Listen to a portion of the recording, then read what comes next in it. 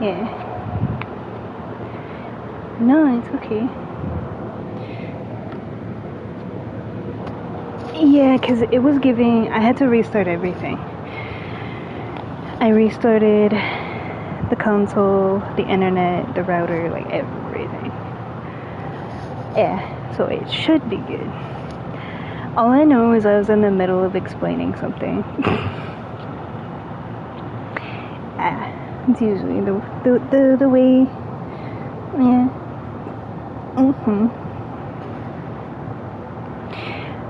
No, I actually will probably backtrack some of the stuff we were talking about, because I do have a friend that likes to hear that kind of stuff, about certain things that I talk about.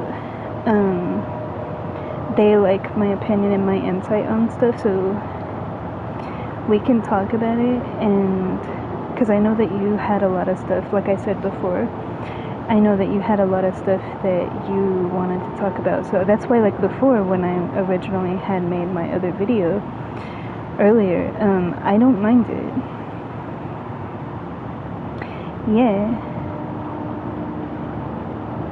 Sometimes we play, sometimes we don't, sometimes it's both, you know? It's fine.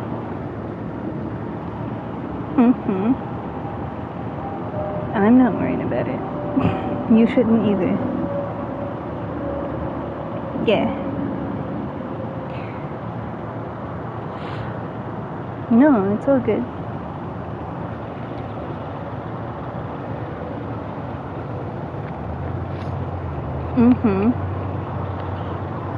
Yeah. The wind is blowing. It's so beautiful out here.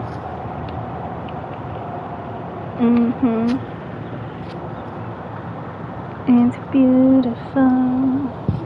It's a beautiful day. Hi.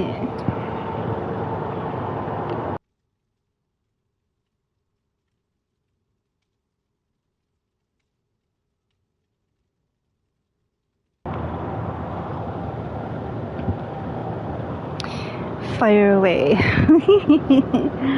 I will try to answer or talk about whatever you want to talk about. I know it's been a while, so fire away. Oh. Yeah. Well, my friend in Prague watches my streams, and they also are a follower of Christ. And so there was some stuff that I was talking about earlier that her and I had talked about as well. So when you were like talking about earlier, when you were asking, you know, about like, well, if God created everything and everything in perfection, knowing that he created them in perfection as well, why did he create the tree of knowledge? What was the purpose of that? If he knew that he didn't want us to eat from it, why put it there? She had almost the exact same question. Like, what was the point of that? And the point of that is to test us. And the lesson, to me, the true lesson of Adam and Eve has nothing to do with Satan at all. It's something to show us that even in perfection, we still make mistakes. So there is no such thing as true perfection. Because they were created in perfection. With wondrous bounty, they could pluck from any tree, they could, you know, eat, they could have anything that they wanted, they could live an everlasting life, and they were walking naked as his children, completely just, you know, and living in paradise basically, and it was beautiful. And to me, the whole purpose of that tree is it is a tree of life and the tree of knowledge. The tree of life represents him. But when you eat from the tree of knowledge, you no longer have that direct correlation to him the way that they did before, because they could just walk around and talk to him, you know. It was like they could just have a conversation with him. They could walk around and talk with him. Imagine being able to do that, of saying, oh Lord, oh God, blah, you know, etc., etc., and he responds to you. They sent the angel of the Lord and all of that. Like, yes, there was still, you know, but having that kind of a connection with him. But anyway, once they ate from the tree of knowledge, it's like they were aware of their humanity. It changed everything. And it's a lesson to me that we are not perfect. And what I take from that is, it's not about perfection. It's about embracing our imperfections. We are washed in his blood. We are born of sin. And we are imperfect. We are perfectly imperfect. I talked about this before last year. And I have probably talked about not everybody's perfect to a fault last year. Like in almost every stream that I made, I talked about that. But that's why. So it's, in my opinion,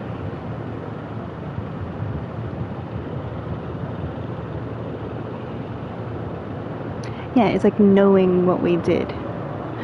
Because now we have eaten from the tree of knowledge, and so we have the capacity to gain so much wisdom, so much knowledge. We can have so much technology and so much knowledge. But we have to make a conscious decision to have that connection back with him. So he replaced our perfection with knowledge and free will. And it is up to us to use that free will to choose him.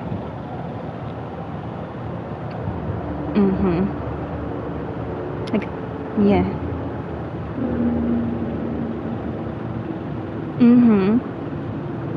Like my friend was talking about earlier, how they had a friend who survived cancer, you know, and my mom, she survived ovarian cancer. She's not that old, but she had ovarian cancer, and she had to have a hysterectomy, and she's a cancer survivor. And she's been separated from my father, like they've been divorced for a while. And so, like, my stepfather, when she was in the hospital, it was like more of an inconvenience, you know, like hurry up and go there. You're only there for like 30 minutes, and then hurry up and go home. And it's like what you're rushing home for is to sit in front of the TV, you know, to sit on your phone, you know. And so when my mom was going through all of that, she stayed with me. Because she knew that, you know, I genuinely cared. I took time with her and took care of her and nursed her back to health, basically, after having her hysterectomy. And she has been cancer-free ever since. They check it like every 6 months or so to make sure that like nothing else is sprouting out. But yeah, because she's in her late 30s. She's almost 40. Yeah. And but you know, we got to talking, like me and my friend, we got to talking about like what defines a relationship. And it's like, you can love somebody and say that you love them, but when someone is going through literal hell and you can't be bothered, you know, it's more of an inconvenience. You know, yeah. To me, love is not just love. It's understanding, it's empathizing, it's communicating, it's going through, like, some people see love as just the cupcake phase, as just like, it's like dessert, you know, like, it's the dessert portion of the meal. It's just something supplementary that's nice when you're bored. And it's like, I don't look at love as something to do because I'm bored, or something to fill my time with, or something to when it's convenient, or because there's nothing else there. To me, love that's why I'm demisexual. Like, love is deep down in the core of the soul of that person and yours, together, embodying each other as one through God. And part of love is sacrifice. It's understanding, it's communicating, it's empathizing, it's all the good times and all the bad times, like through your darkest moments, being there. And I love the way that he loves, unconditionally. It's like, I will always be there, no matter what. You don't ever have to turn and feel like you're alone, you know, because you can be in a room full of people and still be alone, you know. But part of love is sacrifice, you know, because how I feel like when you were asking me about, because you said, you know, an off-the-wall comment on one of my posts on Threads, and you were like, oh, you're just a crazy kind of person. And when I responded, I said, no, I'm just a Proverbs 31 kind of person. And the point of that is basically, that's the kind of person that I am, and everything that embodies. And that's also, you know, basically everything that I posted recently, like the pure love post, the 2 posts on my grid, and everything like that. That's basically how I see love. Like, myself, my love as his, like, yeah, because you were asking, that's basically my expression of my devotion as his child to him. And the pink and purple one is the Proverbs 31. That's the kind of person that I choose to be, to embody, not only for him, but for whoever my partner may be. That's being a virtuous person. And my virtue is not just, it's partially like, yes, I save myself, I live in chastity, and I have myself veiled under his protection. Like, I'm veiled in his arms until he passes me off to whoever I'm meant to be with. Like, in his grace, when he chooses in his time to give me over to the person I'm meant to be with. And I love and abide them and honor and obey them the same way that I do him. That's how I see it. And part of that love is sacrifice. The same way that you submit to him.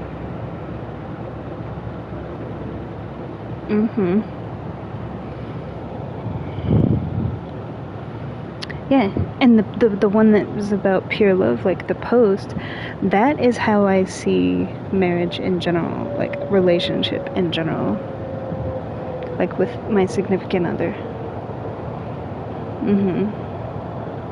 So to answer your question about that, that's what all of that is. That's just my personal perspective of what I hold myself to. When it comes to love, when it comes to myself, and when it comes to who I'm with through him. So that's all that is. And to me, it's pretty simple. It's pretty candid and pretty laid out. You know, like there is no wavering on that. You know what I mean? Like, there's no going around that. And the thing is, like, all of that is kind of, you know, not even kind of, it is what I have throughout my life chosen to be and do. That's how I live my life. That's how I have always chosen to be. And I've received a lot of flack for that, as you always will. When you choose to be virtuous, when you choose to help people, like God puts people in front of you to help them and to be that lighthouse, to be that, whatever it may be for someone. And that's not trying to take his place, that's abiding in what he has put forth in front of you to help others. Because he has chosen you to set that in motion. Yeah, like here, physically, in person. So it's a choice. And that's just how I live my life. But more to the point of what you were saying and what my friend was saying, it's like you realize for some people, love is just, it's like you're basically just roommates that do things. That's not love to me. That's essentially like you're being used. It's like they say and do all the things to get you, but then when they have you, you're essentially just one thing for them, and that's it. And elseways, you don't exist. You're like part of the furniture, and no, I'm a whole person. And to be used like that terrifies me. Like, because for me, like, loyalty is everything. And it's like, if you're not truly loving that person and in love with that person, and you're not truly wanting and desiring to be with that person in the deepest core of your core, all you're doing is hurting them at that point. You're using them and you're hurting them for your own selfish means. You don't think he knows that?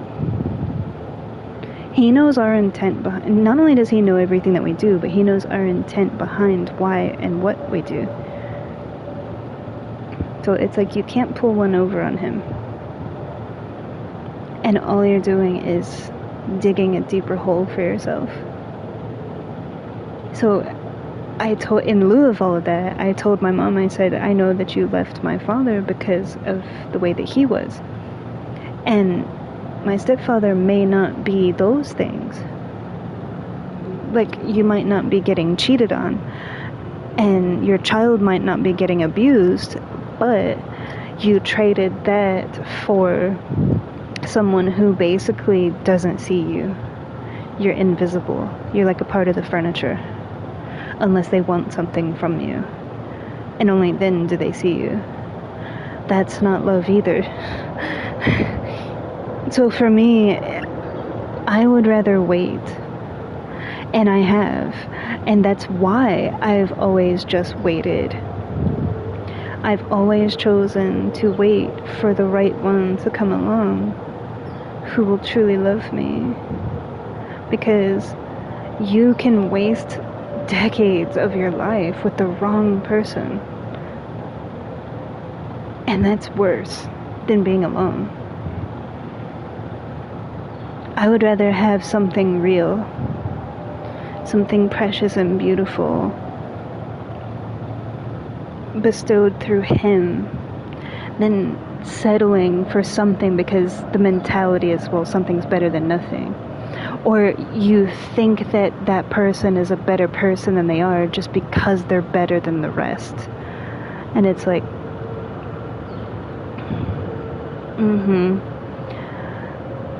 because you're comparing and contrasting of like, well, they're not as bad as all these people over here, so they're the best I ever had. And it's like, yeah, but even that is still not right either. If you were meant to be with them, you'd be with them right now. He would have already made that happen. You wouldn't have to question it. You wouldn't have to jump through hoops. You would know how you feel. And he would be doing the things to make that happen. So, like, not everything is right now. It's kind of like when you ask, like, am I ever going to find the right person? It's like sometimes your person is already in front of you, But there are things that need to take place first. Like, you both have to be ready for each other, basically, to truly be abiding in his will. But that's the thing, when you apply your logic, your standpoint, your viewpoint of how you think it should be, it's never going to make sense. It's always going to fall short. You're always going to feel lost. Because at the end of the day, like, what he has set in place is what will be carried out. So it's like, you can talk about it and think about it and overanalyze it and worry about it and try to do all these things, but at the end of the day, like, love is love. You can't force love. And trying to force love with someone who's not meant for you will only hurt the both of you.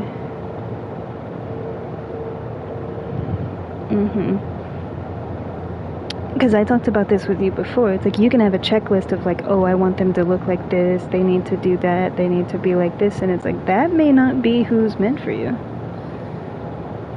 You have this selfish, like, fantastical, idealized illusion of what you think you like based on self-gratification,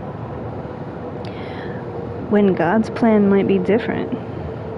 Because that's not what you need. That's not who you're meant to be with.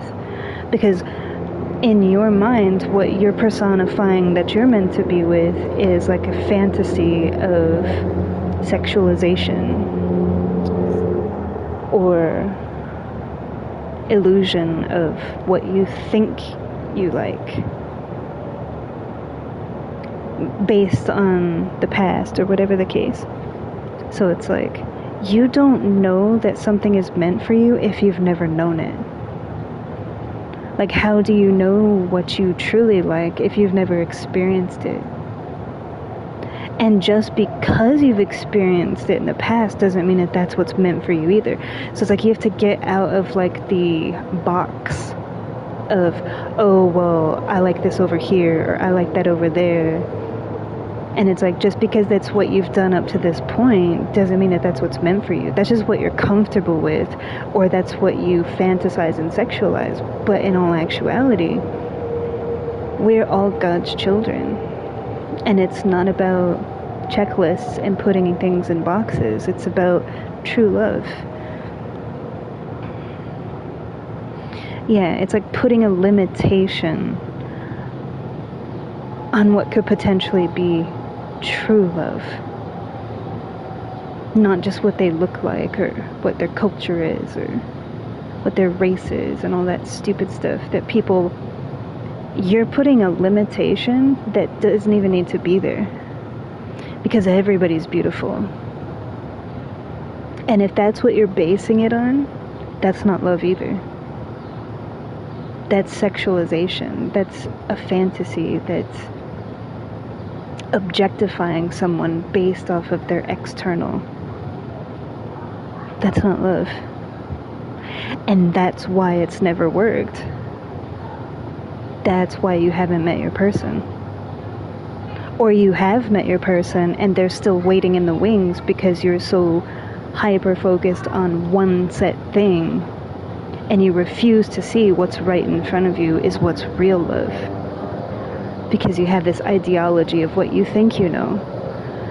When in reality, what God's will is something altogether different. So it's like, until you submit to that,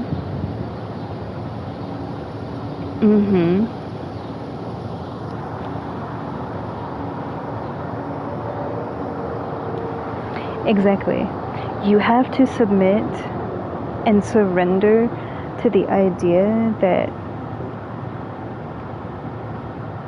His will may not necessarily be what you think it is. And not only that, but it's like, instead of spending all your time excluding things that you don't think you want, spending time including things that He ordains for you. Because when that person does come along, they will defy every box that you've ever checked thinking that that's what you want. They will defy all the odds and surprise you. And then it's like, oh, I never thought about that. And it's like, yeah, just because you haven't known something doesn't mean that it's not there. Doesn't mean that it's not what's real and true. Yeah, so it's like resorting back to the comfort zone, the comfort of this is what I like, this is what I fantasize about. And it's like the epitome of like, so how'd that work out for you? Since you think you know everything about what you want because you're basing it all off of one aspect. How's that been going for you? Not too well. You know why? Because you're going against the grain of his will. It's not for you to determine that person. It's for him to determine that person. And that person may not be who you think it is. But once you're able to see, and it's the right time, and it's happening according to his will, everything comes together and it's beautiful. And that person will be the most beautiful person in the world for you, in every way, not just one way, but in every way. Yeah.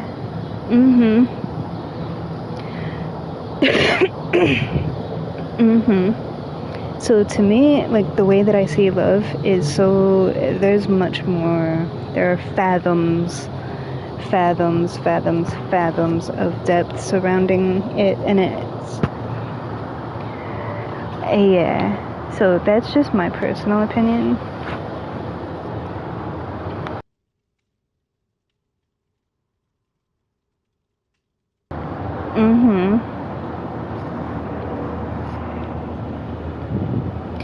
But that's just the thing, though, is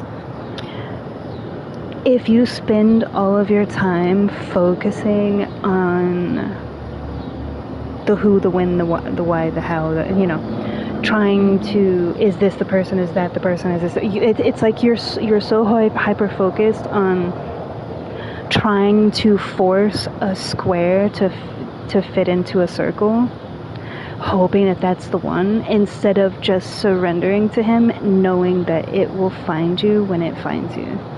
And you will know. You will feel it. And even if it's the right person and they come along, then it may not be the right time yet. So it's like, okay, this is definitely the person. But not yet. Because his will has more for both of you before his will be done. And so it's like you could push away who is meant for you in your own impatience, because you're so busy trying to hurry up and fill that void, to the point of being willing to fill that void with squares instead of waiting patiently for the circle that will actually fit like a lock and a key.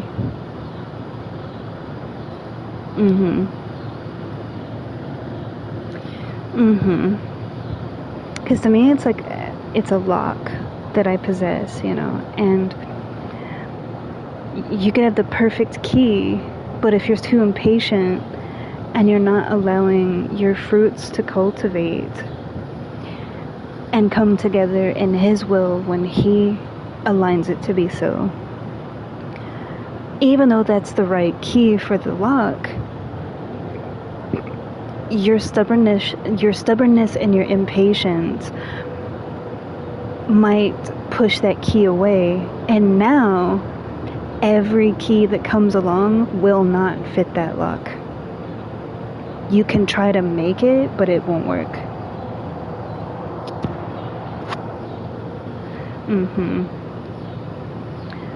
That's why there's always disharmony and discord within the relationships. because it's not the right person. So, you know, and some people, it's like, kind of like how you were saying before with like, oh, I met somebody a long time ago and there's this person that I've been waiting for and I just have to, you know, and it's like, if they were meant to be with you, you'd be with them right now. You know, like, he would, not that you would be with them right now, but he would not have separated you from that person. You would still have access to them, and you would still be within the realm of that person. There's a reason that you were separated from them. He revealed truths that were probably too difficult to swallow, and then separated you from that person, because he was revealing the truth of this isn't the person. Even though you so desperately wanted it to be, it's like, I could give you a silver bar and you're like, wow, this silver bar is so much better than like the dirt that I've been collecting. So you're comparing that silver bar to the dirt, so of course that silver bar looks great in comparison to the dirt, right? So you're like, oh, this must be my person because they've got it all. Little do you know that that's not all. Because you're so desperately trying to make the silver everything. Meanwhile, he has gold waiting for you. And you miss out on all that glory of that gold that he has saved for you, that he's been nurturing and cultivating for you, because you're still hung up on this person over here that's just better than all the other ones were.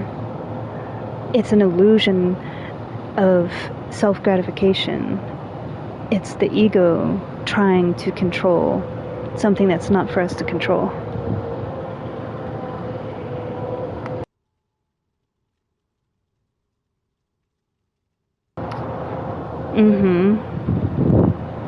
Yeah, and it's like, in a way you're still settling for silver simply because it's not dirt. It's like the better of the bad. Because you can have a whole apple tree, and you can have an apple that's the best apple on that tree, and all the rest are poisoned. But it still comes from the same tree. It's still poisonous fruit. It might not be as bad as these over here, but the poison still runs through it. It's still not meant for you. And you could miss out on the most wonderful fruits of beauty and true love, settling for the poisonous apples over there.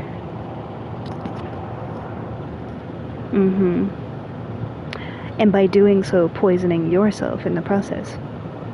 And that poison carries over into,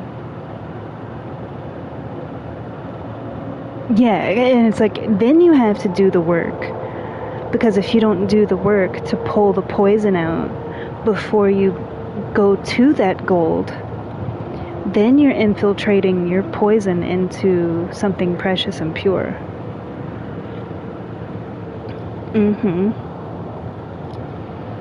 Yeah, it's like when you cheat, like you're bringing that incestuous, like, filth back to not only my bed, but my body. And my body is sacred, and my body is a body of Christ, of God, and it's pure.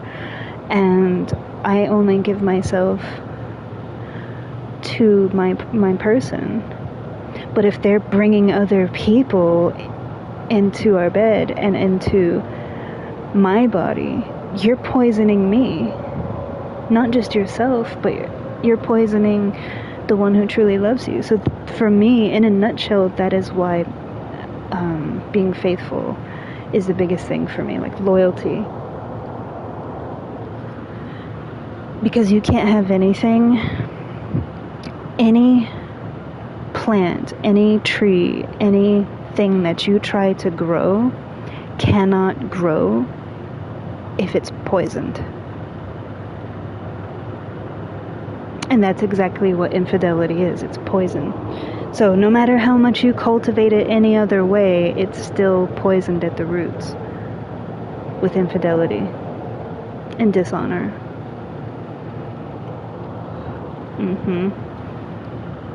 It's the very foundation of the root system.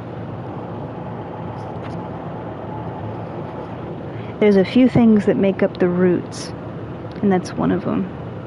As far as like relationship, to me, this is all my perspective. I'm not saying that this is God's word or this is the only way, or I've never been that kind of person. I just give like my point of view because you ask me like how I see relationships and like why you haven't found the right person yet. And for me, it's God will show. And in some twisted, weird way, not twisted, but like in some odd way, it's like that person is always being put in front of you. Even if it's in the most subtle way, he keeps placing them in front of you. It's just a matter of like, do you see? And not only that, but even if they're placed in front of you, they may not be ready. You know, it's like they're incubating, you know, and that's kind of how I see myself. It's like I'm like in the chrysalis, like a butterfly that's, you know, I was a caterpillar, you know, and I'm in the chrysalis, like incubating in my cocoon, you know, abiding in him and doing everything. And once I break open and I'm just free, and, you know, yeah, you know, same thing like a flower, you know. You start off as a seed and a sapling, and that's why I always say, like, watering my sprout. That's what I mean, because I'm abiding in him, and by abiding in him every single day, what am I doing to water my sprout, to cultivate my garden, because he will, yes, he does that. He will clip and prune, like he will prune you. But as he prunes you, like to me, it's like he prunes me, and I water and tend and do the soil, and you know, it's like I'm cultivating and giving it everything it needs to grow, and he's pruning and trimming. But that's why I said in my last stream, like before, about like, yeah, it's like this clay that is being formulated, you know, and molded and sanded and you know, yeah. And sometimes he might like cut off big pieces, you know. Because it's like you have to shed all of that for it to be revealed. You know, it's like you're one big block of marble, and you have to tink off a lot. And even when you're done with the big chunks that you're tinking, you're always sanding. You're always like, the grindstone is always there to, you know, it's like a whetstone for a sword. You know, and you always sharpen. You know, iron sharpens iron. And so to me, it's like, yeah, for me, it's much more simple. I'm pretty much just going on living my life day to day.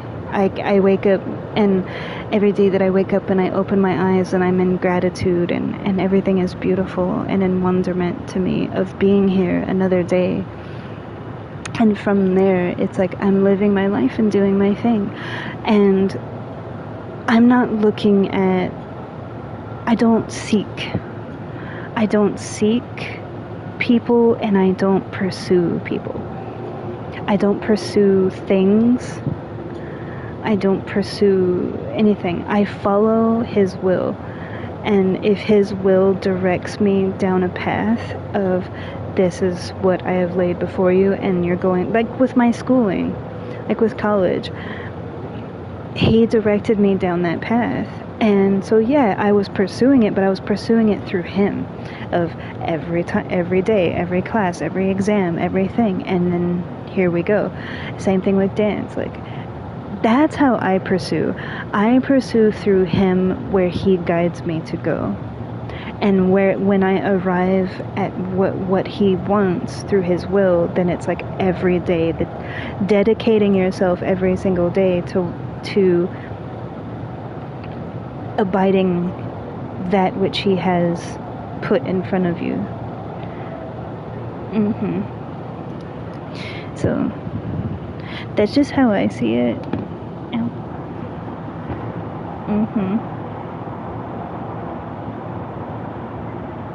Hi.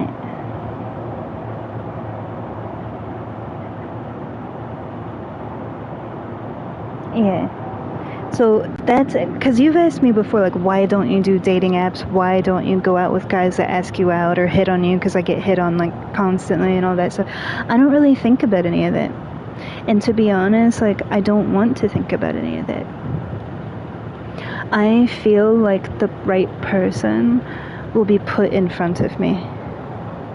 They will be revealed to me when he sees it fit to be revealed.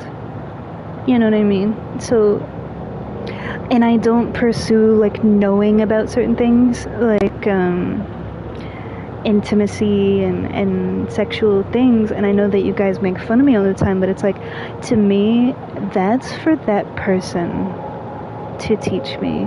Like, to me, like, when you're with someone, like, how can I explain that? When I'm with someone who's my person, I have spent my lifetime saving myself for the right person that he has ordained to be my person, to be with me.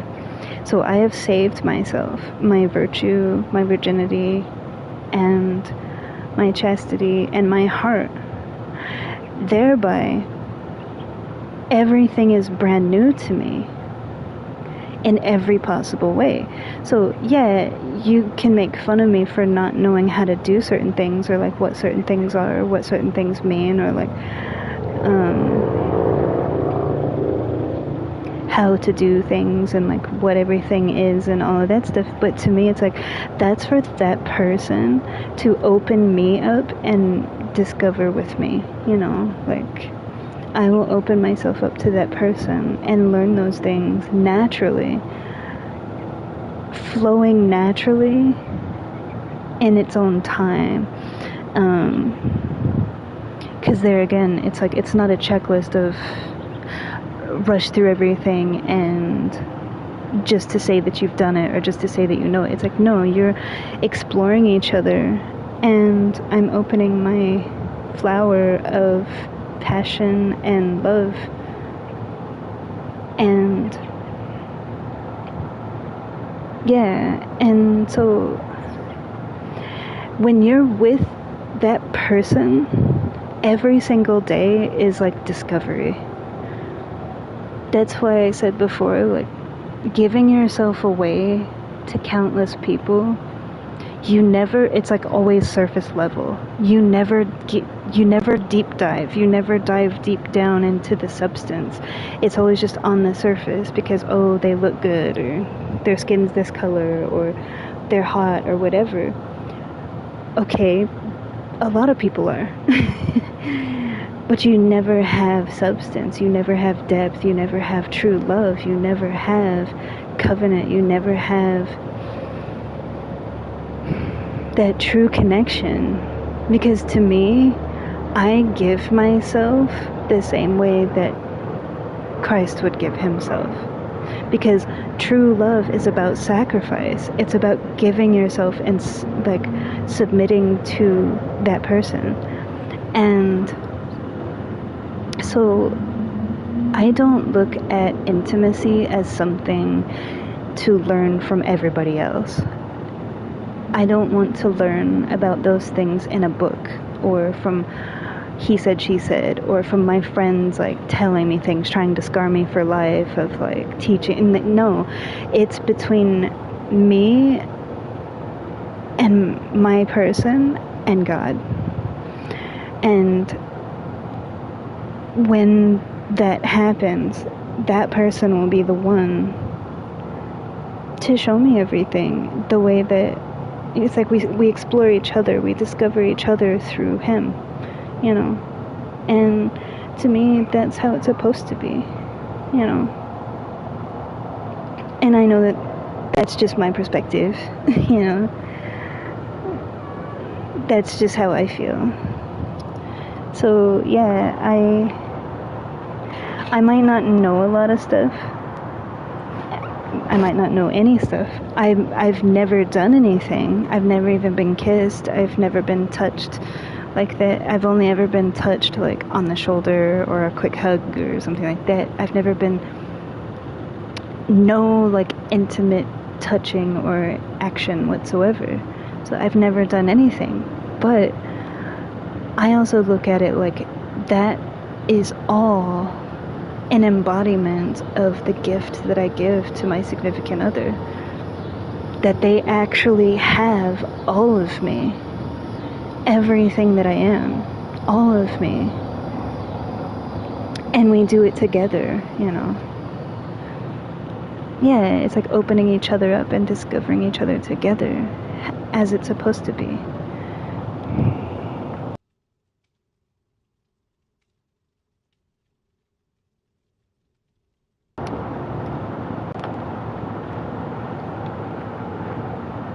Mm-hmm.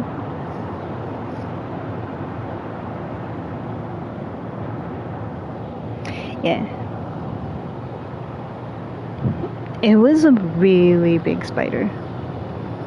It was like the size of my palm. I know I have small hands. I have small hands but really long fingers. Mm-hmm. Koki says I have alien hands. He's like, your hands are so small, but your fingers are long as heck. And it was like the size of my hand. Just like crawling up the wall. And I was like, yeah.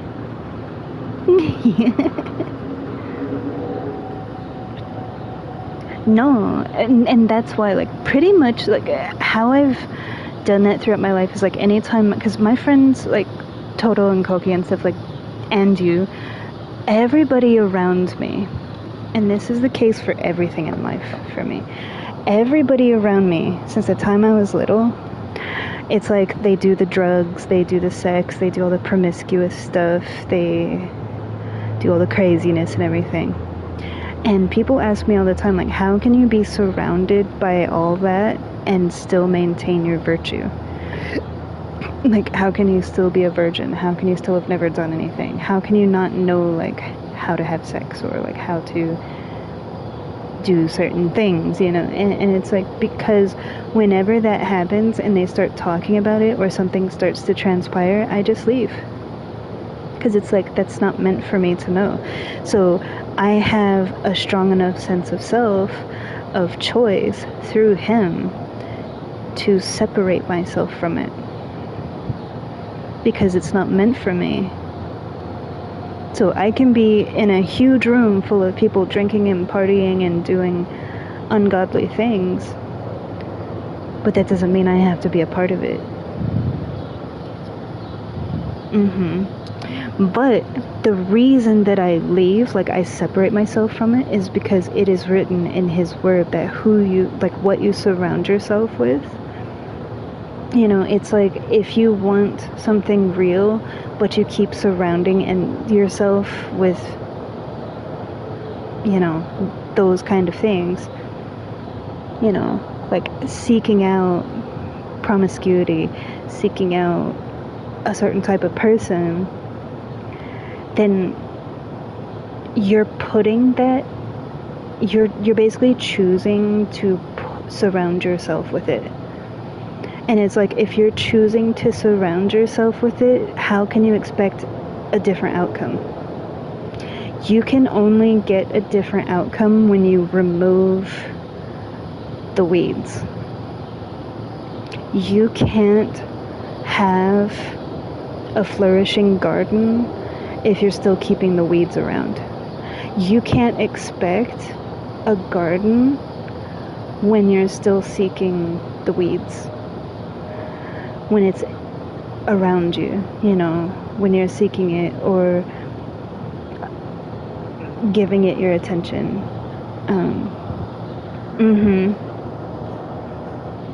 So it's like, to me,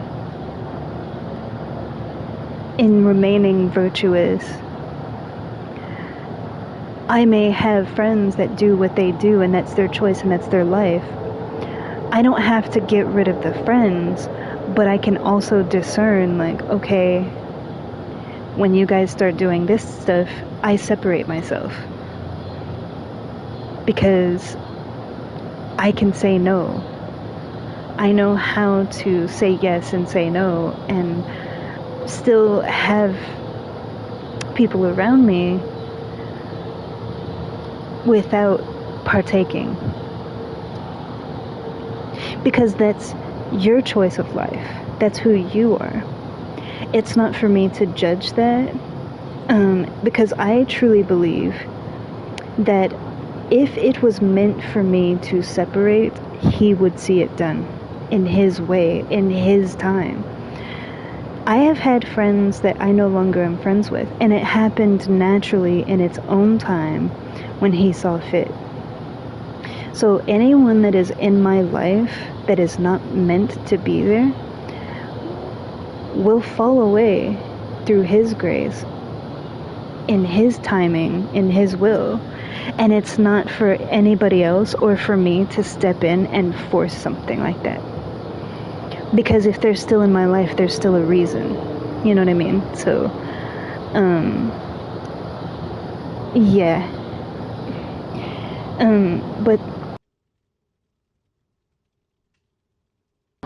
But that's why, you know, like through high school and in college and stuff, there'd be certain things that I would see happening, you know, like conversations that people would have about certain things, and I basically turn a blind ear to it. I turned a blind ear. I turn a deaf ear to it, and it's like I can choose to not listen to things that are being said. You know, when people say things or make offerings to me, or yeah, it's like just because somebody wants something doesn't mean that it's gonna happen. Because if it's not meant for me through him, it's not gonna happen. So it's like you can have all the intentions in the world, but if that's not his will, then I will not.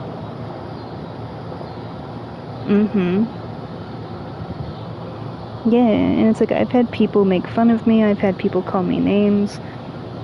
I go from being like, oh, you're a pretty princess, to you're a cold-hearted bitch because I won't sleep with you. Or because I say no when you try to give me gifts and give me things that are not my place to receive. Because it's the same, how I do one thing is how I do everything. I give my heart and my soul and my love and my self to him. Everything that I do is for him. And so in the same vein goes with receiving. Everybody loves to receive things. They love to have things. They love when people give them things. They love to receive. But to me, it's like not everything that is given is meant to be received. Yeah, and it's like they might be trying to offer something or give something, but it may not necessarily be for you, or the right person, or the right time. You know what I mean? So it's no, when you have, because I have a very strong connection with him. Like I am with him. I talk with him. Yeah. And he will tell me, like, because I talk with him and walk with him in soft, gentle whispers. And he will tell me, like, that's not it. That's not the one. And the thing is, what's beautiful is most of the time he doesn't even have to tell me. I already know. I know. I can feel it. And it's like he is through me, you know, like he doesn't have to tell me, you know. It's already there. And when you build that strong connection, it's like he doesn't have to speak. A lot of the connection that I have with Christ is unspoken. It's unspoken.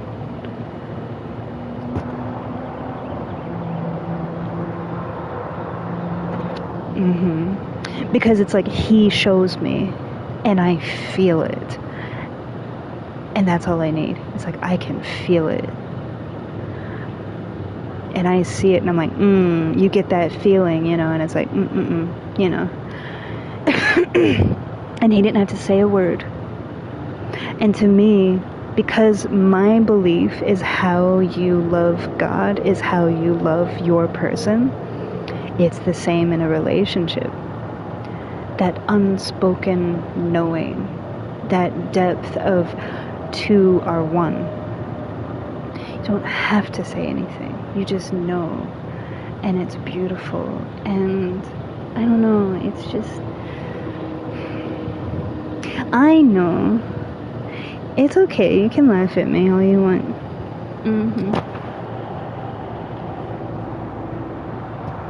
I don't care.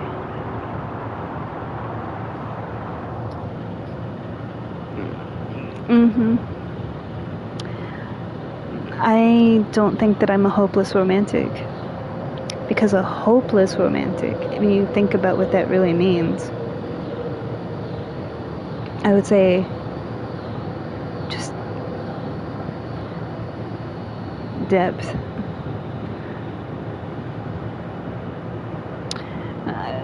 Because my heart is pure. And so, yeah, and people have told me that, like, oh, what you're looking for doesn't exist. But I'm not looking for anything. That's the whole thing. I'm not seeking, I'm not looking, I'm not pursuing, I'm not forcing.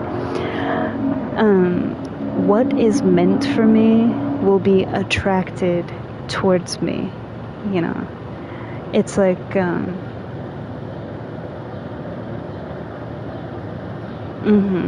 it will gravitate towards me naturally. In other words, it's being put in front of me. He is showing me who I belong to, like who is meant for me, and I will know, you know. So there is no seeking or wanting. I don't long for things. I don't pine for things. I don't seek things. The only thing that I seek and look to is him.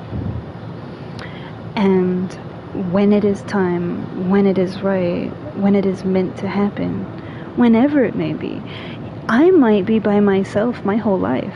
It might not be in his will for me to give myself to a man, and yeah, for all of that. Yeah.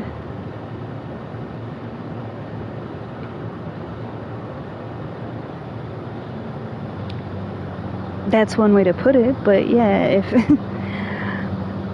I don't think that that's sad. I don't think that that's... Because I also don't get lonely.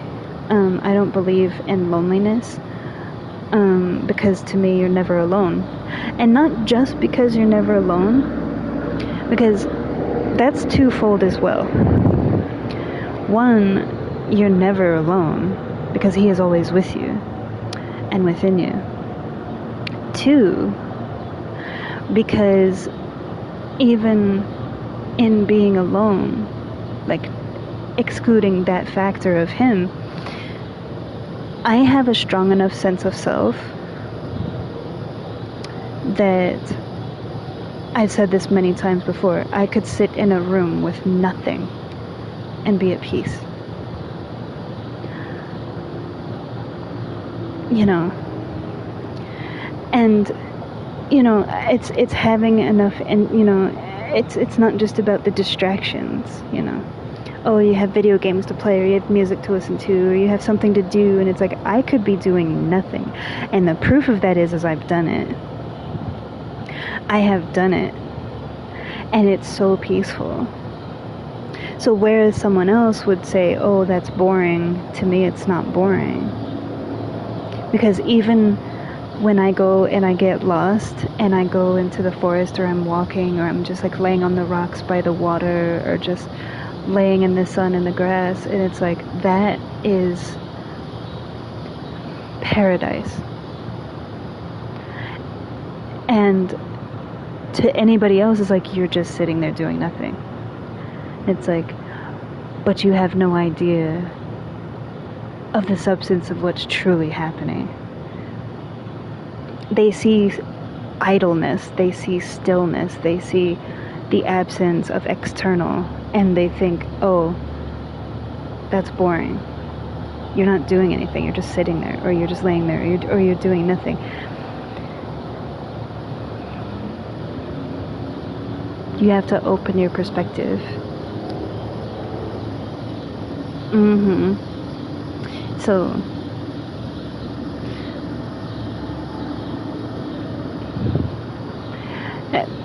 to be frank, then I'll be a virgin my whole, I'm not going to sleep with someone just to have the experience of sleeping with someone, just to like have sex. If that was the case, I would have done that years ago. You know, like, if that completely negates everything that I just said from the beginning of this video. If that's all it was about, yeah, because I have people every single day, you know, but that's not what I want, and that's not what it's about for me, and it never has been, and it never will be. So it's like, just because something is there doesn't mean that it's for you. You know, it's like when I'm performing, you know, and they're in the audience and they're giving me gifts afterwards, or I'm standing in line, or, you know, and somebody flirts with me or is saying certain things to me, making offers, wanting to go out. Like, just because something is there does not mean it's for me to receive. Think about it in terms of him. Satan is always throwing temptation at you. But does that mean you receive it? That's the whole point. Yeah, because it's easy, it's readily available, it's right there, it's always at your fingertips. The access of, oh, I could just do what I want with anybody that I want. It's like, yeah, I could do the same thing. You know, like you were saying so crassly, like you could have them wrapped around the building and it's just like a 24/7 revolving door that's always full. And it's like, I'm aware of that, but I have no interest in that. Because my body is sacred. My heart is pure and sacred, and I'm not going to give myself away like that. For what? For what purpose? What is the purpose of that? Does that mean that I'm better than everybody just because I don't? No, because I have my own imperfections, but I choose to not give in to temptation. Yeah, so like lust and temptation is not it's never been an issue for me. It's never even been a thought conceived. And that extends not just to giving my passion to somebody, as I call it, but it also extends to lustful eyes. You can still covet through lust. To covet is still lust. Coveting is like you look at something and you wish that it was yours. Like, that guy's driving a really nice Porsche. I wish I had that. Oh, that's a really attractive person. You know, I wish they were mine. You know, like, it's basically like envy. It's not quite envy, but it's like the coveting is like the borderline between lust and envy. You're looking at something in a lustful way of desire, of want, and you're envying it in a way of, I want it to be mine. Because envy is like, you see what someone else has, and you're jealous of like the fact that they have it and you don't, right? So coveting is on that borderline of both. It embodies both. So even though I might not give my passion away to everybody that walks by, and I don't give my heart away, and I'm saving myself for the right person, it extends also to coveting and intent and lustful eyes, and yeah.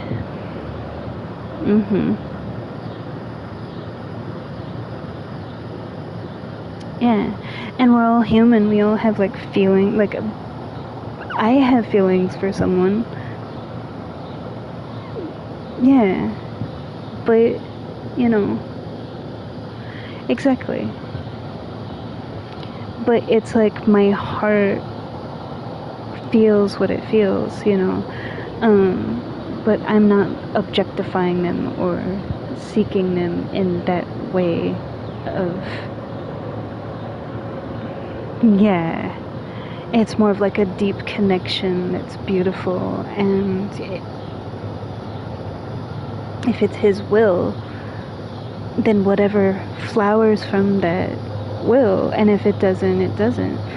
But it's for him to decide that, not me. And if it's not meant to be, he will show me that. And it will be with the connection that I have with him. It's usually pretty blatant, which is why it's a lot of unspoken with God, because, at least with me, because it's pretty, you know, like it's obvious.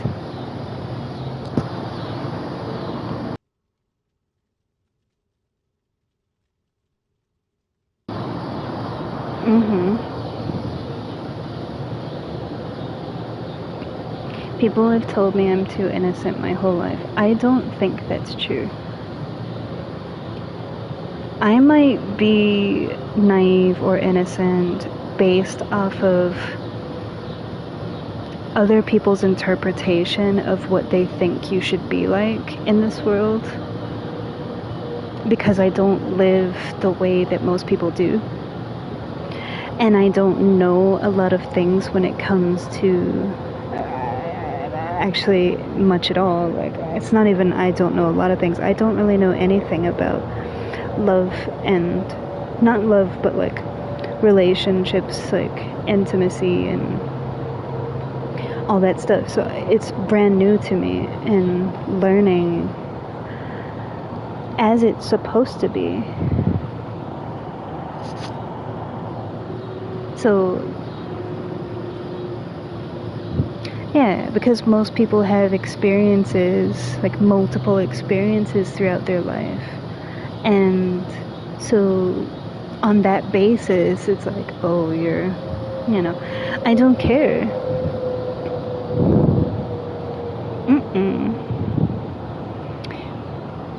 Because I'm here for him, and I'm here to abide his will. And like I said, like, if that means that he gives me to the man that I belong with, and I give myself to him completely every single day, and abide in him the way that I do God, okay.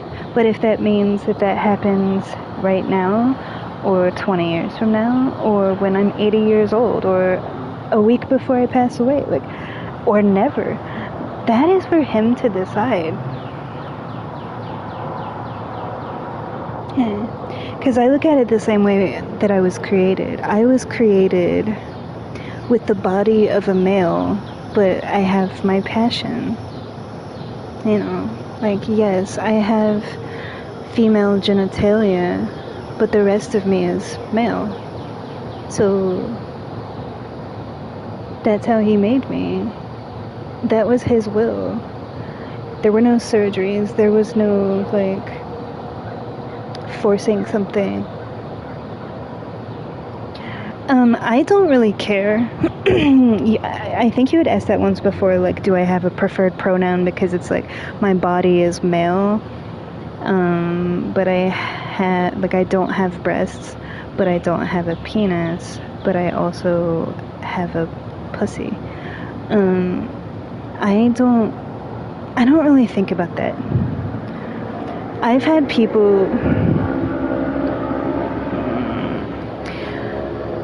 people refer to me as he, and I've had people refer to me as she. So it doesn't matter. It doesn't matter. None of that matters, because my body is what my body is. Like, basically, whoever I'm with would have to be attracted to the female genitalia. Because I'm not changing something. I'm not going to do something to alter my physical body. So whoever I'm with would have to be naturally attracted to pussy, because I'm not going to attach something to myself to be fully male, as they say, and I'm not gonna get implants to force being completely female, because what makes a man and a woman technically is their sex. Well, technically I have female sex.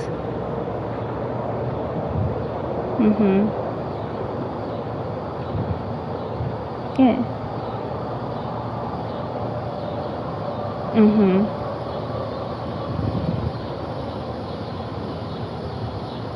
No,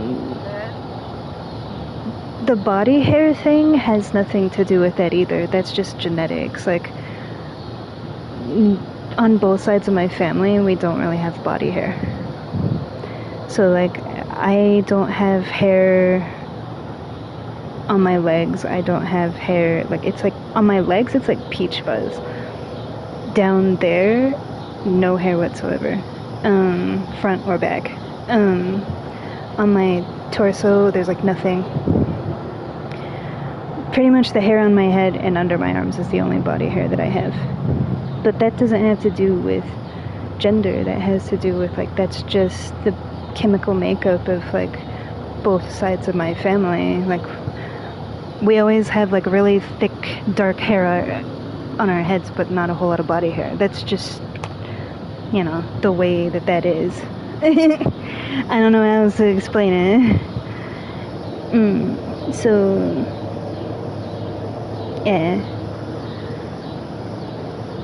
yeah, and that's the thing, is, like, people are so quick to categorize somebody. Like, you're gay, you're straight, you're bi, you're male, you're female, pronouns, and what's feminine, what's masculine, and it's like, I have always looked at myself through the same scope. I'm his child. That's it. Yes, I'm Japanese. You know, yes, I am technically mixed, because I'm half Japanese and half Creole. And Creole is its own culture, you know. And I also have, like, Native American in me as well. That's just the people that came before me, that he created, who came before me, when they came together, that happened to be what they were, and here I am. I don't really look at it like owning, like, there's no ownership of that, you know what I mean? Like, so that's just what's running through my veins. But I'll tell you, what's truly running through my veins is him, because he is the one that gave me the breath of life. My mom birthed me in her womb, but I was sewn into her womb through him. That's it. How I was made by my body, or the DNA that runs through my veins of genetics and all that stuff, it doesn't matter. None of it matters. Because at the end of the day, I always have the same repetitive answer. Because people ask me so many different things, and my answer is always the same. I am God's child. I am a child of God. And none of that other stuff matters. Same thing with my autism, same thing with my eating disorder and my lupus. Like, do those have titles like autism, eating disorder, you know, heart condition? Like, there are names to those things, and those things are a part of my body that I go through or that I live with. Yes, those are things that are part of my life, but my life is not defined by those things. So the same goes for my body. But at the end of the day, I have a female sexual organ. So ultimately, whoever decides to be with me would have to obviously like desire like that over the other. You know.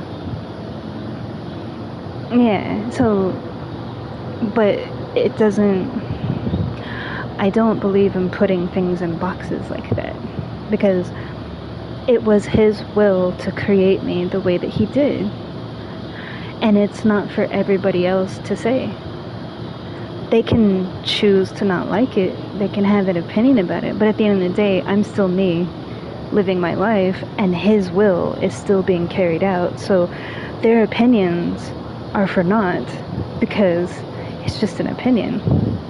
If they choose, like, you know, and it basically comes down to that, just that it's an opinion of like, oh well, I don't like that. Okay, well, no one said that you had to, you know. Okay, but I'm not going to destroy myself, the beauty of what he created, just to appease somebody else's ideology of what beauty is or perfection is or what attraction is. Like, no, I'm not going to destroy that just to appease someone.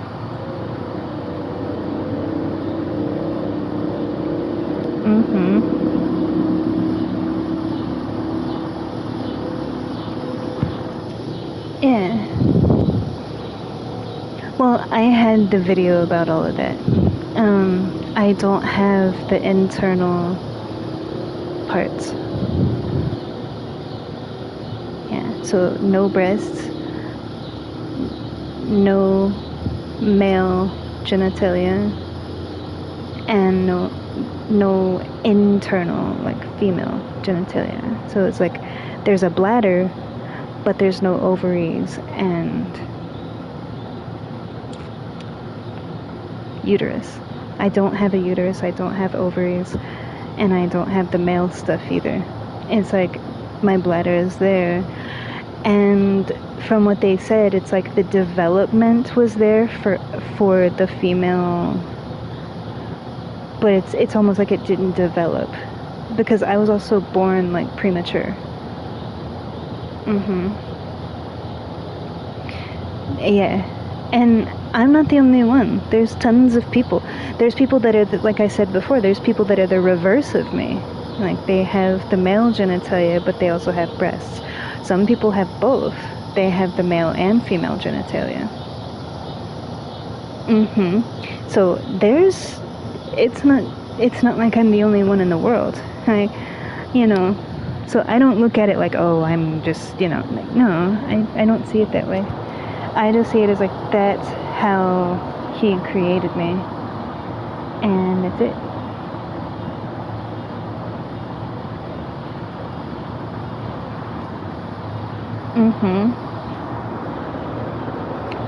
Yeah.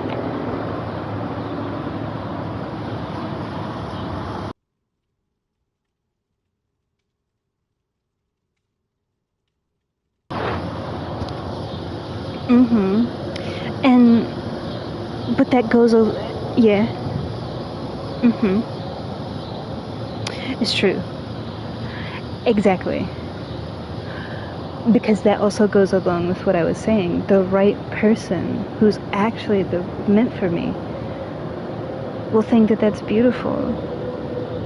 And it's like you're naturally attracted to one another. And you're naturally attracted to all of that stuff.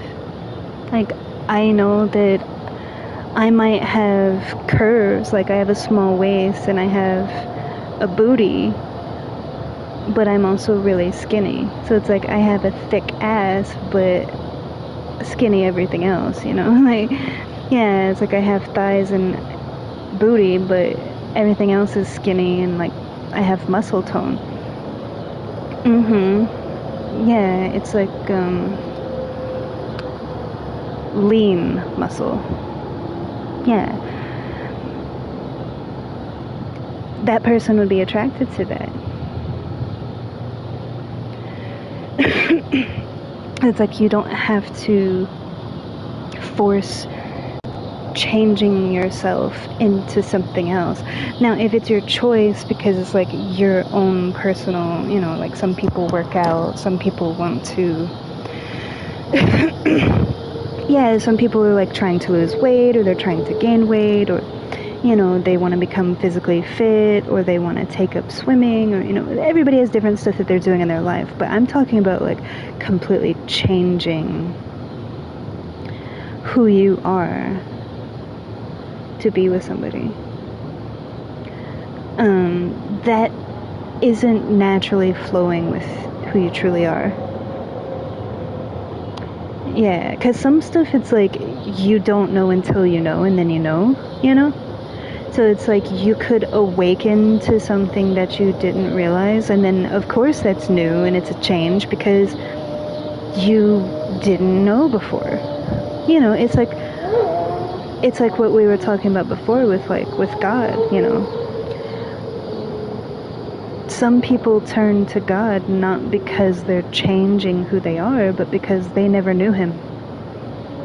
So it's like that's not about changing who you are to be with somebody. That's about like your eyes have been opened basically, and you're just on that journey of like learning.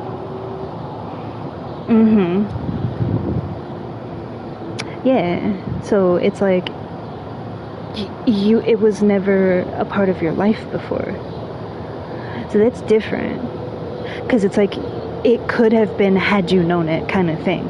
That's different. Yeah.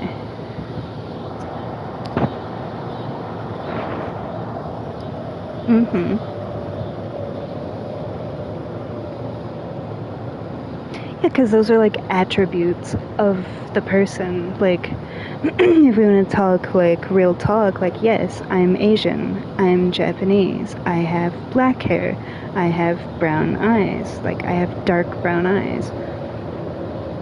I have lighter skin, but I tan like really dark. So sometimes my skin can be lighter and sometimes it can be darker. Like, more of like a, yeah. And I'm 5'9", I'm 82 pounds, like I have female genitalia. I'm skinny, but I have a juicy booty. Like, those are attributes that make up a person's physicality. But at the end of the day, I'm a child of God. So you can talk about all that other stuff all day long, because those are the things that people are attracted to. Those are the things that people want to know, and that, like, when you're looking at a person, like, that's what you're seeing. Like, you know, we're not all walking around with our eyes plucked out. However, like, because when you're looking at somebody, it's like, okay, I can see that you have A, B, and C, obviously, you know. So yes, those are attributes that physically make up who we are. But I don't define myself by it. I only define myself by him. But yeah, somebody who is attracted to me would have to like people that are Asian. They would have to be attracted to those qualities, those things. They would naturally find those particular things attractive. just like what I would find naturally to be attractive in them. But that's the physical, that's the external factor. But my heart beating inside my chest, and my devotion, and my loyalty, and my softness, like, I'm naturally a softer person by nature. I'm more soft-spoken. I do things slowly and softly and gently, and just, that's my nature, and that's just how I am. And people have criticized me for that, and I don't care. Like, it does. People confuse softness with weakness. That will be your biggest mistake. Because in actuality, to be meek and soft is the truest form of strength. Because it's the strength of endurance, to endure, to abide, to succumb, to submit, to receive. Every single day. That is true strength. Strength isn't always just in your face, like boisterous and loud and, like, strength comes in many forms. It comes in silence, it comes in patience, it comes in softness and love and being gentle and devoted. And so don't get it twisted. It's the same thing with the argument of like, oh, because I don't splatter myself all over the place doesn't mean that I lack confidence. Just because I don't go out in public and scream it from the rooftops doesn't mean that I don't abide in him and honor him. I share his wisdom and his word and his love in my own way that he created me to do, just like every single other person. Every person on this planet is different and unique. Why do you think that is? If he intended for us to all do the same things in the same way, he would have made us all the same. Because how one person expresses is different from how another does. They're both, it's like you and me, we're total opposites of each other. You could like scream out to him how much you love him and like in the face, and like if he was a person like sitting in front of you, you could be like, I love you, and and in your face and direct and upfront and like just very like, with conviction and all that. You can have conviction in silence. It's not just the notes that are played, it's the spaces in between them too. The space in between the notes is just as important as the notes themselves, because the space in between is what allows for the notes to be heard the way that you hear them. Meh?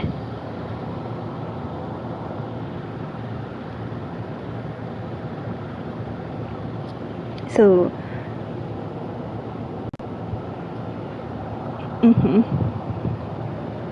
yeah, I have my moments when I get fuzzy about something. When I get all I call it like getting fuzzed out.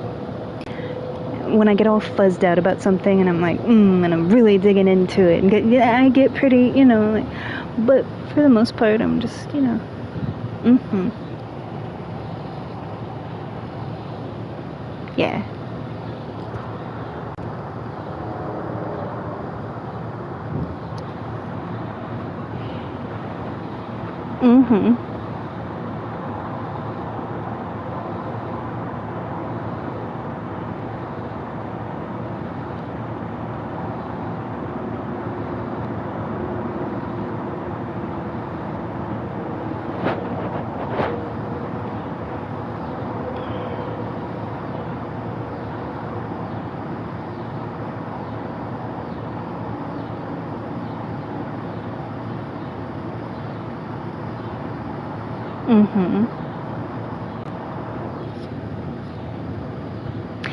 But is that not what makes it beautiful?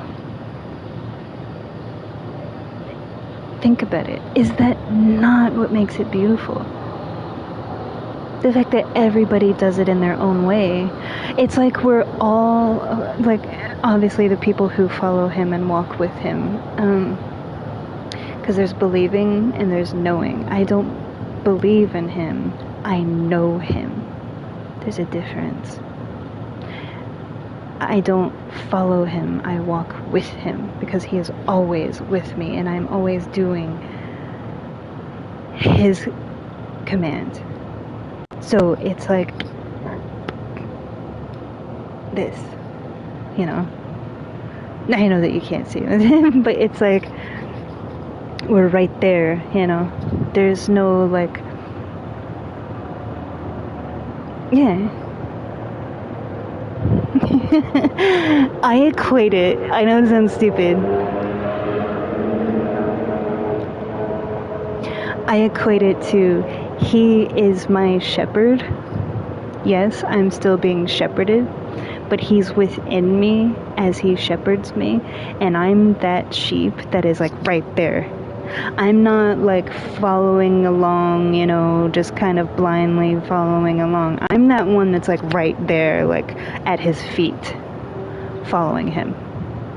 And it's like every little slight, every little thing that he changed direction, it's like I'm right there, and we're just like, you know, it's like attached at the hip almost. I'm that sheep. So I don't care. And it's a synchronicity of like, and when you have that kind of connection, it's like he doesn't have to. Sometimes I do fall short, and it's like I trip on a rock, you know. I might be right there with him and I'm like, okay, unspoken, and everything's fluid, and every little slight, every little movement I realign, and it just, you know, like his foot goes this way and I go that way, you know, and it's like you can see, like, you know, but I still trip, I still fall, I still stumble. And when I do, then it's like, yes, he is verbal. He does show me, you know, because a lot of the stuff, it's like he doesn't have to show me. I feel it. He doesn't have to say it. I know. But none of us are perfect. And so when I do stumble, it's like, okay, you know, you were doing so well. Like, what's this now? You know, but it's like he shows me and talks to me in his way. And I'm like, yes, Father. You know, I do that all the time. Like my mom, before I moved out, and she's like, you would always do this thing where you like tilt your head down, because like I still, like, you know, like I was raised like traditional Japanese, and so it's like, yes, I put my hands together, I do the nods, I do the bowing, it's muscle memory for me. So when I meet people or when I'm talking to people, I have Japanese mannerisms of head nods and bows and things like that. But she was like, sometimes you'd be sitting there or you'd be doing something and you would just do this like head tilt and like with your eyes closed, like, yes, Father. And she was like, what is that? And I was like, basically I was talking to him and he was guiding me. Because she's like, there's nobody there, who are you, like, you know. I was like, it was him. So yeah, just like little things.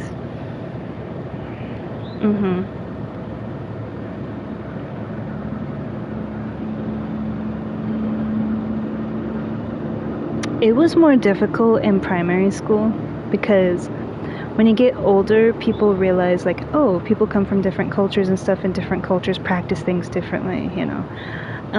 Some people come from loud households, or, you know, it's a lot of people, and they're all boisterous and vibrant and loud, and you know, and then some people come from empty homes, you know.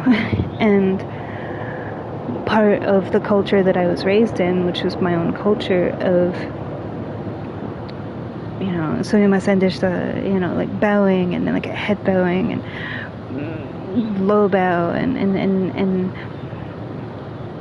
certain mannerisms with your hands to extend a feeling of genuine sincerity and things like that.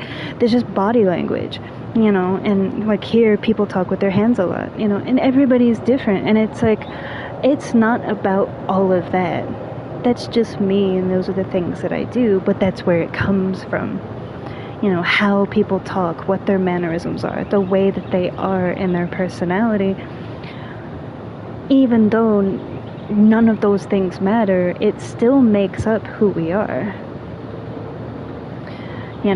Like, yeah, my race doesn't matter, but being that I am that race and was raised in that race, there are certain things that I do. Because that's how I was raised, that's my mannerisms, that's my natural way of being. And that applies to everybody, what your surroundings are, how you grew up, the people that you're around, how you were raised, things that, mannerisms and language and body language that you pick up throughout life. Everybody does it. Everybody. Nobody is immune to that. So mine are just mine, Yeah, that's all it is. It's basically, I'm unique just like everybody else. Yeah, and so that's just my formula of being,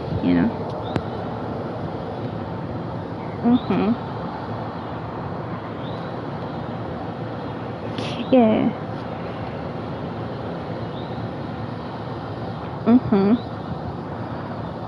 It's all beautiful. Yeah.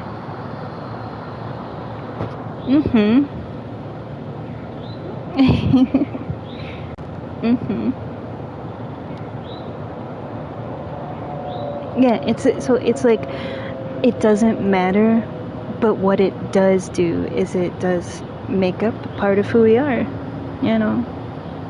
Like, when you look at me, it's like, it is what it is. Like, what you see before you is what I am. Does that define who I am? No. But regardless of that, what is standing in front of you is what is standing in front of you, as I am in the flesh. Yeah. Like, I am a skinny Japanese boy. Like, there's no way around that. That is what it is. With female parts. Like, there you go. Like, but at the end of the day, like, that is not a factor of my heart. That doesn't change the fact that, first and foremost, I am a child of God. What that does mean is, when I look in the mirror every day, that's what's reflected back to me. What it does mean is, whoever is so inclined to be with me would naturally be attracted to what they see, which is that physicality in front of them. And then, more so over, the kind of heart that I have, the kind of person that I am, the kind of personality I have, the way of being, and then digging even deeper there still into other things. So, it's like, all of that embodies, yes, like, who we are here physically on this linear plane. However, most paramount above all else, that will trump that every time, I am his child. It wipes away all of that. It wipes it all away. Like waves over the sand, just...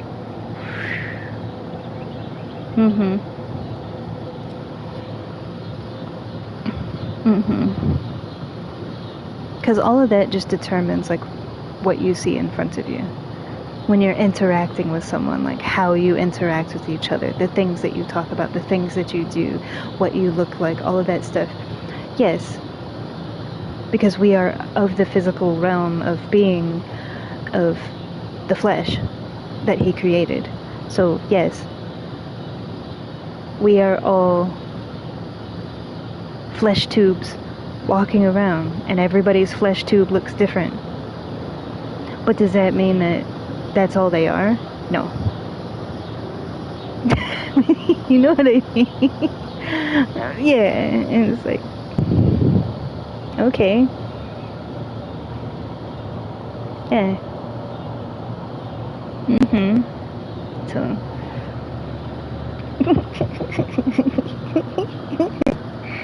mhm. Yeah, I'm gonna play. Was there anything else? Because I know that was a lot that you were asking, and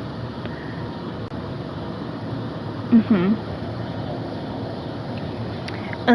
Pretty simple. I talked about it before. Um, just my Bible, and I have a study Bible that is essentially a Bible that has like the introductions and like the explanations. Like at the bottom of each page, it will delve into detail of like exactly what it means, like verse for verse. So, and there's maps and there's histories and there's timelines and all the stuff, everything to circumvent what you are reading, to understand it to its full capacity. Because his word is the foundation. It's the circuit, the direct circuit to him. And so, yeah.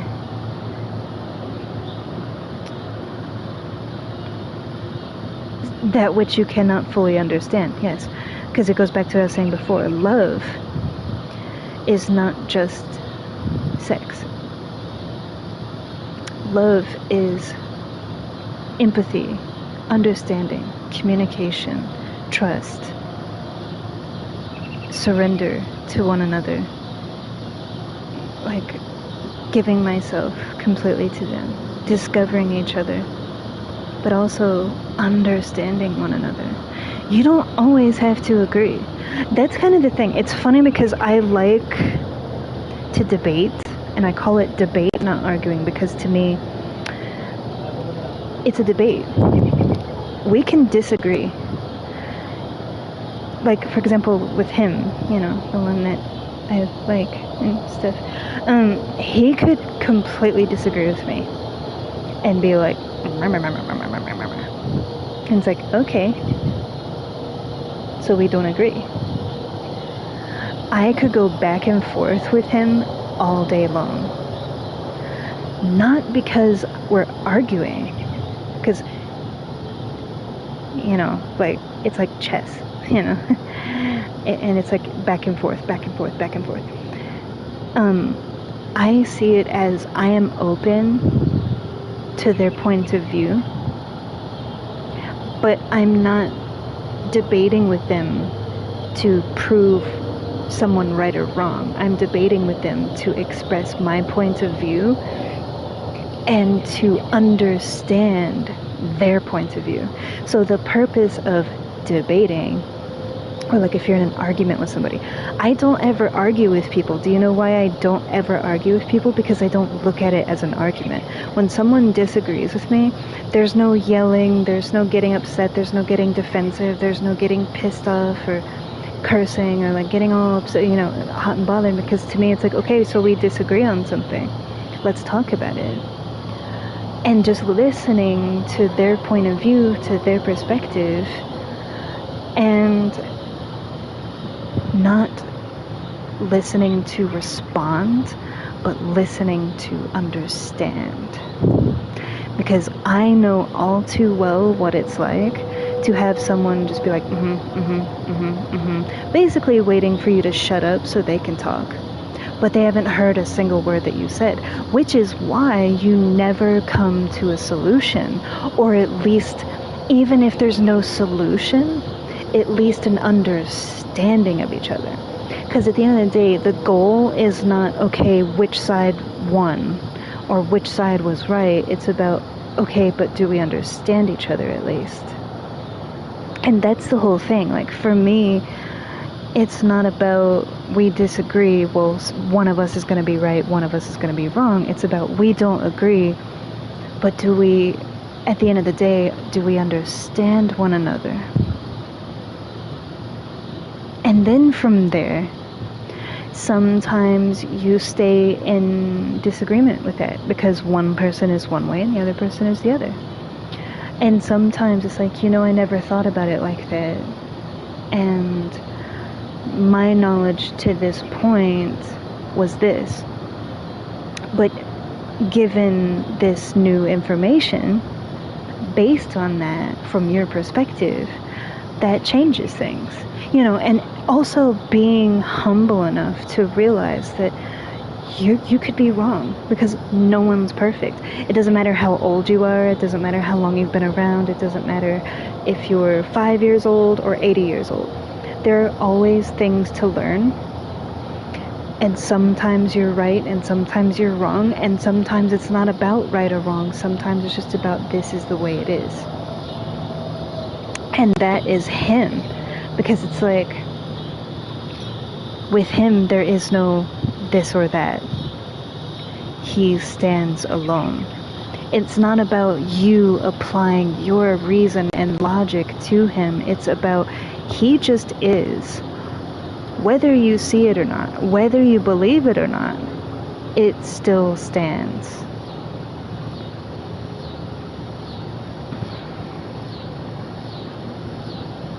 That is truth. That is love. When I talk about unconditional love, it's the same as God. The way that I give myself in love is the same way that I give myself in God. Unconditional means no matter what conditions are thrown your way, the storms of life, the tides, the high seas, the winds, the storms, the floods, the rain, the droughts,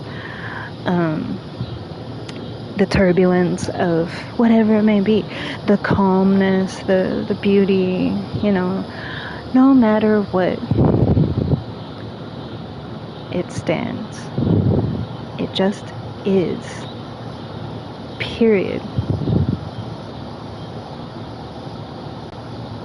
And you can try to argue it and debate it and dance around it and manipulate it and twist it and do all the things that you think you want to do. At the end of the day, it still stands. It's not... It's like an irrevocable force and an immovable object, like that kind of thing. Like that little meme where it's like, I'm the ice cube, and there's a flame, like the flame is like whipping its hair at the back of the ice cube, and the ice cube is like a little bit of water melts out of it, but then that little bit of water just barely touches the flame and it's out. Because no matter what you throw at it, yes, you might get hurt, yes, you might, it's like you might take on like injury or pain or hurt or suffering or whatever you endure, but that still stands. So it's like you may lose like a little bit of water from your ice cube, but that's okay, because that little bit of water just snuffed out that flame that was causing so much pain, and you are still standing. So you might have lost a little bit of stiff over here, but you're still there. To me, that's love. And that little bit that you lost, to endure and overcome said whatever it may be, that's the sacrifice. A little bit of yourself for the greater good of still standing. And that recovers, that repairs, that heals. You might have a scar there to remember it by, but it will heal. And all it was a test of, can you still stand there?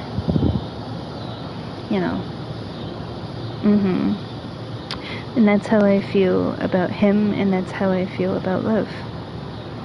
There's nothing that anyone could ever do or say or think or project or force upon me. Whatever hell is foisted upon me, it doesn't matter. Because when you truly love someone, whether it's him or that person that you're meant to be with, nothing can sever that tie. Nothing can break.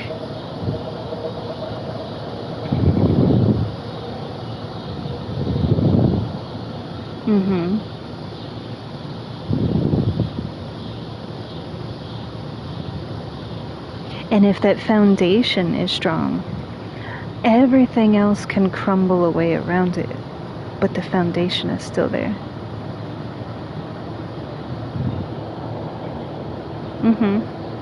It could look like a war zone of like piles of dirt piled up high and everything's in chaos and destruction. But if the foundation is still there, it can rebuild. It can be recovered, it can heal, it can regenerate.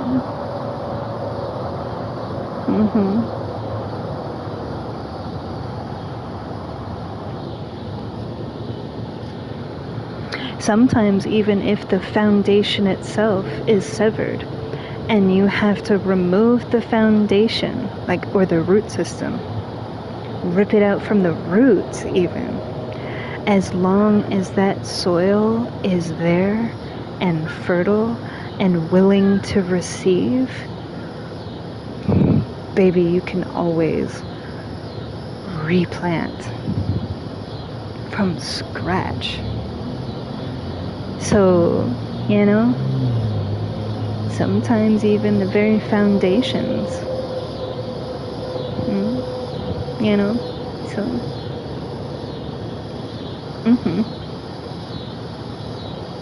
the cicadas are wild. The summertime, like midsummer to late summer, is the only time that the cicadas are louder than like the sounds of the city. 'Cause I'm right across from the park, as you know. They're all in those trees. And even though it's across from me, you would think they were right on top of me. 'Cause they're so loud. And it's like the sounds that they're making is like echoing and bouncing off of all the buildings. Like my building, basically. So it's like that space where the street is between like the trees of the park and me. It's so loud. They're all getting it on, I guess.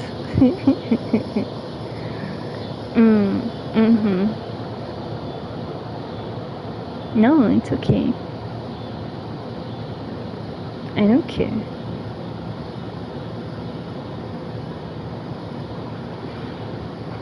I know it's been a really long time since I've streamed. Let me see.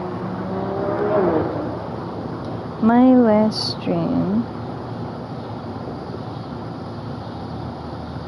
was 17 days ago. Almost 3 weeks. Wow. That's crazy. Almost 3 weeks. 17 days and 21 hours. So almost 18 days since I streamed last. It doesn't feel like that. But that's because I've been busy like doing a bunch of stuff. So it's like, and what I was doing was like, I was really stuck into everything. Because it's just priorities. But, yeah. It's okay. Let me see. I didn't look. Let me see. And it was only like a 3-hour stream. Yeah. It's been like a month since I've done like an 8-hour stream. Because the last stream that I did was 17 days ago and it was only for 3 hours. The ones that were like longer was like 25, 27 days. So it's been like almost a month since I've done like a really good long stream.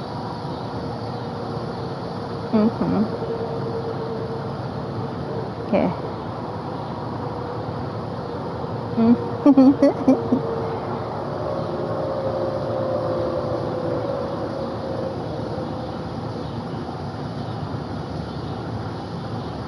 It's okay. Oh, they're getting wily. Mm-hmm.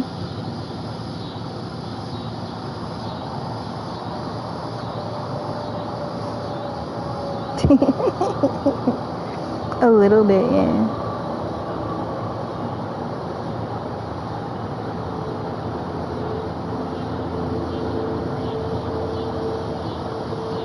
It's crazy. Oh no.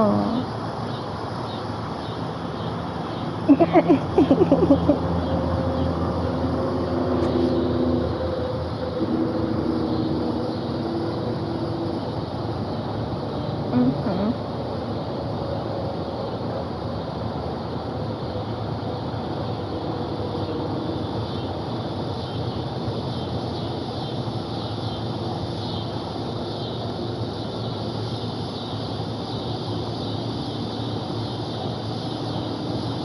Hi.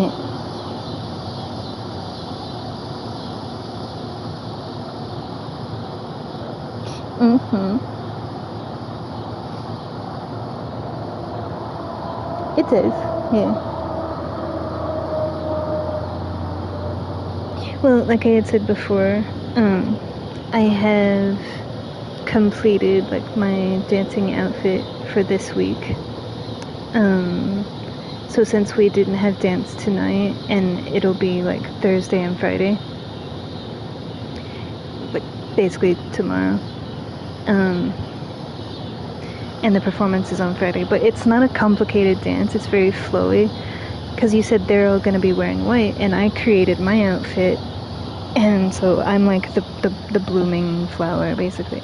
But it's a very soft, like it's like flowers blowing in the breeze, you know. But even though they're all blowing in the breeze, they all blow differently, and like so it's very flowy and like independent, like free flowing movements, done with like a base of ballet. So there is like some core base to it, but it's also very independent. Yeah, like soft movement. Next week, I have picked out like some really bright colors for each of us to make. That's why I got their measurements. So each of us will have like our own super bright colors, and it's basically like an oasis of. We're gonna do some like set stuff in the back, yeah, and in the front and everything. So, I have mosquitoes trying to eat me, so I'm going to go inside. Once they come out, I'm like, okay, I'm good. I don't want all of that.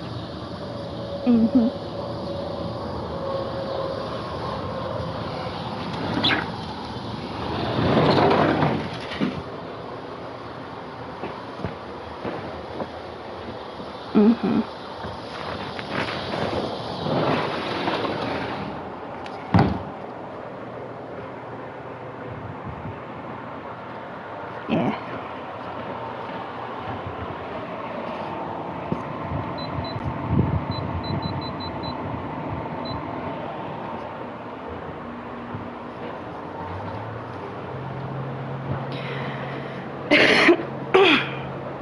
Always something in my throat.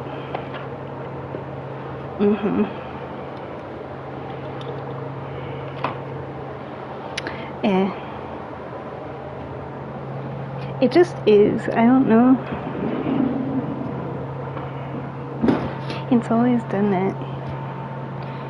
It's just the way that my throat is.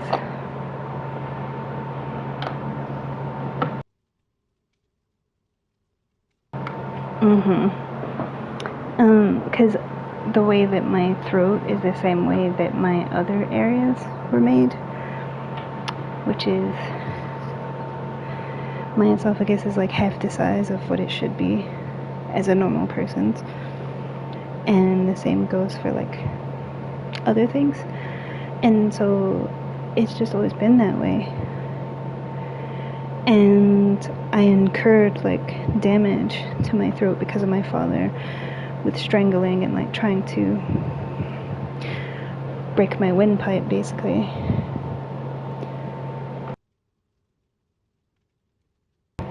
Yeah, so it's like I always struggle with that. But that's just the way my body is, you know.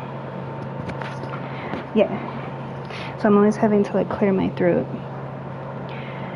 And it annoys me, but I can't help it, you know. Like, it's not deliberate, and it's not because I enjoy it. It's part of me.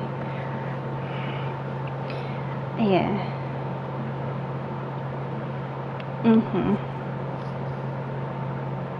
Yeah, everybody has stuff.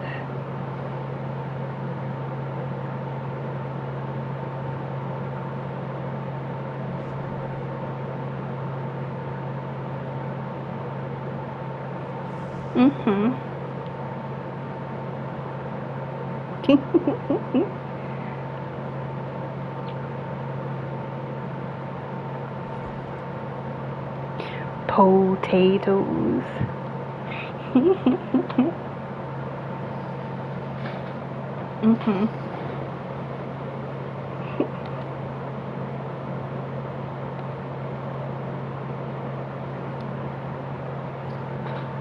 It was like 2 hours.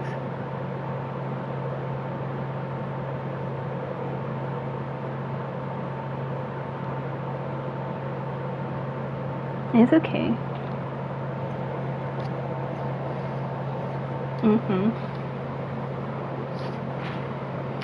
Probably not too long.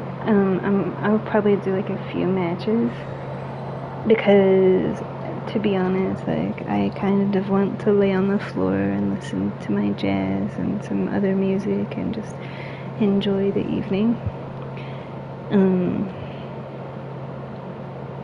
And do some reading and stuff. So like, there's other stuff I want to do, not just this. And I always go to, like, my schedule is pretty much like from early in the morning until like mid-afternoon.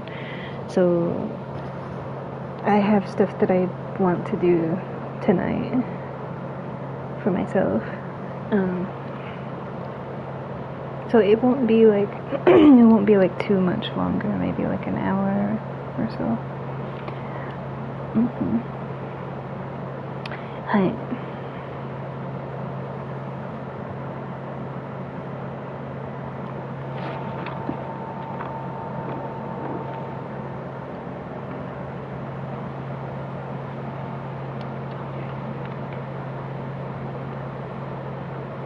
Oh, I know what I did.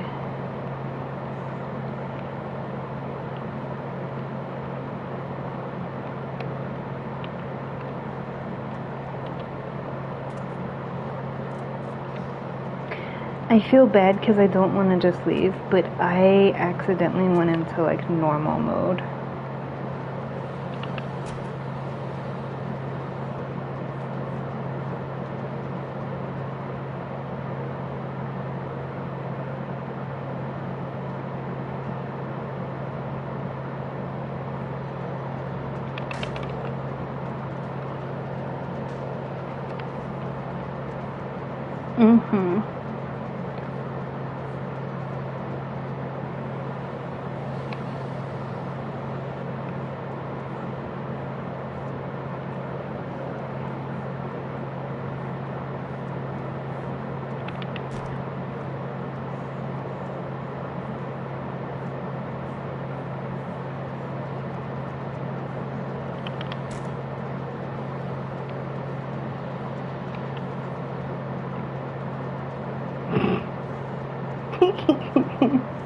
Oh no, whatever will I do?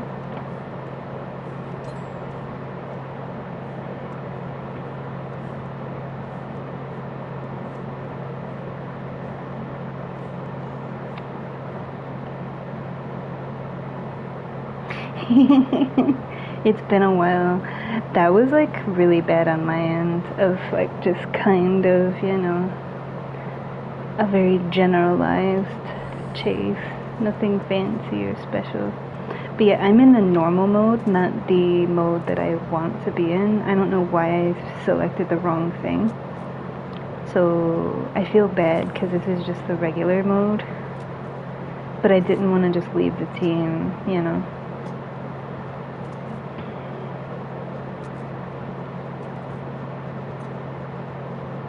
Mm-hmm.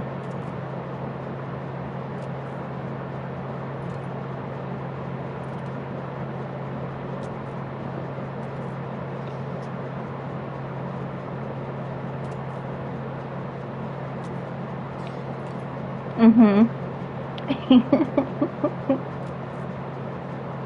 Coming back. He's coming back.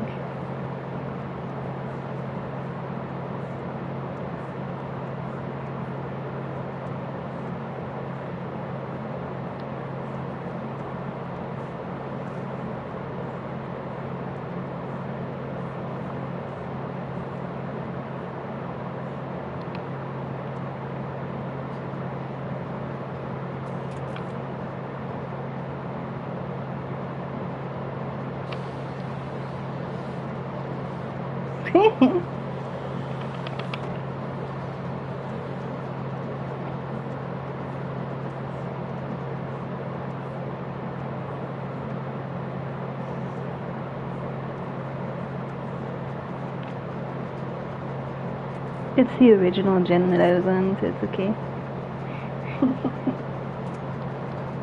I feel like he's learning Billy because I myself am not very good playing Billy because I always bonk everything. You kind of have to be like a PC player.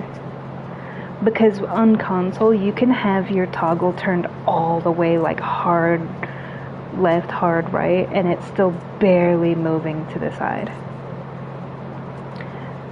That's just like a fact of console versus PC. So with certain killers that require that,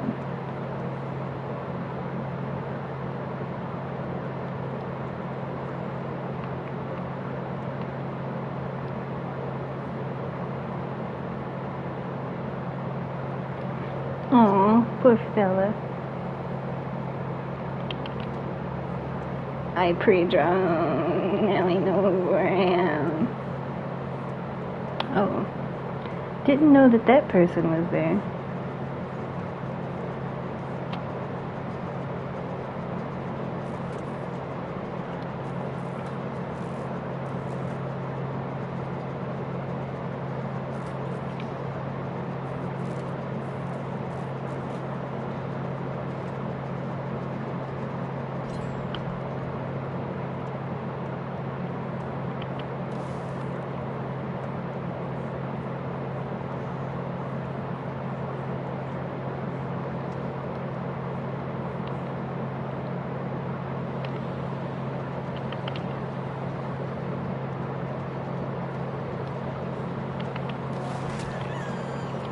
What? That didn't even make sense.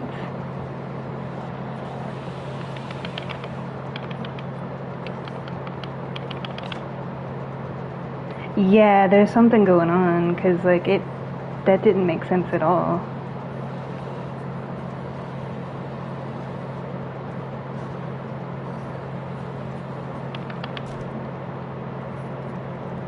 Mm-hmm.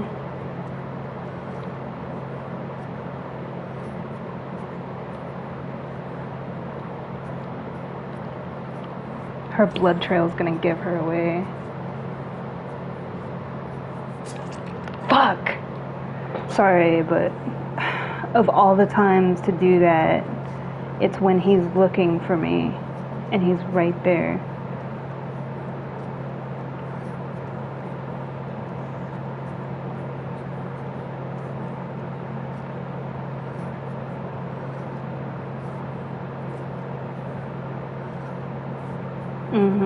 That was just like terrible timing to miss a skill check.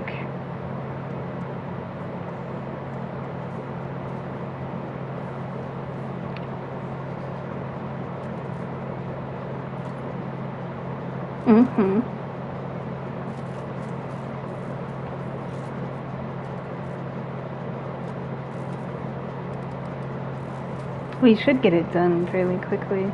Unless he brings the killer to us.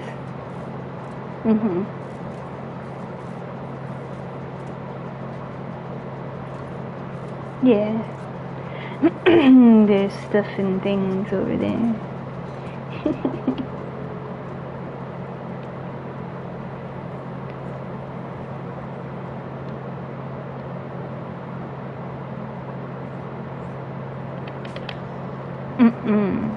Leave me alone.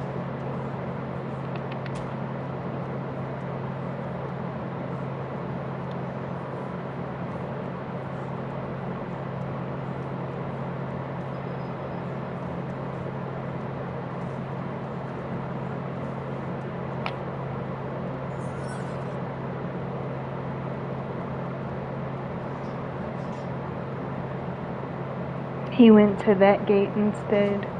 Excuse me. Is she gonna crawl out? Looks like he's gonna let her crawl out.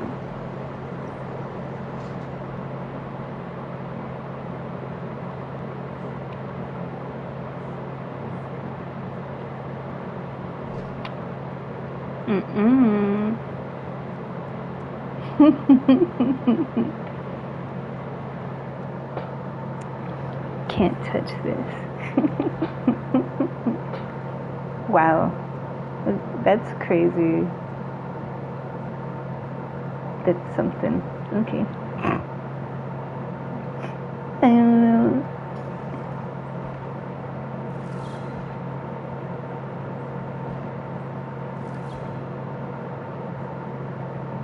Yeah. Need to do the event.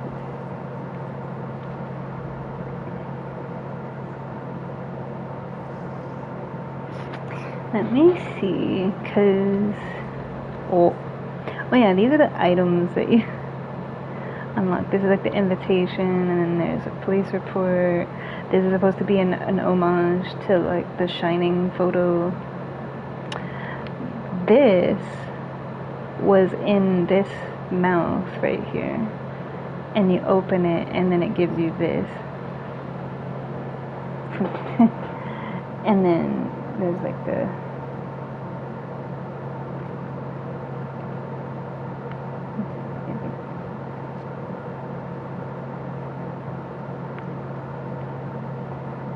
because I'm a child.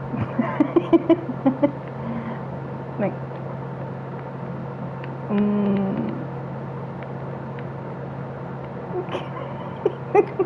fascinating. Okay, but I was wanting to. There it is. Okay.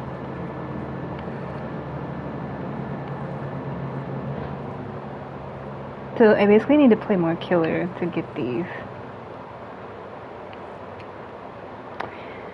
Ay.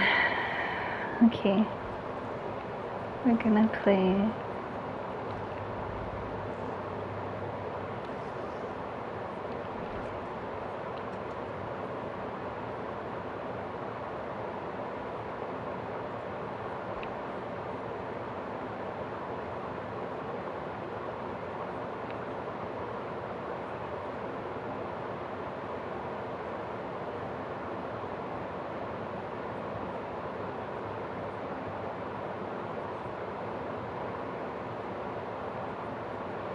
I need to see if I can get my glasses.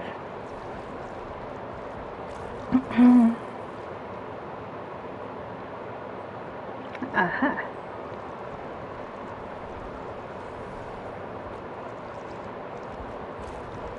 There we go. We have our stuff.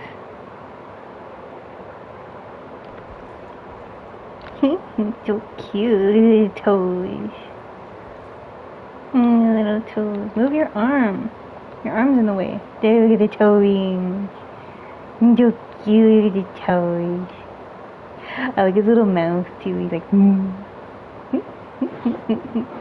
It's adorable.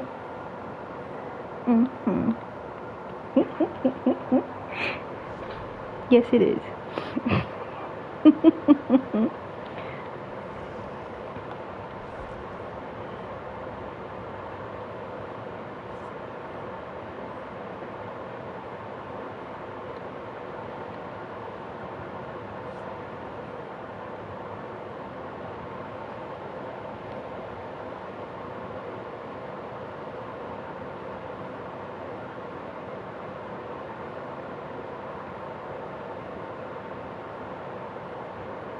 Mm-hmm.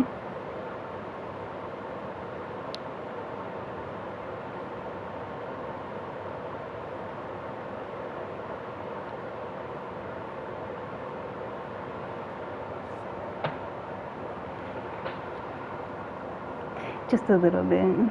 Yeah.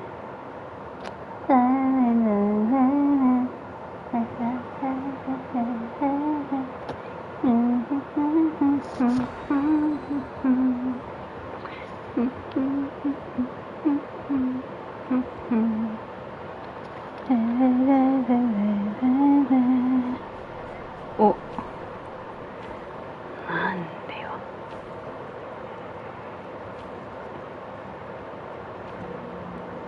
Mm. Mhm.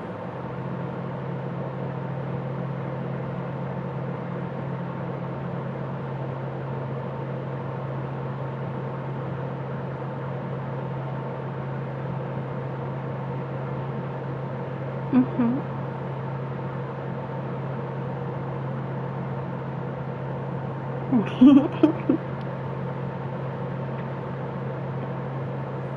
It would be. One of the worst maps you can get. On both sides, really. I don't blame them. I don't blame them at all.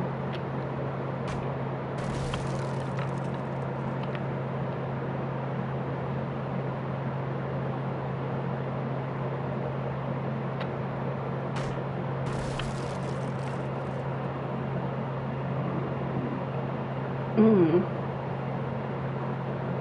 I see you.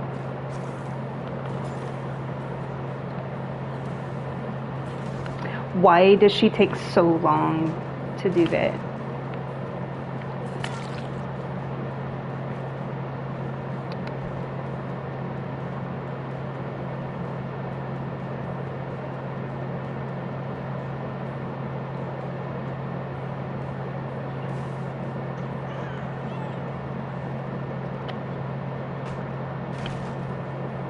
Mm-hmm.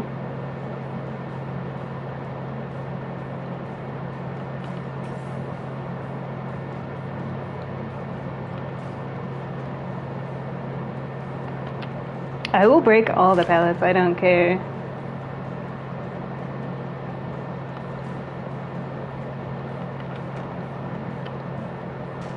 She's just throwing pallets endlessly.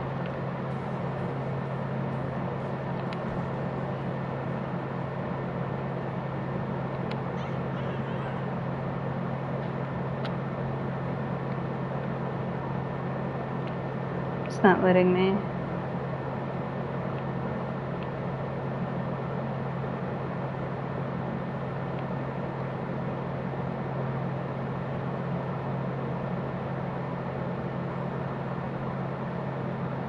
They have to be.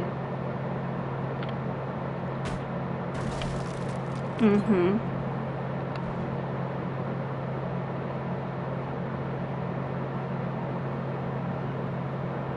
Yeah, that's why I said this isn't an ideal map, because literally, like, they're just...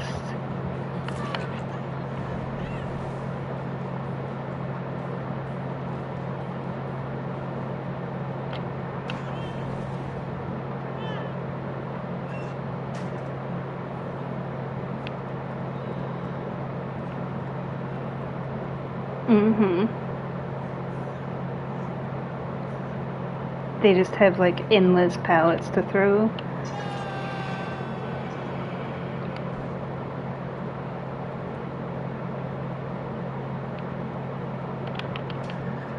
Making sure.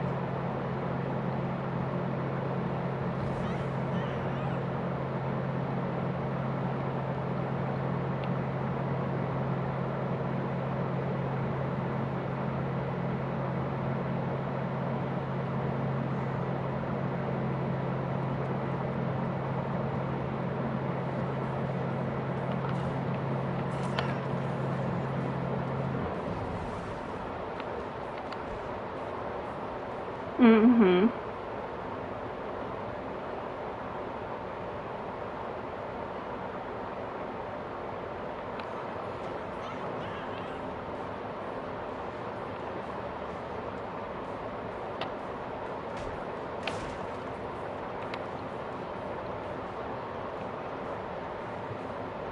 Yeah, doesn't really matter.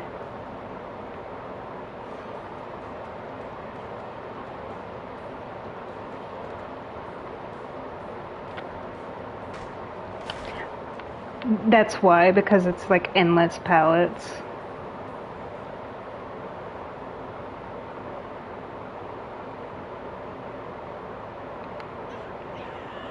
Mm-hmm. It's to the point of being boring, because that's all they do is just throw palettes.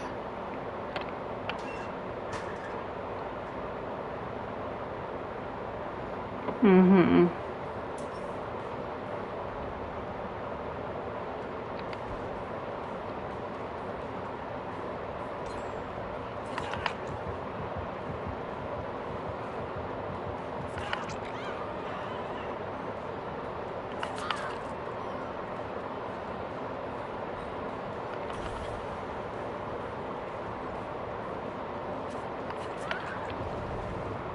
Mm-hmm.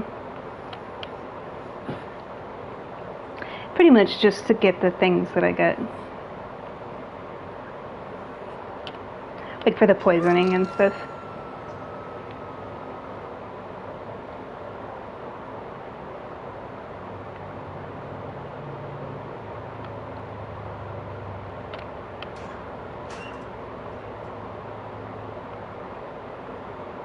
I hear him.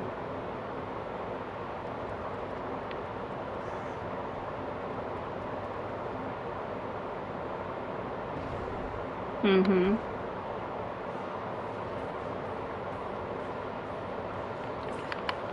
Why didn't she hit her?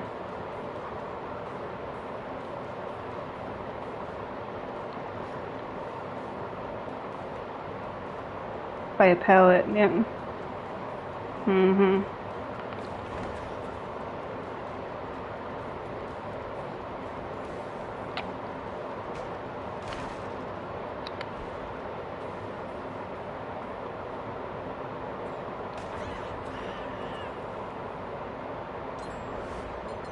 Yeah, it's just really boring because all they do is throw pallets.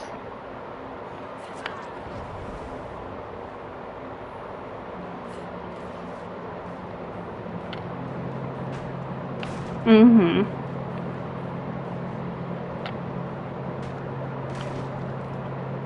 That's all this map is pallets.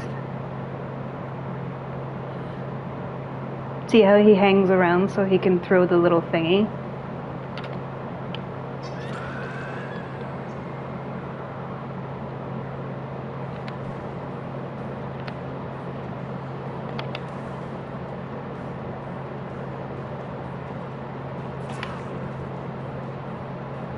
Mm-hmm.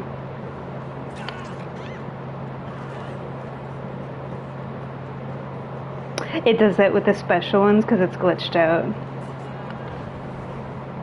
Mm-hmm.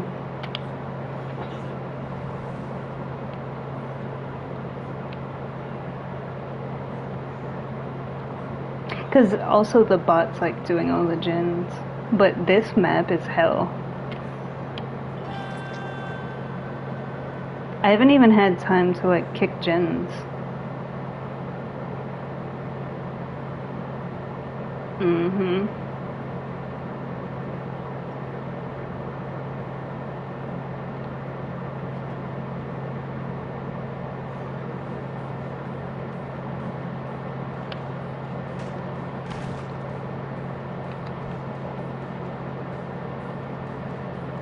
Mm-hmm. She dead-hearted.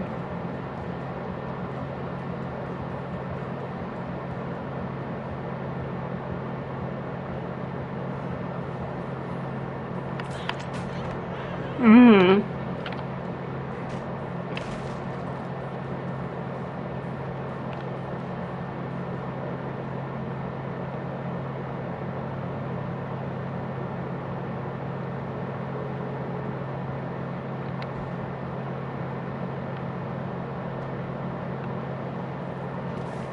See how she delays and doesn't do it when I press the button? Like, that's what fucks me over with this character. They already have the gate that far along, too. It just went off.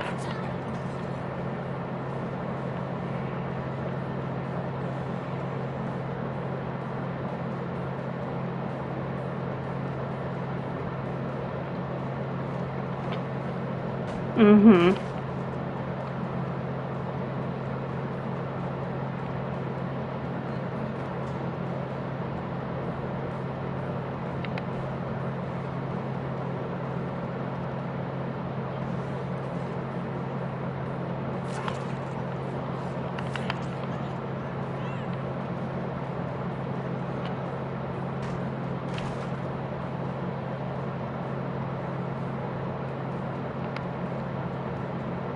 She doesn't have anything to throw.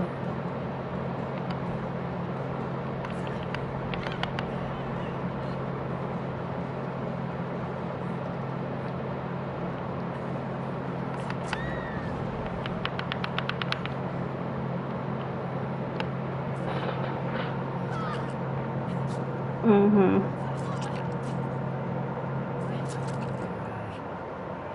This is like the worst map. There's a reason that even though I'm a huge fan of Saw, there's a reason I hate this map with every fiber of my being. Mm-hmm. Because it's just nothing but palette. It's like, it's so boring. I played a couple of games earlier, and it went like super well. But we also had like outside maps. Outside maps are always the best maps. The fact that they even created indoor maps is terrible. Let me see. I still have... I didn't really get a chance to poison people because of it. Yeah, it's like I couldn't kick gens, I couldn't do anything but like chase the same people. It was boring. Mm-hmm. Yeah. I was like, mm-mm.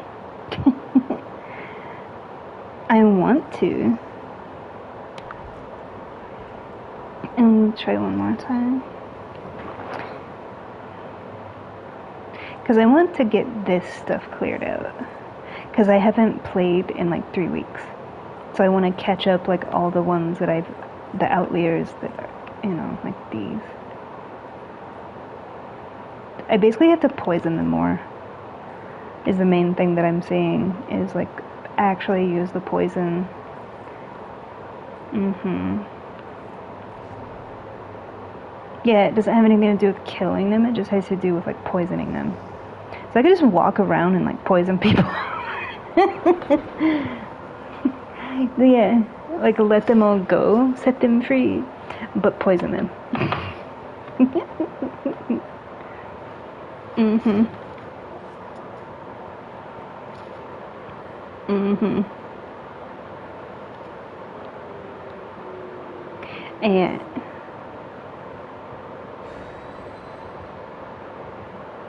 mm-hmm.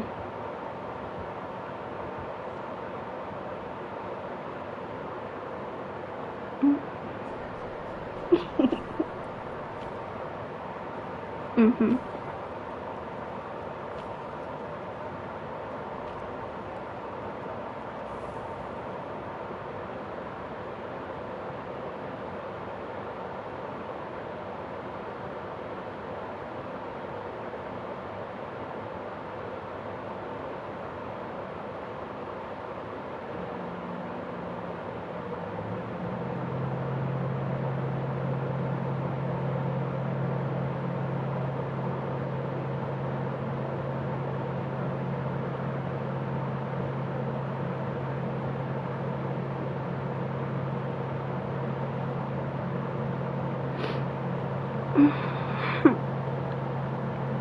Okay, let's freeze our peach off out here.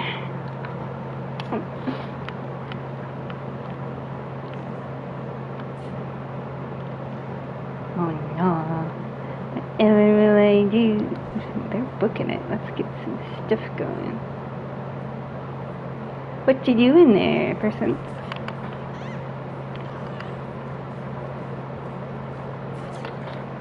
That sound? What was that sound?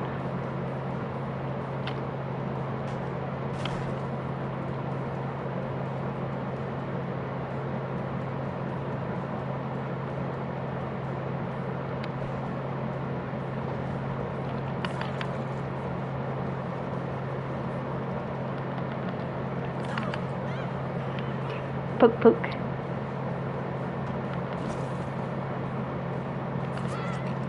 I was trying to poison, but I hit the wrong button. It's my fault. It's all my fault. I foobarred that. Yeah, because I'm supposed to be poisoning them, and I got excited.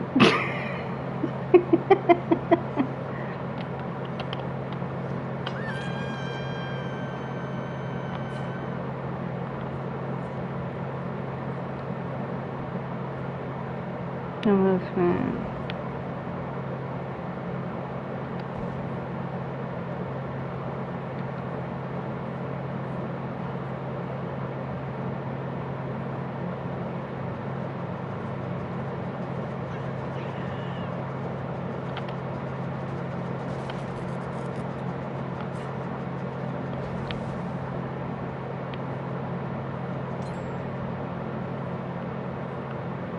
I feel like this isn't going to go very well either because I'm trying to focus like too many different things.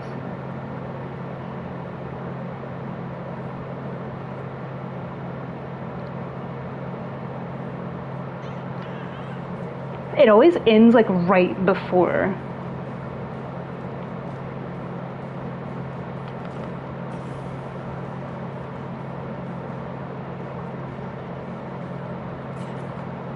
See, like it's always like right before.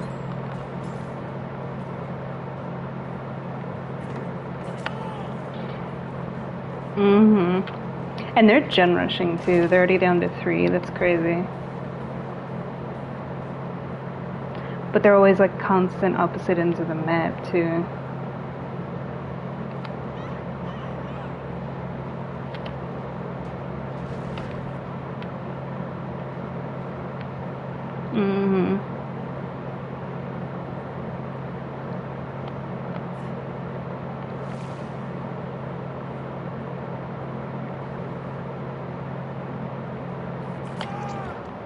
Okay.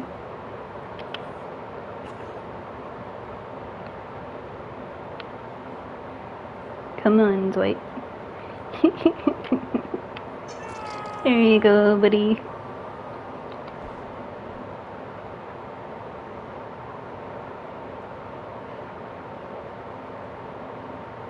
Haha.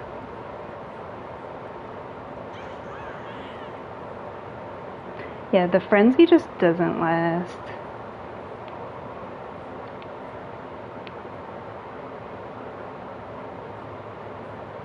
And I feel like they're just gen rushing.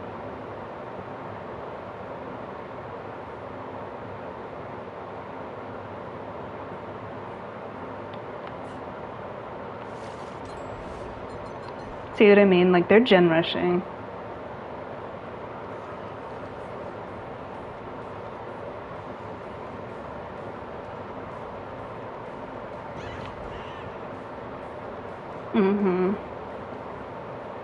They're gonna let him go to second phase on first hook.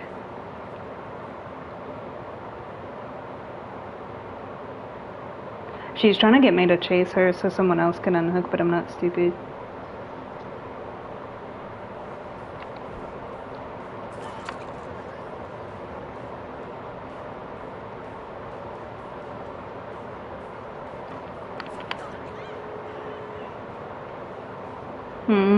Yeah, they basically just gen rushed me. Because gens going that fast is BS on any match.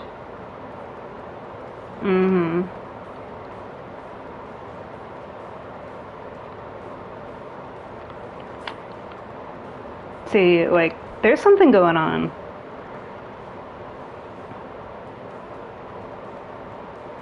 You don't have endless speed like this. See, like, look at that. What was that even?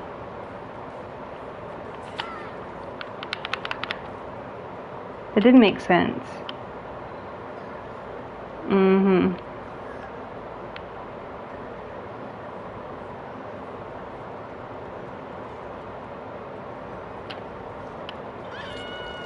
Yeah.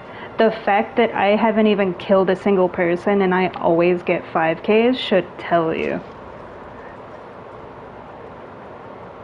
It has nothing to do with that.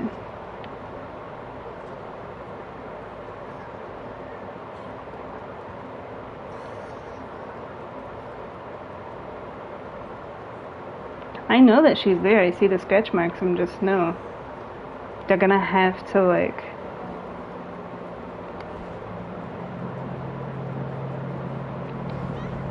I knew the second that I left.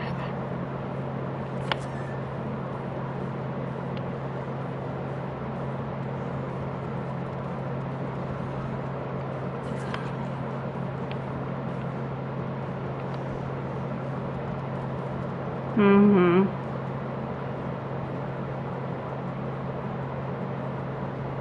Yeah.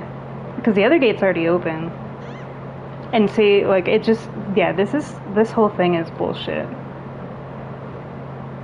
They gen rush the shit out of me and then, like, glitching everywhere. Like, doing this, but just, like, not even, like, swinging all the way through. Just, like, doing this. No. Like, cheat harder. That's why I wasn't engaging with them. Because it's always blatant. I had matches earlier that were perfectly fine. And then this crap. Like, just leave. You know what you did. You know you cheated. That's why you're staying there, because you want to teabag at me, because you know you cheated. Just go. You already, like, ruined the match.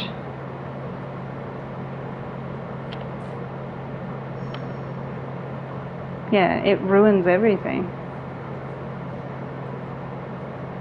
Mm-hmm. I have no respect for people that have to cheat to get ahead. Mm-mm. Just getting XP.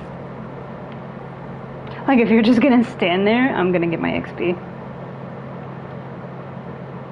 Anyway, can we get a match that doesn't suck, please? I get the crappiest map in the game, and then I get a team that's cheating. What is this? Yeah. I'm just trying to get these done. Really? It's like these are dragging out, too. Literally only need 3. Same thing with this. Poison. This was at 18 out of 20. How did I only get 1 when this increased by more? And obviously, to attack a poisoned person, I had to be poisoned. So, this didn't even count what it should have counted. Yeah, it's like molasses. Mm-hmm. Like, bro, can we just move it along, man? So apparently me being somewhat nice is not working. Mm-hmm.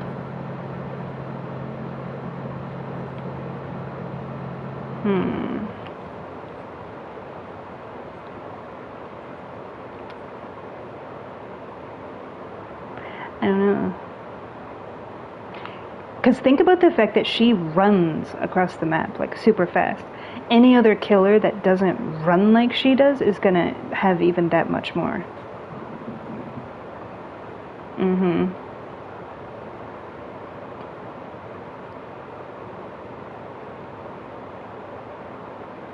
Mm-hmm.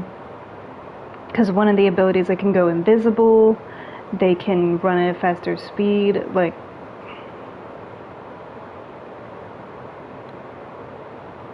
Mm-hmm. That was the big complaint with this mode, was it was supposed to be for the killers, but they basically made it, like, easy for the survivors to escape. Because you have invisibility, you have speed, plus people cheat, and it's just like, yeah. That's why everybody, like, as a whole said that this was supposed to be the 10-year, like, event, and everybody hates it. Not only did they put all their effort and focus into Jason, but they put no effort almost into this event, and they made it completely survivor-sided to where it's almost impossible. Like, did I have a 4K earlier? Yeah. Did I have a 4K after that? Yeah. So it is possible, but it's like when you get people that are cheating plus the abilities that this gives you. No.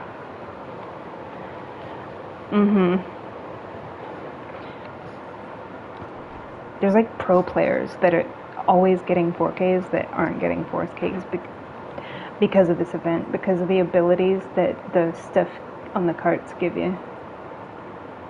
It's like it's too much. It's like they have it cranked up and it should be like middle ground.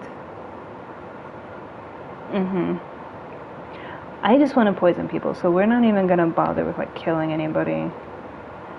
Since they're just gonna cheat and teabag at me anyway, it doesn't really matter trying to kill them. I just need to poison them so I can get this crap over with and play Survivor like I want to. So we're gonna play her again, but we're just gonna do this. Gonna take our happy pills. It says that they're pins. This is the happy pills. Oh. Well, each cassette, because there's 4 people that are a part of Legion, each cassette is a different person from the Legion's like own mix. So when you run these, it changes the music that you run to.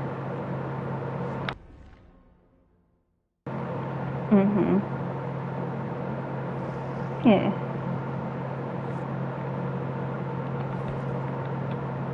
The mouth breathing though.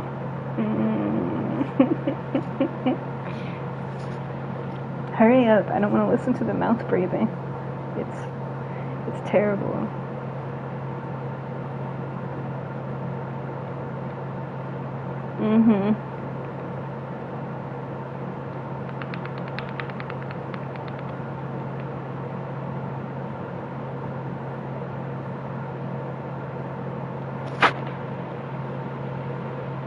Bro.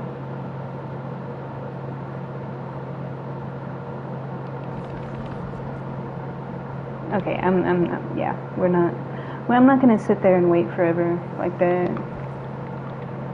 This should be like a quick cue, you know. Let's you're either playing or you're not, you know.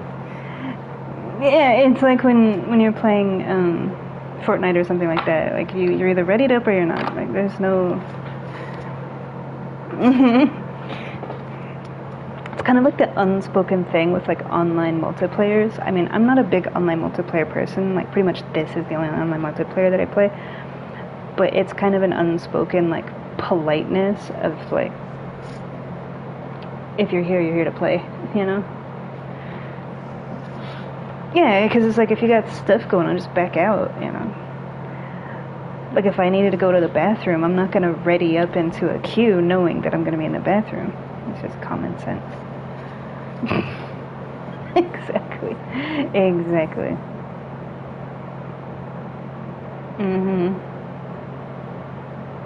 That's the thing that my friend always says. They're like, oh, they're probably in the bathroom. Or they're staring at their phone.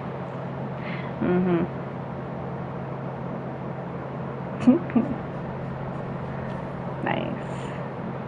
Look at the strawberry right there. It's so pretty. I like it. Yeah. It doesn't matter. It doesn't matter what day of the week that you play or what event you play or what you do. People are always going to cheat on this game. Yeah. None of that matters. They're still going to cheat. You know? And it's the sad reality of it.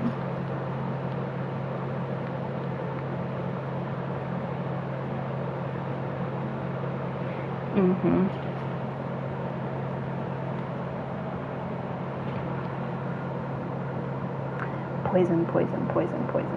Use the poison. Basically just kind of run at them and poison them. Like, let me run at you full speed. and poison you.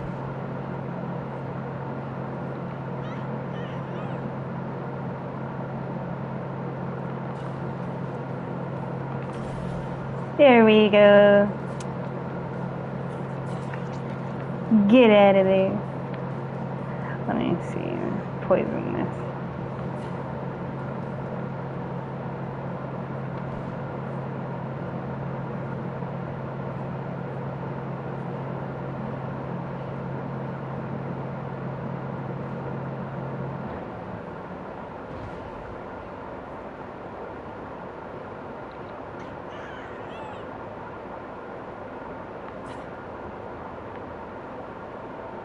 I hear 2 different gens, yeah.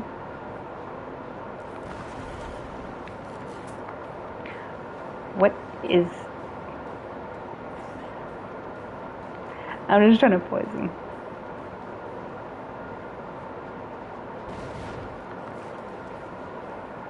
Hey! Come back here and let me poison you. Hey! Don't you know I have stuff? You get out of there.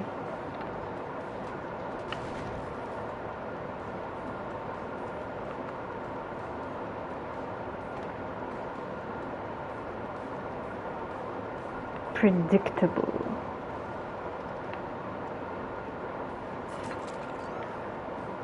I think I made my point.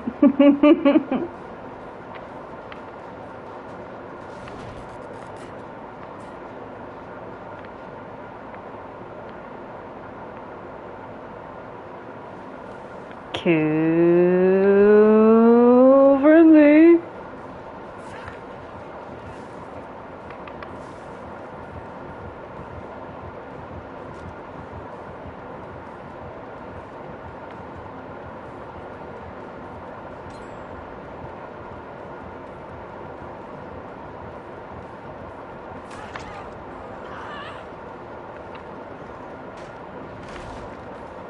Yeah.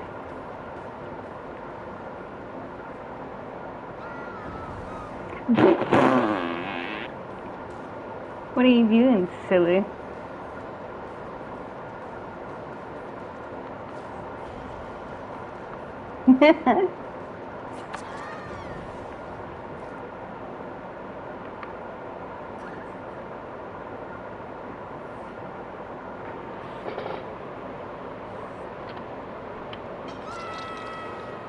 Just to keep them on their toes. Ah.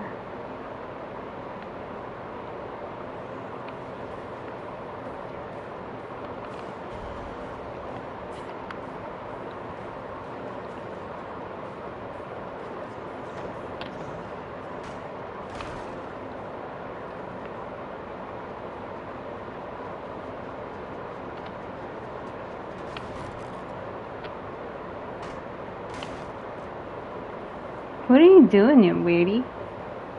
Hey!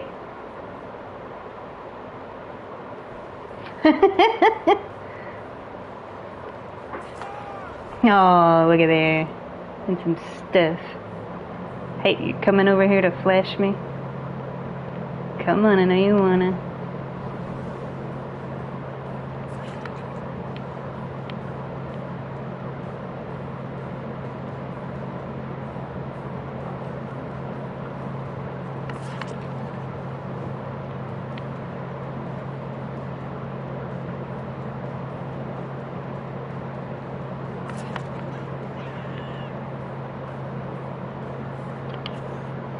He wants the flash,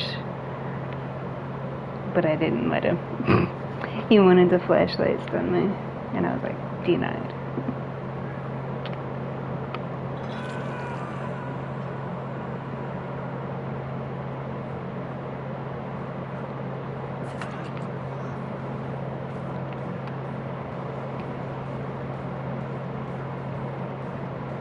You dropped the pallet you shouldn't drop.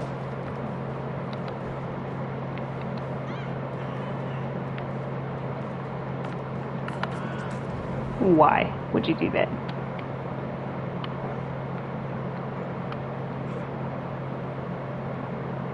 He has a flashlight and could have saved him, and he didn't. Crazy times, man. I think they're saving. I think they're being smart. You know, I'll give them this. I think they're being smart. I think they're saving their flashlight for the end game.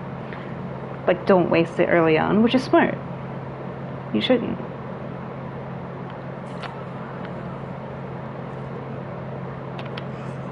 What you doing, Nick?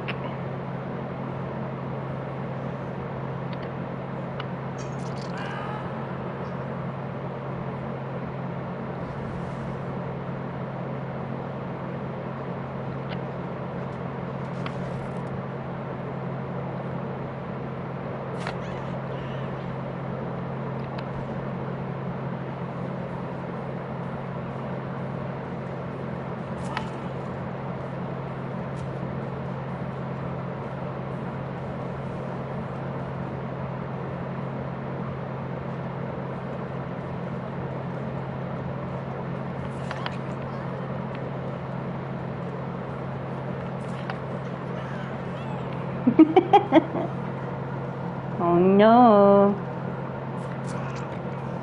Whatever will we do?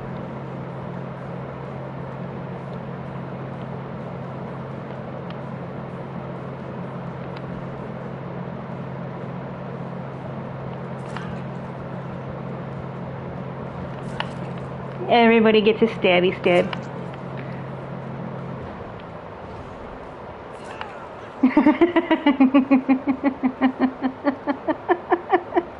It's funny.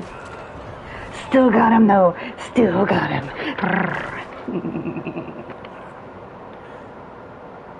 Mm-hmm.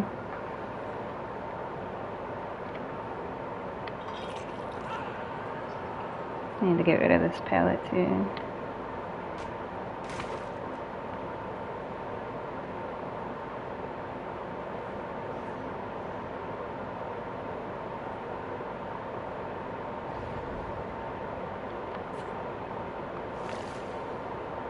It's funny.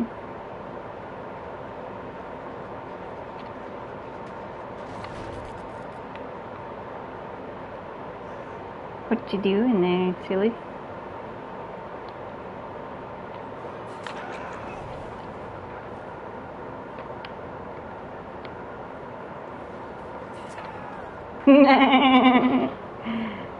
Where you going?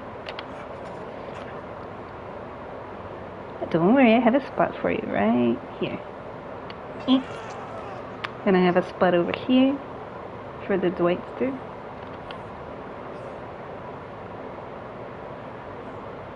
And go over here. Everybody gets their own little spot, you know. No worries.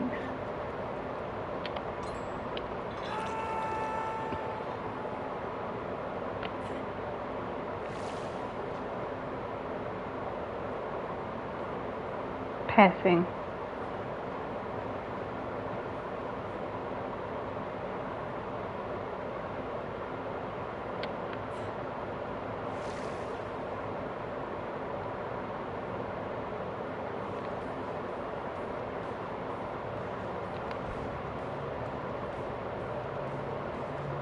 She's meant to pull me away.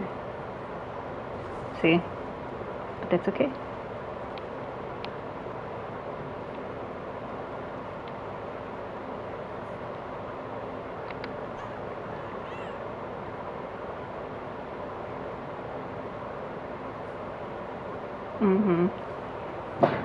She served her purpose of pulling me away. Sorry, my phone fell.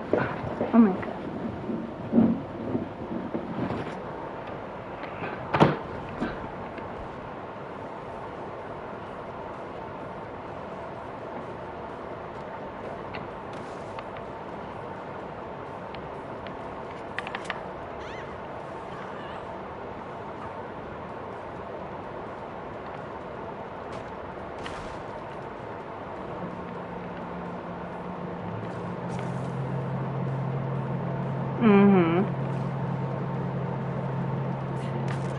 See, like, that's where it's getting to be, like, no.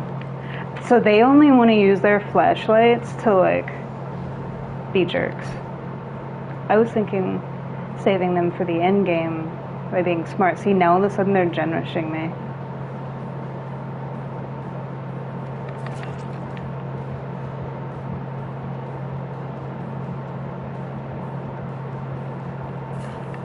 See how it barely moves forward? No.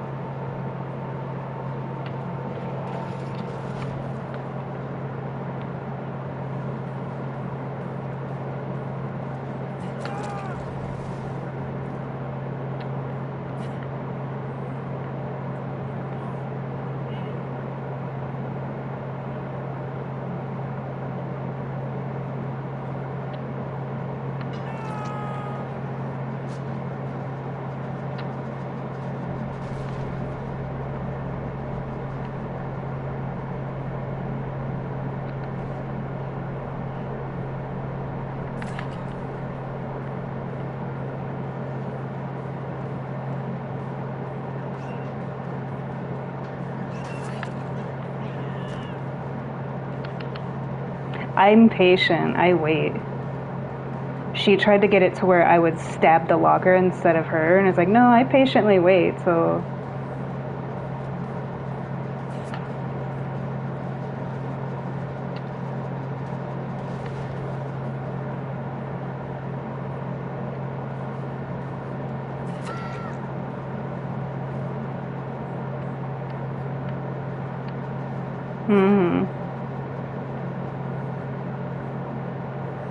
And it's funny because they have flashlights, and instead of using them to do flashlight saves, he was using it for the pallets.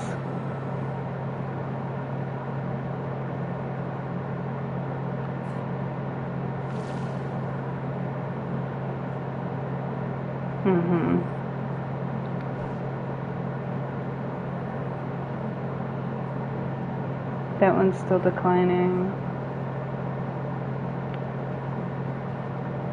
Probably off over here in the distance doing this one solo.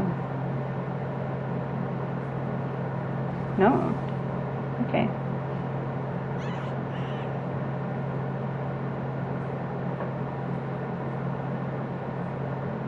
See you. Always with the pallets, bro.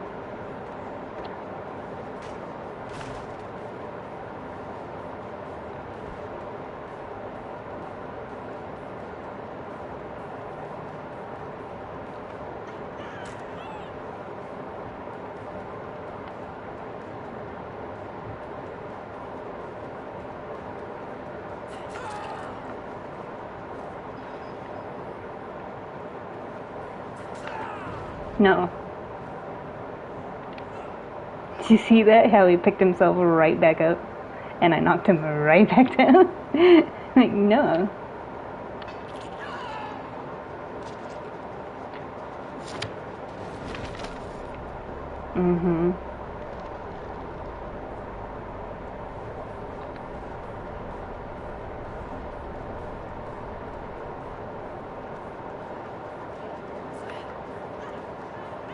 Yeah.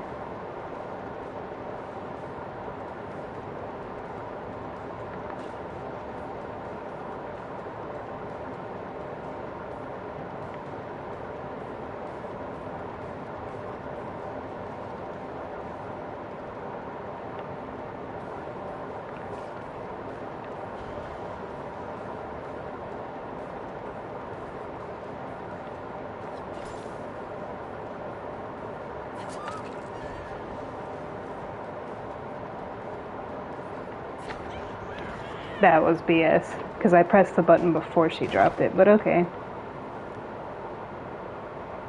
Yeah, I noticed this other guy just pretty much hides while his team gets down to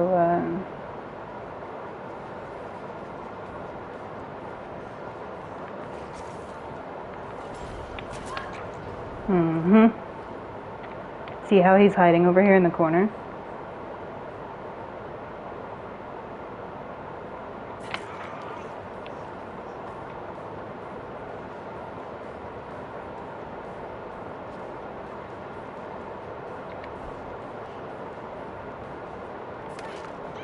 What is even that?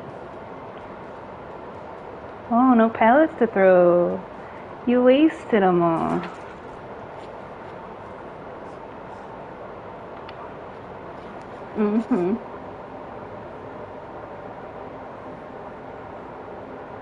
It's okay.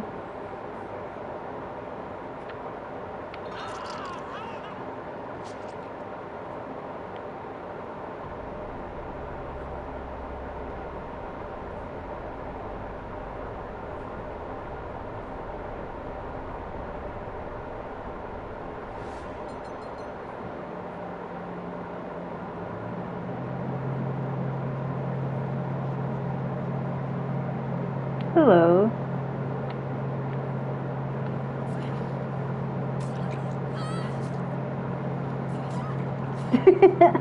Yeah.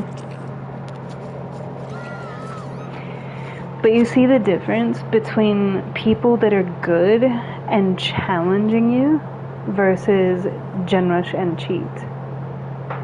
Because those people were actually playing really well. But they didn't have to cheat to do it. The one guy with the torch that was just like, could have flashlight saved some people and just chose to try to use it to like be a jerk a little bit. Whatever. You know, it was whatever. But the match before that, where everybody was just like gen rushing and you couldn't find anybody, yeah. Yeah, it's a difference between like healthy challenge versus cheat. You know, it's boring.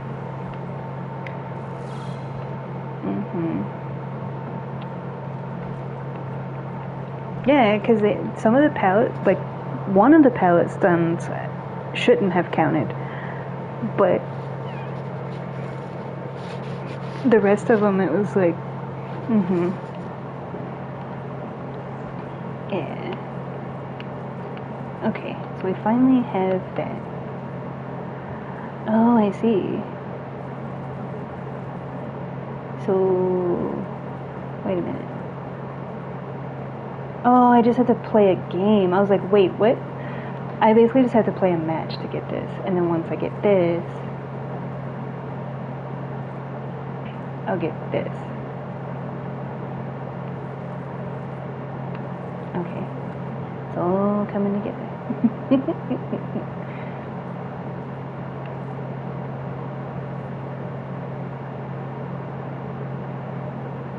So there's 17, so essentially what it is this counts as 1.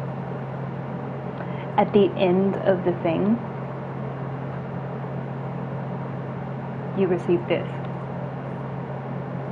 So technically it says 14, but 14 is a part of this. So when you do this, you get this.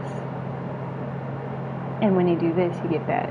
So you get all this stuff once you do the one thing. So essentially, we just have to play a match. And I am not playing as killer. I'm gonna go back to playing Survivor. Nah. Hi.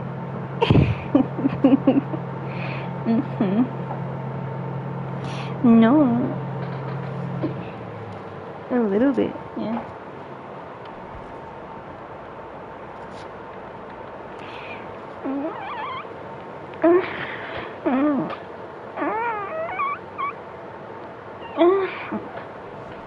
Flick. Flick, frick, flip. Okay. Dark crow, dressed like a crow. He's a crow from Game of Thrones. It's Ygritte. If only you had red hair. Because I actually liked Ygritte. Like, Ygritte was like, I agree with her way of being of like, I don't care. I will just love you full force. It's like a tidal wave. You either sink or swim. Out of all of the women on Game of Thrones, as much as I like Daenerys' like spirit, Ygritte was like the epitome of loyalty. Because to me, like, sacrifice and unyielding love, no matter what. When I say no matter what, that's what I mean. But anyway, yeah. The reason I said she looks like a crow is because their pelts that they wore, that all the men of the watch Like, it was black though. Hers was like, it had a white collar. Yeah, it was more air of the Vikings. Like God of War, you know, kind of feel. I played God of War a little bit. I was more into Tomb Raider, because God of War is nice, but it's based around like gods and goddesses and like the Greek and stuff and all of that, and that's interesting. It's fascinating. I learned a lot about that through like history and stuff like that. But mm, I was more in the Tomb Raider.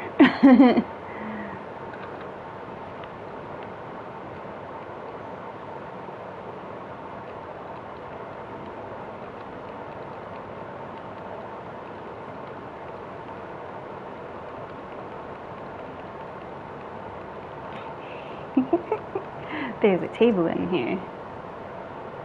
If we all really double doors that you have to break on the same side, that's crazy.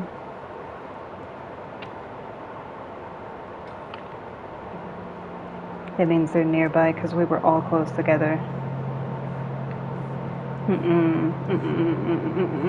It's a Chucky. Where's all the cards? Hey. Where's the gens, for that matter?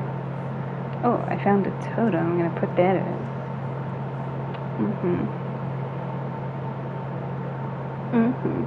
Yeah.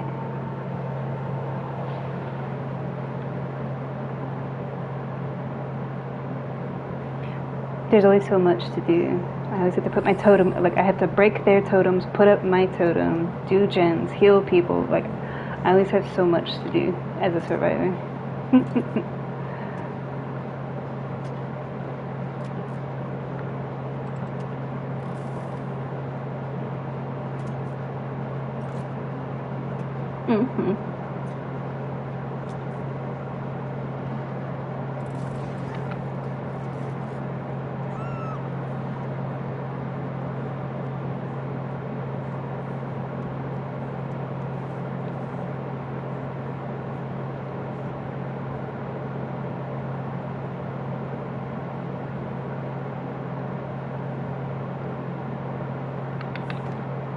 I heard you. I'm just having like the worst luck today.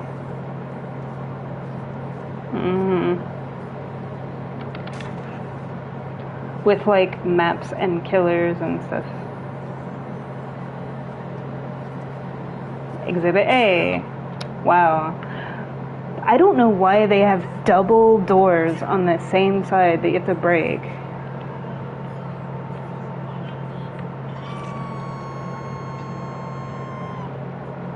I've never seen that.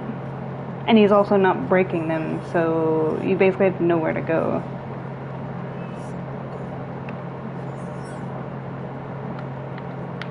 It's giving me anxiety. I don't like not being able to move.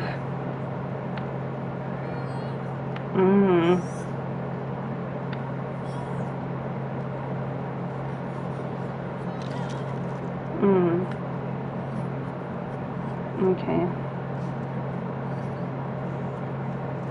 Yeah.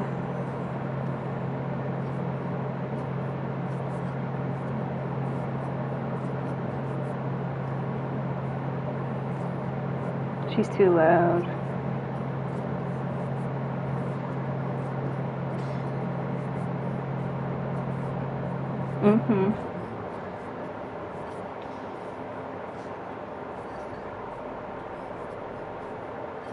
He's right there. Bro, really? Don't be a I'm done. No. No. Let me out. Get me out. Bye. I don't. You're not gonna have attitude at me for trying to heal myself, you cocksucker.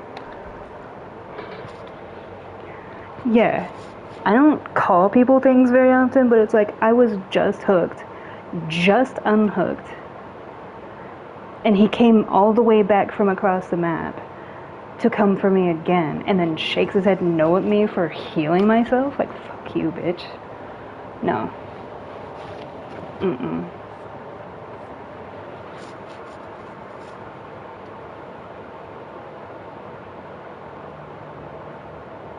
Nope. I have a zero tolerance policy for douchebaggery. I've already dealt with cheaters and gen rushers. I haven't played this game in 17 days for a reason. That's one of the many. Because all the other games that I play are like single player games with depth and story. So like as far as conversation, there wouldn't be much because I'd be in the story.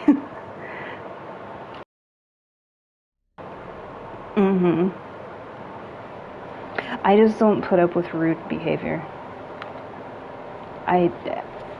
To that extent.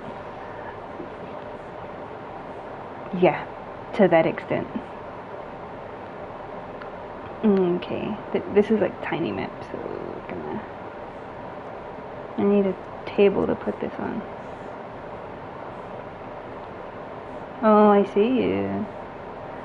Slinking around. Where's all the tables? Now we're finding like a million carts and no tables. Yeah, cart. There was like 3 carts over there. Where's all the tables that we're supposed to put them on? There's one there. Is there only one table? He can just like patrol this table.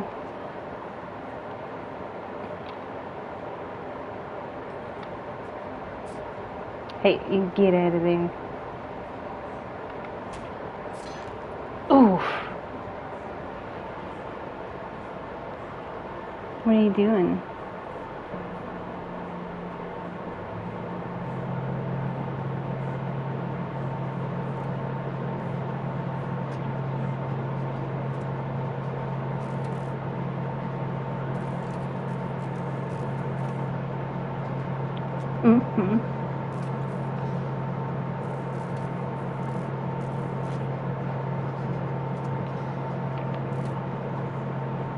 Because I need to find... so I can put my totem up to help them heal. Aha. Make sure he's not near me.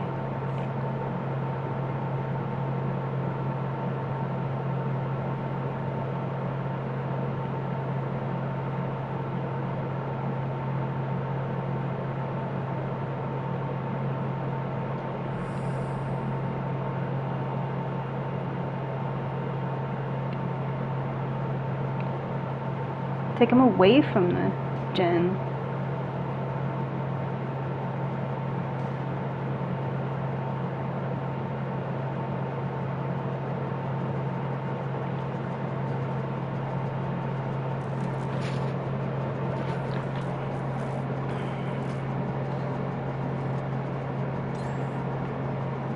Bruh.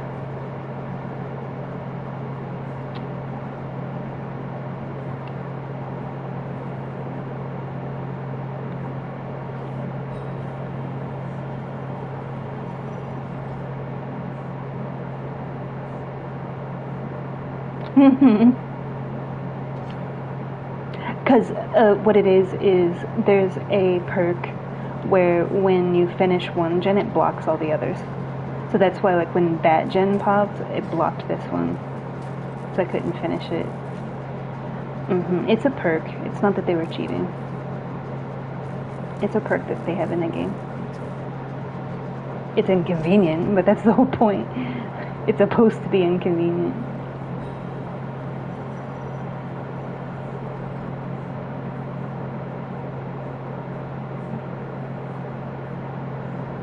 Hello.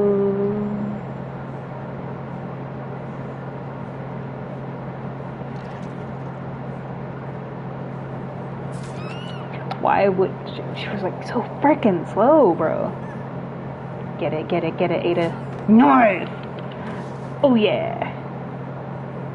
She's pulling moves like I do.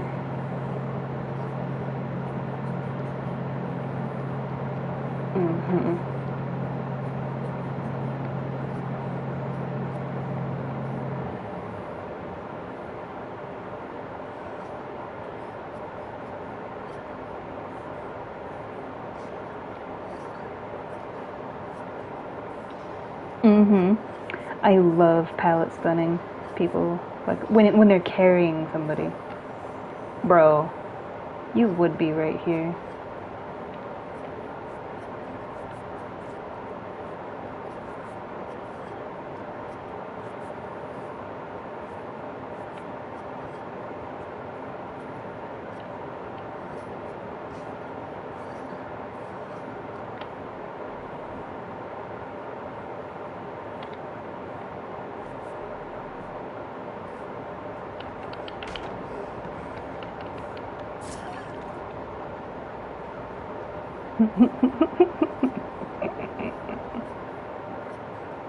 She's still up though. It was just enough.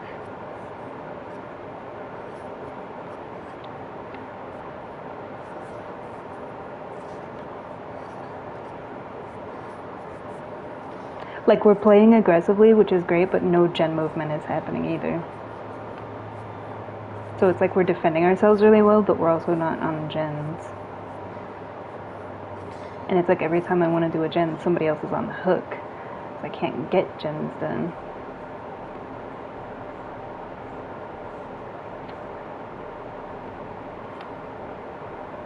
And he knows to, like, stay with the hooks.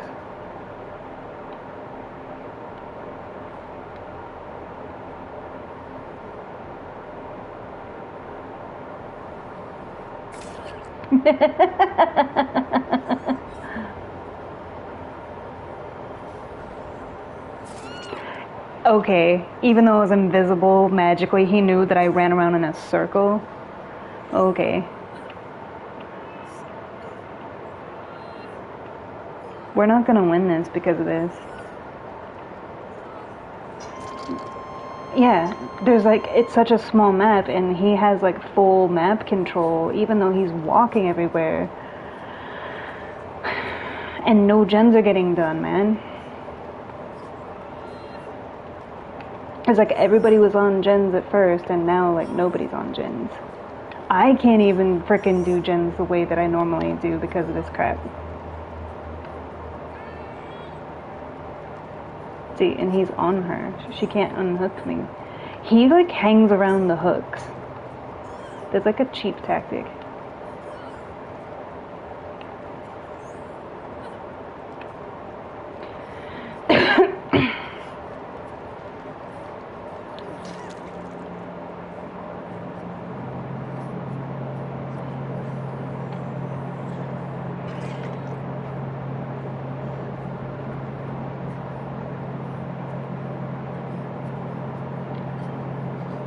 Dude, go away for like a second.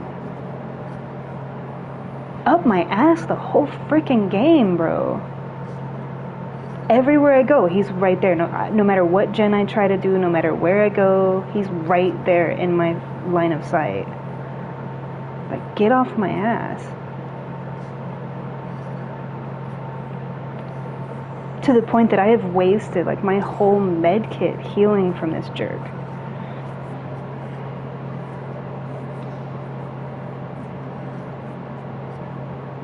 Dude, get on a gen. Yeah, gens are more priority right now.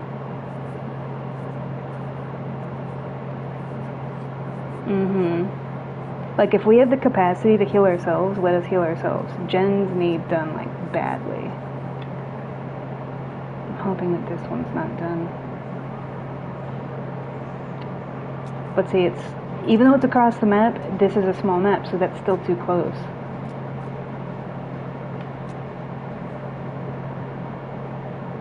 See, I knew he was gonna be there.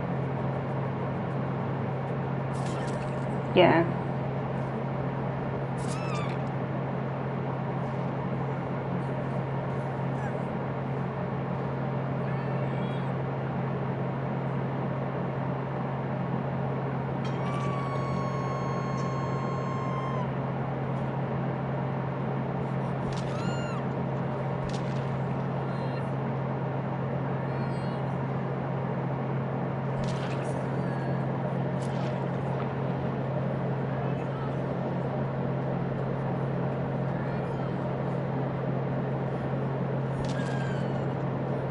Just waiting to die, because this is, like, not worth it.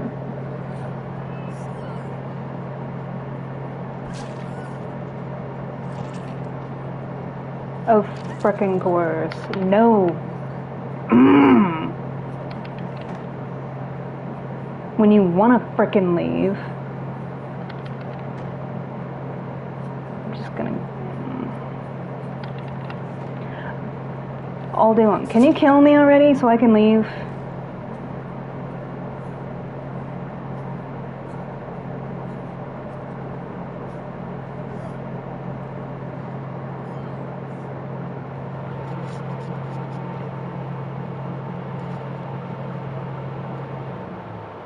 Yeah. Big open map, like not even big, I can't frickin' talk. Tiny ass map where there's like complete line of sight across the whole map because it's an open desert. And it's small as fuck. And he's just like patrolling all the hooks. If you had a bigger map, it wouldn't have been a problem.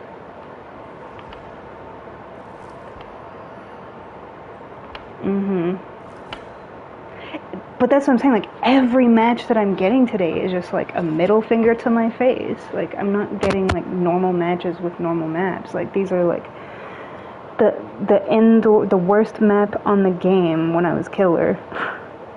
A team that was fully gen rushing me and cheating me when I was killer. Finally get one good match as killer. My first match on Survivor, that bullshit. Like, bro, that tells me I don't need to play. So, I'm just gonna go sit outside. Because it's like one thing after another, and I'm like, no. Yeah, when it's like that, I don't want to play. Because it's like match after match after match after match of the same BS, and I'm like, no.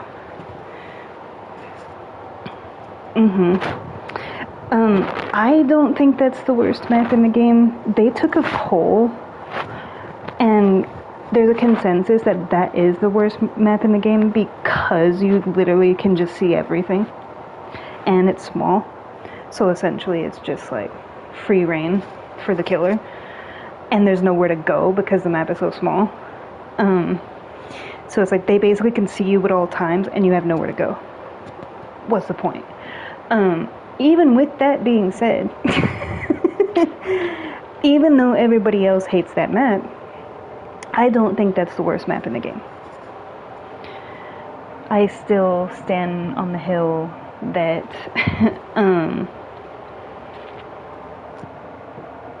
the Saw map is the worst map in the game, followed closely by Midwich. It's purely for the pallets. It's nothing but pallets. And even though that map is like open and you have nowhere to go,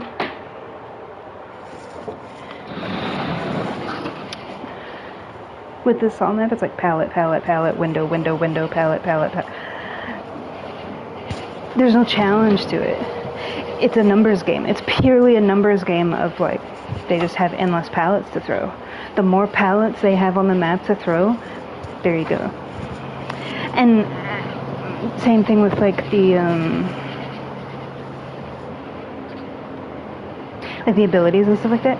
It's purely just like you're up against numbers and space and like the perks that they have. It's not a matter of skill. That's why when I had that one match as killer before I swapped to Survivor, I was like, yes, because even though, yeah, I still got a 4K or whatever, it was actually a team that was genuinely like trying to, it was actually like not much of a challenge, but it was more of a challenge than I usually get. You know, yeah, it's like you're not just up against the perks that they have or however many pallets are on the map, which what I will say is they did kind of go from pallet to pallet, but they mind gamed the palettes pretty nicely. So even though they were still doing like the mindless like go from palette to palette, when they had a palette, it was like they actually knew how to run it a little bit, you know, versus like just throw, run, you know. Yeah.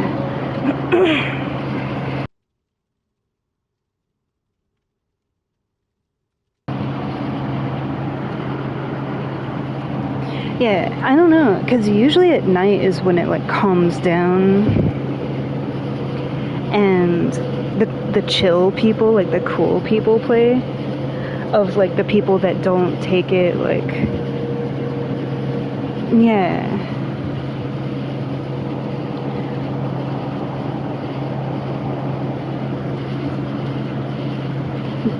I would say the Chucky. As frustrating as that was, to the point that I was just like, okay, we have a person dead on hook, another person hooked, I was dead on hook. We only had 2 gens done and nobody was on gens. Even if we did nothing but gens the whole rest of the match, at least 2 people were gonna get killed. Purely based on how it was going. Because he had complete access to all the gens. He could see, because I've played that map as killer. The thing that I like about playing that map as killer, and what makes it suck playing as survivor like I was doing, you can see where everybody is. Because there's only like one little area that has like the walls. You can't just hang out in that one spot the whole time. So if you're not hanging out in that one spot on the map that has like the stone walls, because you have to go do other gens, the killer always knows where you are. Because it's like line of sight. You could be at the other end of the map, and I know because I've done it. You could be at the other end of the map because the map is so small, and I can still see you. That's how small that map is. Think about like McMillan. Not even halfway across the map, you lose line of sight, even if they're like directly in your line of sight, purely because of the distance. So that tells you on a scale of comparison like how small that map actually is. That map is the same size, because when they took Michael Myers out of the game, I have him, so like if you purchased him, you still get to play him. But when they took him out, they took Haddonfield, like the Halloween map, out. That map is the same size as Haddonfield. Haddonfield was the smallest map in the game, so now that map is the smallest map in the game. The difference is Haddonfield had like the houses and the shrubbery and the cars parked in the streets and like vegetation. Like there was things to like lose line of sight, because it was a street, so it was like house, and then on the other side there was 2 houses. There was, yeah, like jungle gyms and lockers and stuff, you know. This is just like open, and you can see everything.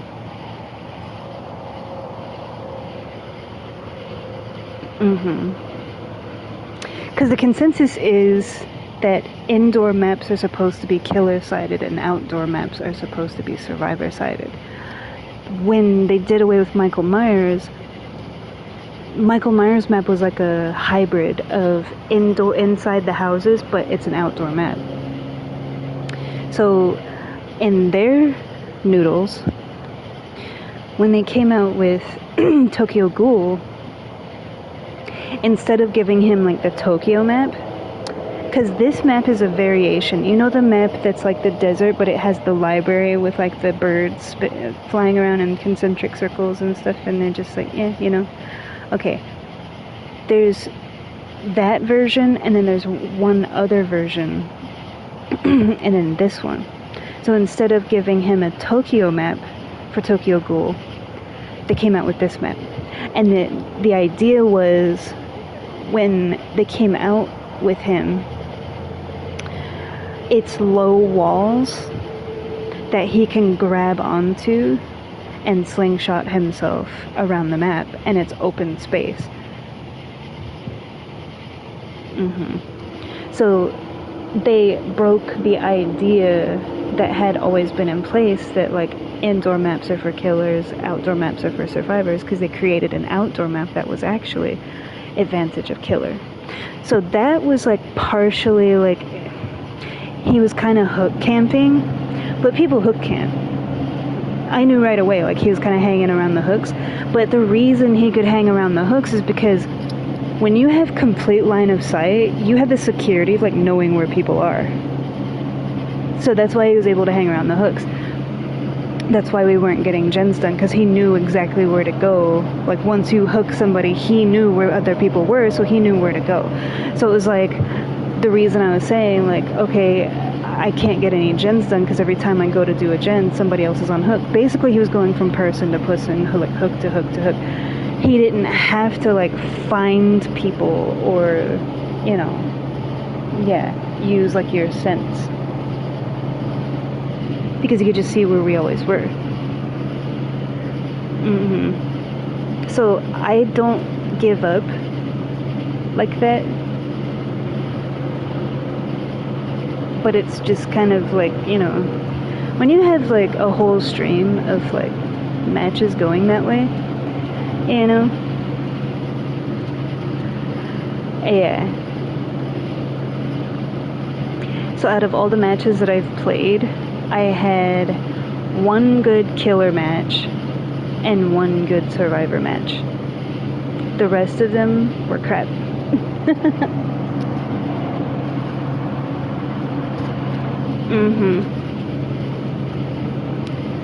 It's funny because when I played 2 matches like before I started streaming. They went really well. Yeah. Because I played 1 survivor, 1 killer match, and they both went really well.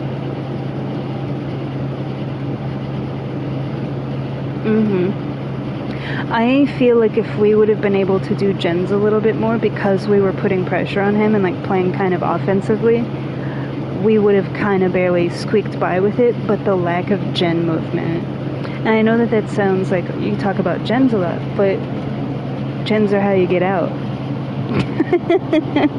And when you can't get on gens because every time you get on a gen he's right there or somebody's being hooked, they have control of the game. I speak from experience as a killer. Yeah.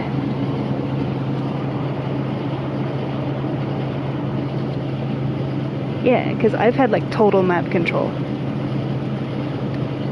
When I get a lot of the 4Ks that I get, it's not because I have open maps where I can see them, or because I'm cheating, or because I'm tunneling people out, or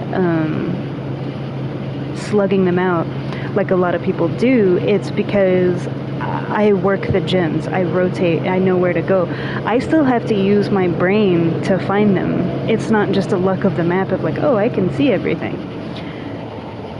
I have to actually use my senses and my brain to find them and mind game them and chase them. So it's not the game playing for me. That's the difference. But also, it's knowing how to like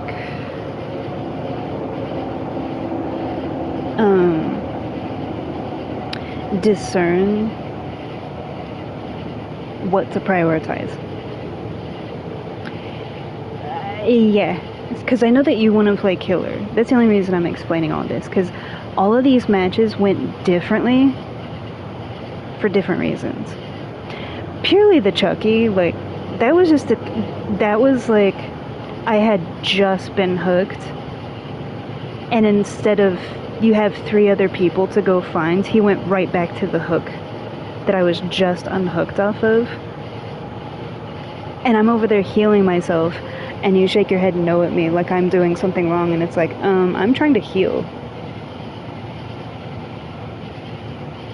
Yeah, it's like, don't tell me what to do.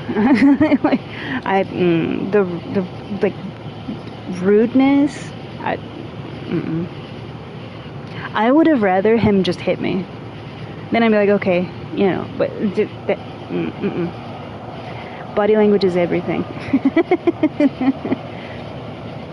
For example, like it's the difference between running somebody on a pallet and mind gaming them and then having to teabag at them. You know, like it's the petty, rude behavior more than anything.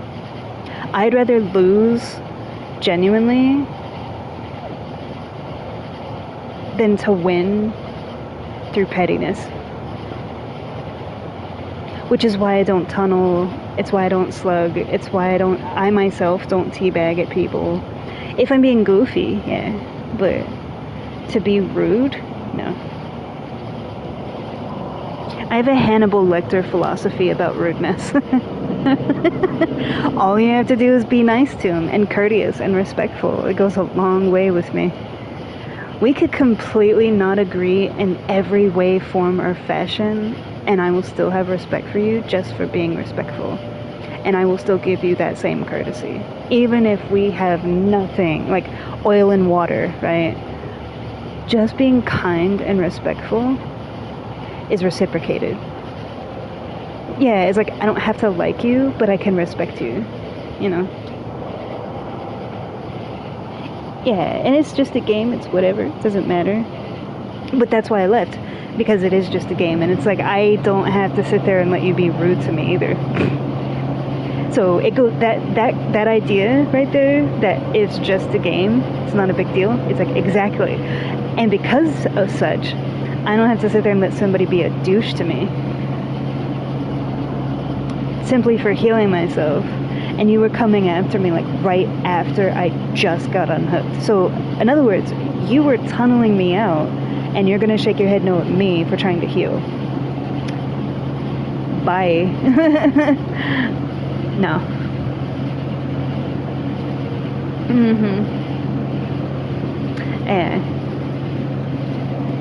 Nope. Nope. Nope.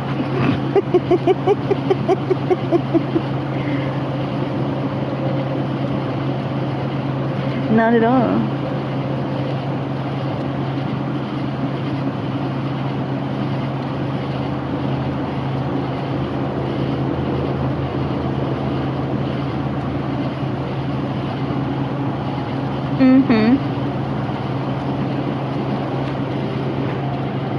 Yeah, and that's the whole thing. Like, I don't mind explaining. Like, in the moment, it's like, WTF. Yeah. There's moments that call for it, and there's moments that don't, you know? It's like, Yeah. Yeah.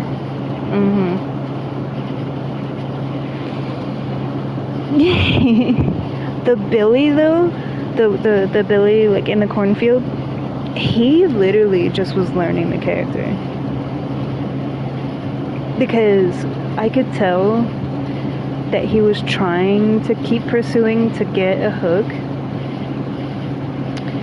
but he definitely was, like, learning the character. I could tell. The ghost phase, you could tell, has played them for a very long time. The Chucky was kind of just but it was like they cared more about the attitude and less about the gameplay. Like, you're gonna be a tunneling POS, but then you're gonna judge me for simply healing myself after just getting off hook, and here you are right in front of me again. Like, you're gonna cast a stone of judgment at me for simply healing myself, but you're the one tunneling me. The democracy of hypocrisy. But let that go. Let that float by. Yeah, essentially, it's like, how are you gonna pass judgment on me when you're the one being the piece of shit? Yeah. So, how a person is one thing is how they do everything. It's like, I just remove myself. So it's not a matter of, like, giving up. It's more of just, like, I don't tolerate certain behaviors, so I just remove myself from the situation. That's all it is. That's why I was like, with the ghost face, I was like, can I just leave, please? Can you just, you know, can you, like, can you, because Because at that point, it's like, I'd rather sit outside than to deal with that. Get your kill. It's good. Whatever. We still had 3 gens left, and somebody else was dead on hook too. Yeah. Yeah, the Ghostface wasn't... They weren't cheating. They weren't being mean. That was purely, like, luck of the draw that he happened to get that map where he could basically see everything. It's the way it is. And in the adverse, it's like sometimes you get lucky as a killer and you get that map and it's like, oh, this is gonna be easy. And then sometimes in the adverse as killer you get the saw map, and then it's like, have I got 4Ks on that map? Yes. Was it when I was really heavy into the game and I was on point and not so... Yeah.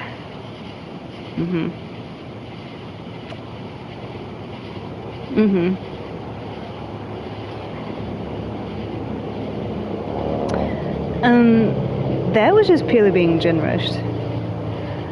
It was like, you're talking about the winter match, right? Yeah, that was purely just being gen rushed, and then they were hiding everywhere. So it's like they would do a gen and then hide, like crouch walk to the next one. So it's like you don't see anybody, you can't find anybody, but gens are going. And not only were gens going, but they were going like acceleratedly fast. So that was like partial cheating and partial just pure gen rushing. That was like standard. Nothing major. It's like, okay. Yeah. Yeah. Still, as bad as these matches were, I have watched streamers that are pro level players have it 10 times worse than I just had. Like, these are killer mains that have mained killers for 10 years and get nothing but 4Ks, no matter what. Doesn't matter what perks they bring, doesn't matter if they're all P100s, doesn't matter what map they get, 4K, 4K, 4K, 4K, 4K. They don't get a single kill, and everybody escapes. Match after match after match after match. So it's not just me. So as bad as it was, it's like I at least had a couple of matches where I escaped, and I at least had a match where I got a 4K, and I at least got a couple of kills. You know what I mean? Like, so I look at it like, The only thing that's discouraging, that's like frustrating, is like rude behavior and like the cheating. But there was only one match where they were cheating, and that was the winter map where they were yeah, the one on the winter map. That was the only match where people were cheating. Yeah, because the whole event is like with the food, you can be invisible and you can have like that burst of speed. So that has nothing to do with cheating. That just has to do with like they're holding the thing. But the cheating factor is not always just running really fast. It's when you're doing gens, the cheat is whatever action that you're doing, it does it faster. So it speeds up your actions. So it was an action-based cheat, not a speed boost cheat or something like that. Because I've seen hacks where like they fall through the ground repeatedly, or they're like sliding all over the map like super fast, and it looks funny. That was an action-based cheat that is activated by performing an action, and you can assign the action button to the cheat. So like if you're just running, nothing's happening, but the second that you hit R1 to do a gen, it activates it because it's tied to the action button of the action that you're doing. So like when you press the button to go from walking to running, that won't activate it. Or like you click R1 to like go into a locker, that won't activate it. But when you click the button to like do a gen, that will activate it. I have seen some things, man. It's crazy. It's crazy. I'm like, the effort it takes for all of that, you could just get good at the game, you know?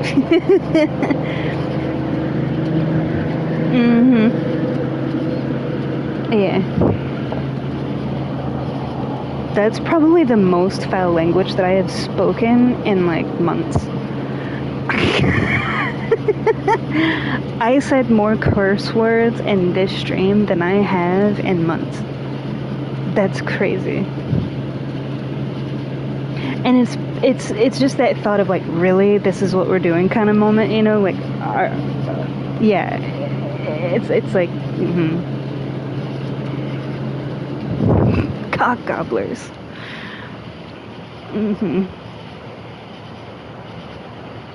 It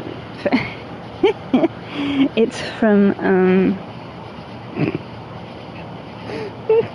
Office Space. After he fires like Michael Bolton, not the singer, which is ironically like a theme throughout the movie because he's named Michael Bolton, and they're like, oh, like this singer, you know. But after they fire him and he's sitting at the bar, that's what he says. And ever since I've seen that, like,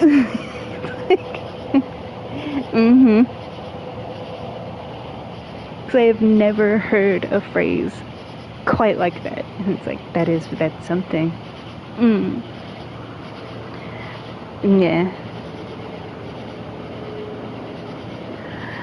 Yeah.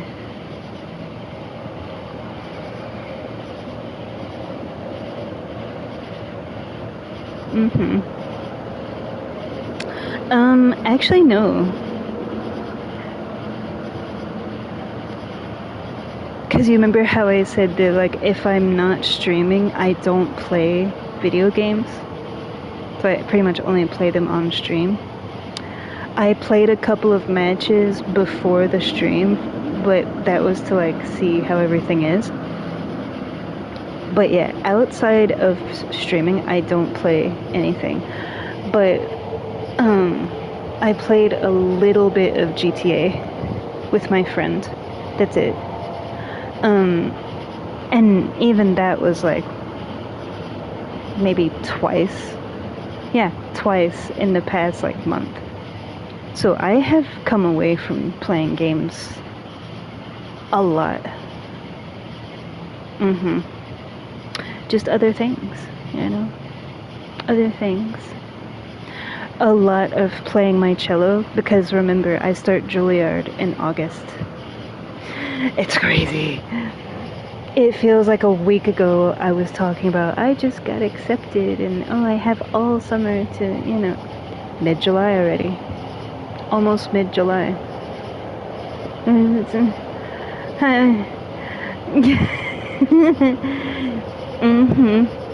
And also just like enjoying the summer. I know that I came away from playing and streaming and stuff, but I'm enjoying the summer. I'm working and dancing and going to the beach, going to the park, and like doing different things and just enjoying the summer. Because like I had told you before, for the past like few years, every summer like something really big and major happens with my health, and then I'm like in the hospital like practically all summer. So this is like the first summer that I've had where I no longer have that. Not no longer, but because but the first summer that I've had where I'm not stressed out about college because I'm done with that degree. And because with Juilliard, it's like, to me, Juilliard is just like fun. I just see it as like, go do my best, learn what I can, and have fun with it, you know? Yeah, and like, it's not that I don't take it seriously, but I see it as like just something beautiful to do with other people that share the same passion of like, because it's the reason I've been focusing on the cello is because like with my dance is my dance, and I'm never out of flow with dance because I'm always dancing. So the only thing between the two that I really wanted to kind of like brush up on was the cello. Because when you're a ballet dancer, like as you know, like 1 week, if you go 1 week without dancing, you're out of shape. For some people, less than that. It's something you do every day. It's like when people work out and they go to the gym and they're like, oh, I haven't gone to the gym in like a couple of days or a week, and it's like, you're out of shape. So I'm always like, I keep my body tight and I keep my body like loose and limber and in shape and like, you know. Yeah. That's why it drives me nuts when I'm in the hospital, because I know. And that's why, like, if I'm in the hospital, I'm there for like a day or two and I do like the minimum required, like, and then I leave. As soon as I leave, I go home and I sleep. The next day, fresh out of the hospital, I'm back in the dance studio, because it's like, I refuse to let my body falter like that. Like, no. Mm-mm. Even if it's just doing like floor bar, I don't care. Slow movements, floor bar, you know, you just do anything. But it doesn't always have to be crazy, but that's my own personal choice. Like, no. I have 4 broken ribs that are still broken, because it takes like 6 to 8 weeks to heal. It's only been a couple of weeks. And a broken arm, like my wrist is broken in a cast. And I've done 2 ballet performances and multiple dance practices since then. And I have one this Friday and I have one next week. So like, you're not gonna keep me away from it.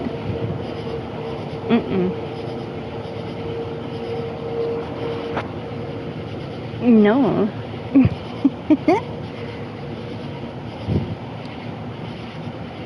So, yeah.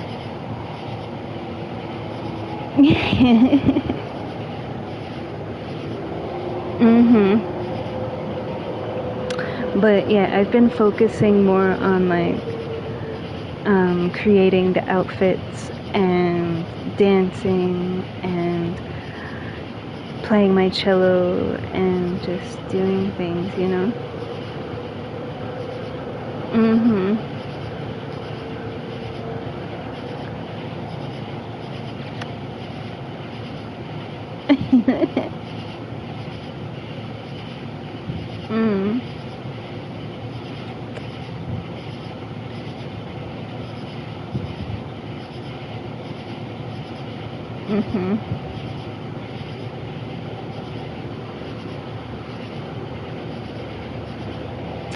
Probably, yeah. Not because it's bad, but because like there's other things that I want to do. And I think that was part of the frustration, was like I wanted to just have silly, fun games, and I kept getting like stuff. It's like when I was Killer, people were gen-rushing me and cheating and playing serious. And then when I'm Survivor, it's like the killers were being jerks or being rude or... so to me, it's like that just tells me like, no. I'm gonna go do something else.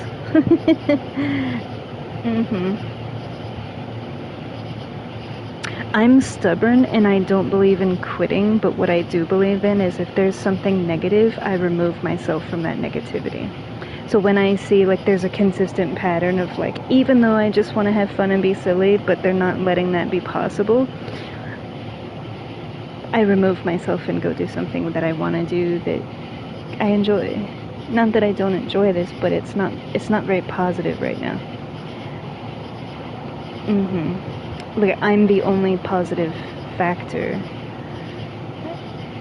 Yeah, so I'm just gonna listen to my music and do something I enjoy.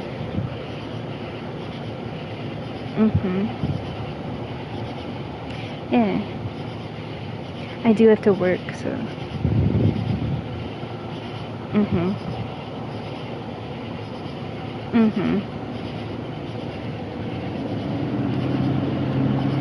Yeah.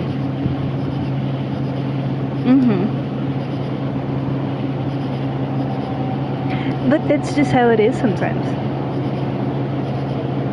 There's no rhyme or reason to it. I can't tell you how many streams I've done where like the matches were all terrible. And then some days they're fun and like the killers actually have a personality and the people that you play with actually have personality and it's fun and then, you know, like, yeah, there's no rhyme or reason to it.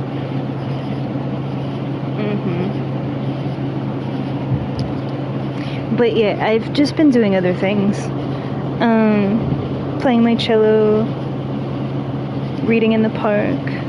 But I've also been posting less too, because I'm busy doing stuff. I don't know how else to explain it, but it's like I'm doing stuff, I'm not just posting about it. Because like before it's like, yes, I'm doing stuff, but I would post a lot more. And now it's like I'm basically like really delved into what I'm doing, not so much posting about what I'm doing. But that's why I've said so many times that like my Instagram is just like self-expression and my Threads is just like a diary, and sometimes I post certain things and sometimes I don't. So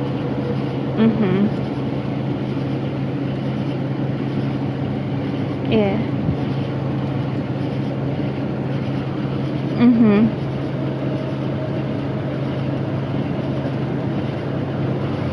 Not at all. If I'm being honest, yes. I do. Because he's very good at distracting me. Yeah. The main thing though is like, I don't get the notifications anymore when he posts stuff like I used to. I don't know. I used to get notifications on my phone like for Instagram and for Threads when he would post. Now it's like I only see it if I go out of my way to go on his page. Because he posts like multiple times a day. I don't get like the little Instagram icon on my phone anymore. And then the other thing is, even when I have my notification sound, like your text message or like notification sound, and I have it on, it's like sometimes the notification will pop up, but you don't hear it, even though I have the audio for it turned on. I don't know, it's just really, it's like hit and miss of like inconsistent with like notification.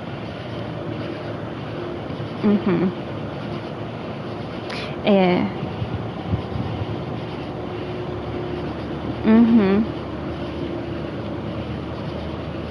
It always makes me smile.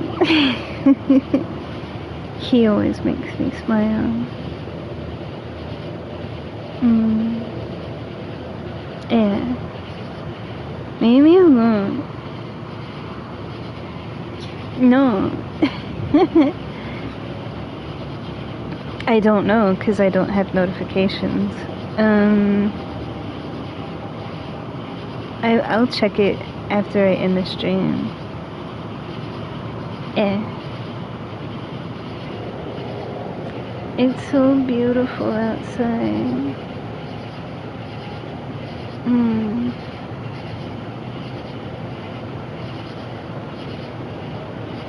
The sky is like deep indigo with like wispy, juddery clouds and a couple of little twinklies peeking through.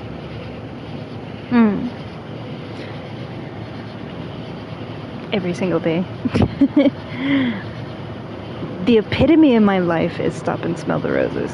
Because I'm looking at the crack in the floor, the hole in the sock, like the sky, the trees, the plants, the flowers, the dirt, it doesn't matter. Everything. I don't care.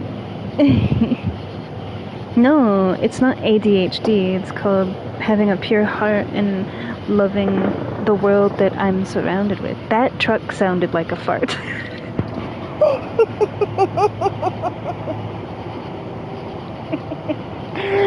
That was like what Koki calls a Taco Bell fart. where it sounds like you need to change your pants. That's what that truck sounded like. Hey buddy, I got a Taco Deluxe Supreme talking back at me. Fine, waiting a while so I can pass this beast in peace.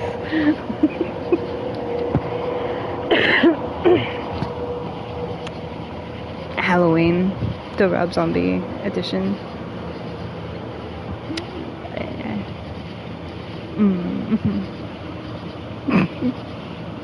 Leave me alone.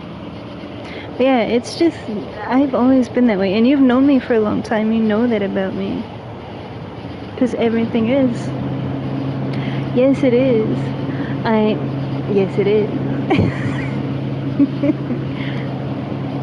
So, rust is beautiful. Yeah. It's a chemical reaction happening. Rust just shows us that through time and exposure, things can fall away and leave void for something else to take its place. That not everything that is of value is necessarily perfect. Rust.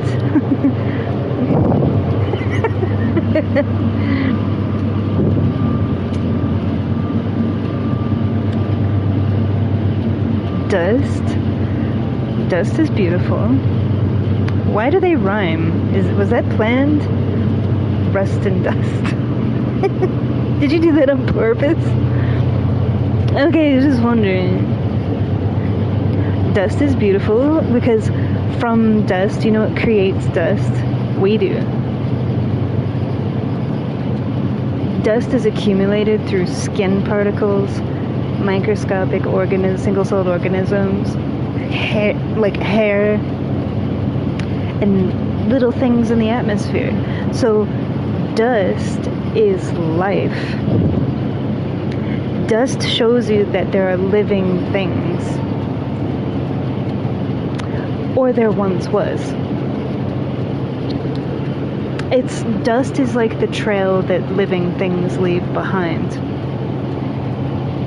So even if you have like a room that's like locked away and it still gathers dust, it means that time has passed and something that is now dead space used to be living space. Therefore, the dust accumulates. Because dust doesn't just come from nothing. There's like microscopic organisms that exist that it's like their carcasses, their things that they shed. So when you think about it, dust is basically proof of life. It's life itself. Because all living things like shed their hair, they shed their scales, they shed their skin, they shed, dust to dust. Nah. Dirt? From soil comes life. Yeah. Dirt is nothing but potential. Dirt is the embodiment of everything that could possibly be.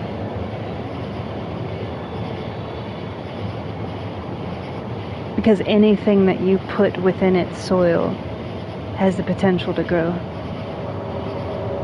No matter what kind of dirt it might be.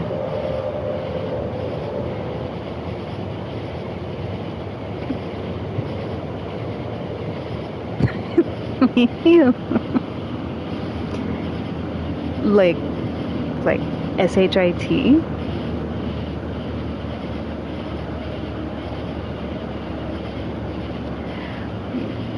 Yeah, that's beautiful too, because whatever you put in your body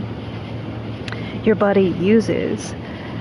And so what comes out is the waste and the deterioration of what was used. So it's getting rid of what you do not need.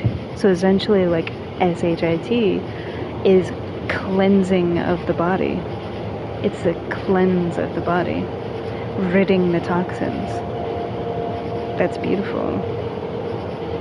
because it's a representation of our bodies doing what they do, of like absorbing the nutrients, using the nutrients, and this is the remainder.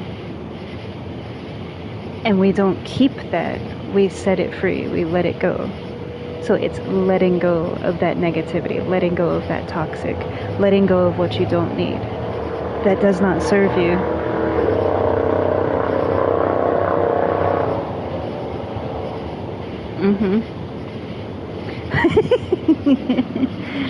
That I could find purpose punch.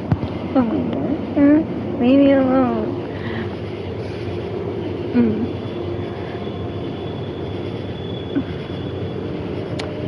Disease? You're gonna keep doing this, aren't you? Disease is beautiful too. Yes. It shows us our own mortality. Our own mortality.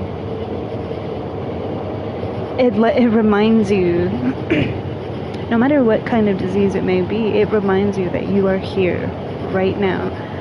Even if there's something eating you away at the inside. But that eating away at the inside of you reminds you what it is taking from you, is showing you what life there is still yet remaining. So through the subtraction, you appreciate the beauty of what is left.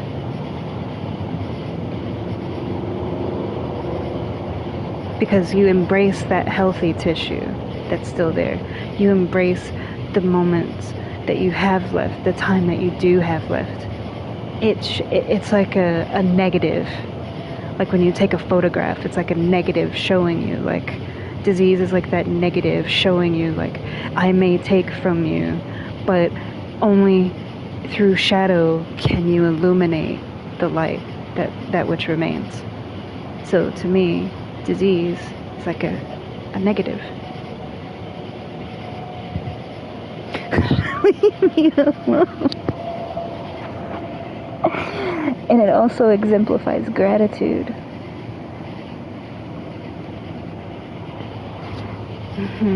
It makes you appreciate what you do have. You don't realize what you truly have until it is taken from you. Disease. You don't realize what you truly have, how precious it truly is, and how much everything else doesn't matter until it is taken from you. That's the epitome of disease. It takes. Gratitude. Leave me alone. I'm going in my hole.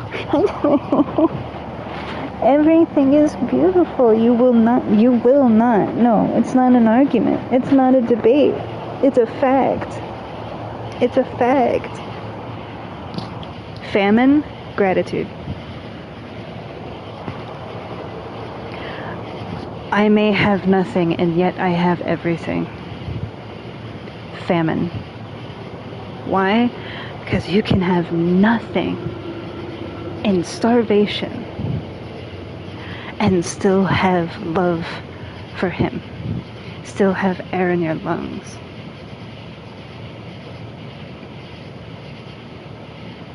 I starve myself all the time. Not to that extreme of like, I mean, I've gone there weeks, but there again, that which you have not shows you that which you do have. So that gratitude, that theme is going to repeat itself. So you can keep throwing these at me, but because when you do have a morsel, a handful of water, that is everything when you're starving. So, Job. Read the book of Job. Depravity. Depriving. Taking. The absence of. Mickey said it best, You keep losing and losing and losing, and what the hell am I waiting around here? I have no reason to go on. But with him, you have a reason to go on, because through him is all you need. He will always see you through.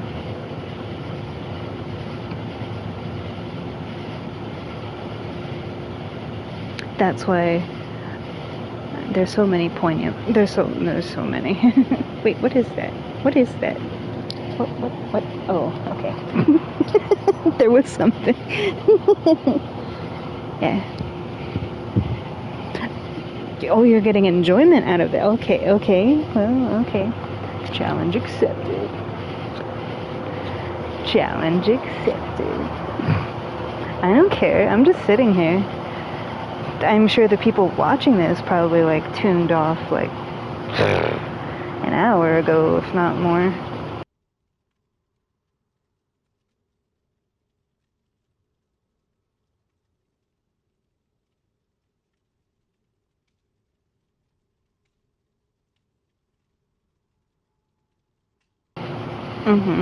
I said that, but then I hit the mute button and didn't realize that I hit the mute button because I was moving my controller. I'm like, wait, I was saying something and you didn't hear me. You can go all day with that. My mind? What do you mean, how my mind works? Half the time it's like, not.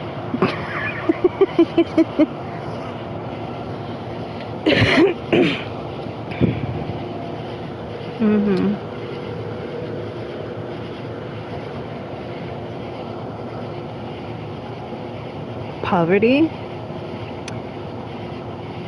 gratitude.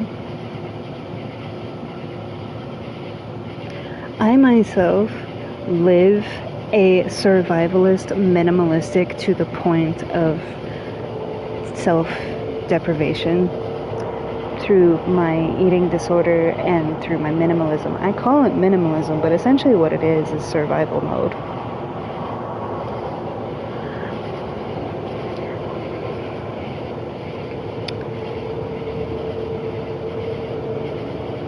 I would say to you, do not look at what you don't have and look at what you do.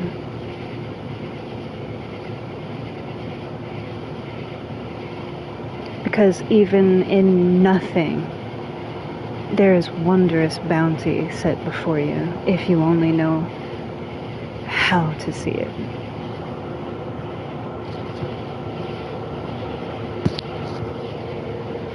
Doesn't mean it doesn't suck. Let's be real. All the things that you mentioned, it sucks. Like, it's not, like, you can't, glamorize these things. These are not light things that we're discussing. Like, the dirt and the dust and everything. But when you talk about poverty, I know what that means to be in such. I was homeless. I grew up in poverty. Yeah, like my friends would complain because they didn't get the new Jordans. That was it. They didn't get what they wanted for Christmas. They had the Walmart version or the Dollar Tree version of something and they were mad. They had last year's phone. I didn't have anything. Like, you're complaining that you don't have your own tablet. Yeah, and that's why there's no comparing and contrasting, because what's hell for one person is heaven for another, and vice versa. But living and growing up the way that I did taught me not only to survive on nothing but faith and the most bare minimum of things, but also that something discarded, something tattered and old at the bottom of the, it's like when you go to the grocery store, like the dent. To this day, I still do it. There's certain habits that I have from how I grew up that it's like The tattered shirt that's in the free bin because they can't sell it. The dented can at the grocery store. The box that's kind of chewed up or whatever. You know, like, I, to this day, most people move that aside and reach in the back. I'm the one that goes for the one that's dented. Because just because the external is damaged, or just because it's been through something or mishandled, doesn't mean it lacks substance. Doesn't mean that it can't nourish you, you know. And it's like people can be damaged. People can be, you know, run through the mill, basically, of like all the bad things that you could possibly conceive that they've been through, and they are still capable of love, of passion and compassion and empathy and the biggest heart, you know. So don't discard that which you don't understand. I don't believe in casting it aside. I take it and I make it, you know, so it's like I take that dented can and I make a beautiful meal with it. I take that shirt that's stained and torn and ripped and 3 sizes too big, and I make a whole outfit out of that. That's my own custom personal design. So the basis of a lot of what I do is take something that's this and turn and make it beautiful. Take something that's this and make it into this. So it's like, if I had a home with a family and our home was a shack that was like 2x4s, I would make that home the most beautiful shack in the world. Because I love nourishing and cultivating and making things grow and watching the process of growth, watching the process of love, the process, like the chrysalis process from this to that. To me, that's, I've been asked that. Yeah. And it's like, that's what I like, taking something that people discard as ugly or discarded as damaged goods or damaged this, or you're beyond repair, you're beyond this, you're that, or whatever. No, gimme. And I've done that so many times with so many things that I love. I have taken garbage, and you've seen me do it. Not above dumpster diving. Done it quite a few times.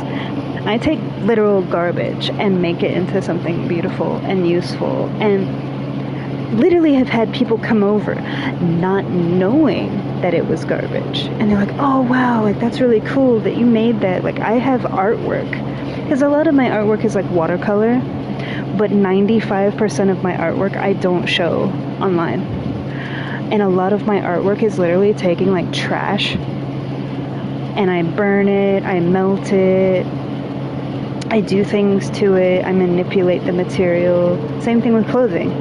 You manipulate that material, and now you have something beautiful. You have a work of art from literal trash that was discarded.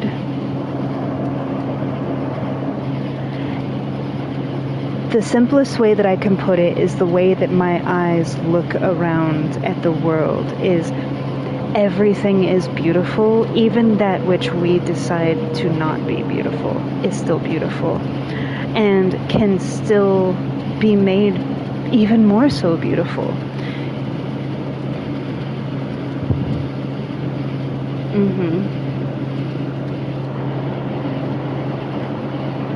Because they say that beauty fades. No, it doesn't. Like external, like skin deep beauty, they're like, oh, well, skin deep beauty over time fades. No, it doesn't. Cultivate it. Nourish it. Lines and wrinkles and baldness and weight gain and all the things that we associate, you know, you get hunched over, you know, you're walking funny. We associate that as a negative. To me, that's wisdom, that's experience. Yeah, like, Same thing. Yeah, like when you were talking about, because you were talking about how you gained weight and then you started to lose it or whatever, and you had stretch marks, like tiger stripes. Oh, rah! Like, those are tiger stripes. Those aren't stretch marks. Same thing with scars. Scars, I struggle because I have scars of my own, and I remember vividly where each and every single one of them came from. But I look at scars as not a reminder of what happened, but a reminder of the fact that I'm still here despite what caused that.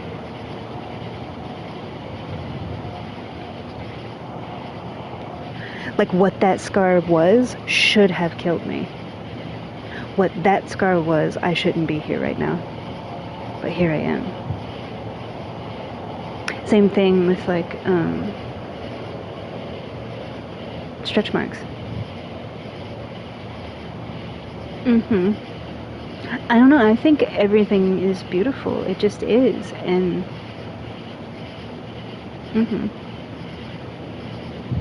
it's like the picture that I have on my Instagram. Like, it's literally oil from, it's like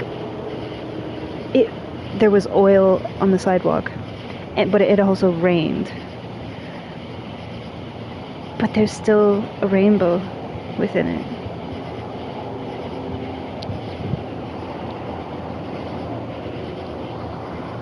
There's always something beautiful to be seen.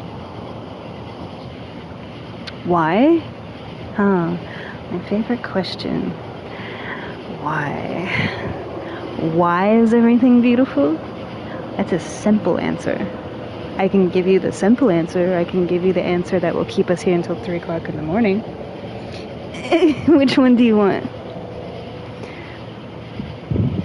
Because he created everything. He created everything, and everything that we create has come from this creation. Like fossil fuels, oil, plastic, things that we make. That, even like the stuff that they toil away in the factories and they make and they produce, all of that stuff still came from an elemental baseline that was here already. Skyscrapers and cities and slums and all the trash that's piled up and all that stuff, all of that trash, when you go to like a landfill and you see, like, as far as I can see, these big huge mountains of like waste, I look at that and it's like you could just take an armful and lay it out, and when you look at each thing and think about what each thing is, how was it made? Well, this is some old clothes. How are the old clothes made? Well, they're not all cotton, and cotton's the only natural thing. But okay, this is rayon, this is that. That all still has an elemental baseline attached to it. It's still something of substance that came from the elements. What came from the elements? Everything that is within the earth that we have made and cultivated to create material. Even if the material is something that's like plastic, glass, rayon, spandex, all those fake quote-unquote materials, it still takes elements that were created on our planet that we manipulated to create that substance. It still came, when you break it down, it's still made from elements and things that were from here, from the earth. Who created the earth and everything in it? Boom. So even the filthiest, most disgusting trash that you will ever see in your life is still beautiful. Why? Because it's all a part of everything that he created.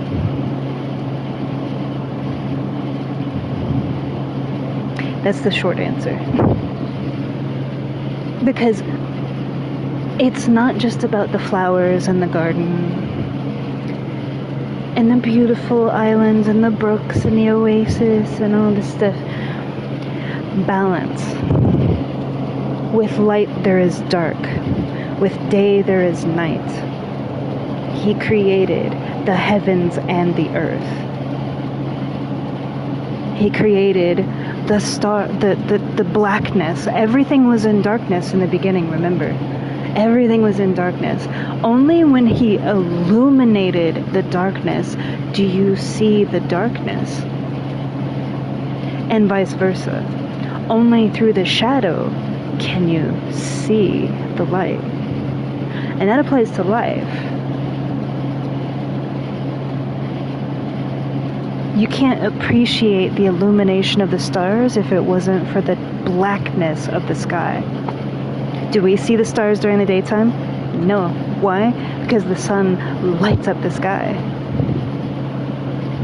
But what do we see when the sky is lit up? Shadows. Nah. With one comes the other. With glamour and beauty comes garbage and desolate, wastelands and all of that. So it's all a part of the balance. Everything in life has balance. It was created in perfect balance and harmony. So the reason why I think everything is beautiful is because it might not be over here being beautiful and perfect to the naked eye as we know it to be, but it's beautiful because it's all a part of that balance. And it's all a part of his creation. So that's the short answer. Nah. But also, just for me personally, I genuinely think everything is beautiful. What people consider like pleasing to the eye, like aesthetically pleasing, to be considered beautiful. Like you could line up a whole bunch of stuff as like, oh, that one's the one that's beautiful. I think that all of them are equally beautiful for different reasons. So just the way that I look at stuff is different.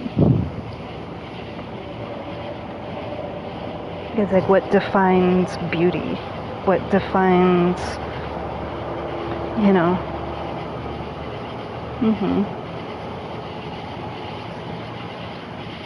Yeah.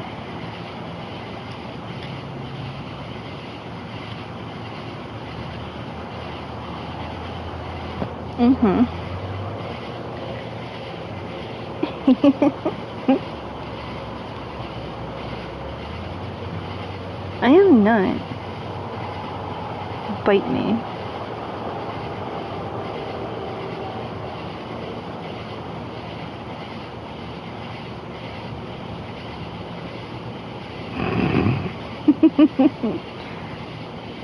Because it's true.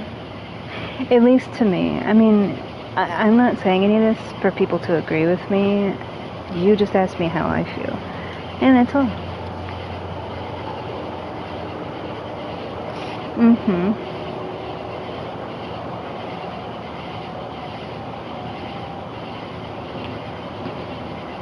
That's something that is a waste of your effort. I'm just telling you. That's a waste. You're wasting your time.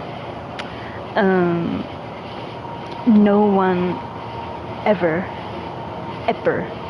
will ever convince me otherwise. Even Satan himself has beauty. Why? Because he himself is a fallen angel. He's fallen. He's lost. His ego got the better of him.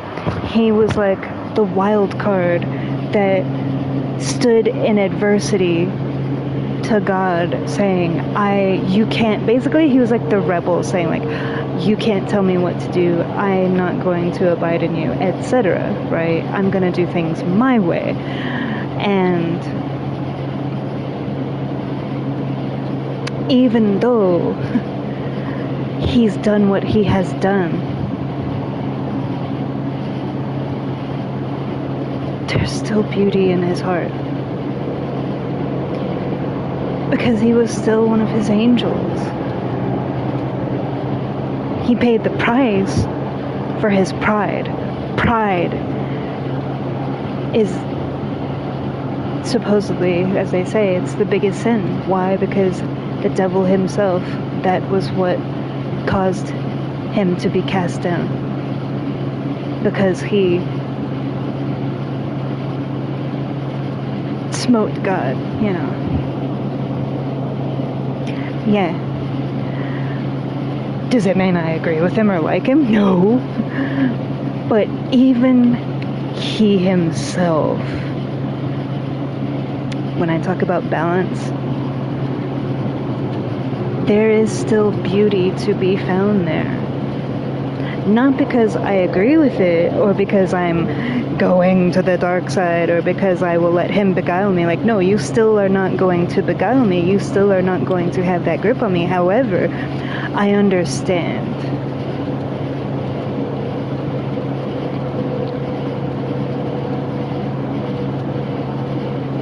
Yes, it's like I don't have to agree with you and follow you and let you take hold of me to have empathy for you. Think about people. The most like ruthless, cold-hearted killers and like the most heinous, the most evil, heinous things that you could ever think of. They're still a person with a heart. They're lost. They're like the lost boys in Peter Pan. They're lost. That's why Peter Pan matters.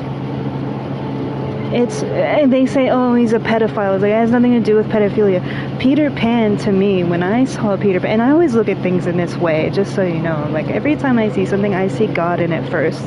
So it's like when I listen to song lyrics, it's like, that song's about something different. Like, that song might have these lyrics, but to me, like, this is what it's saying, you know. But Peter Pan is like Christ. And these children are lost. And he says, come with me.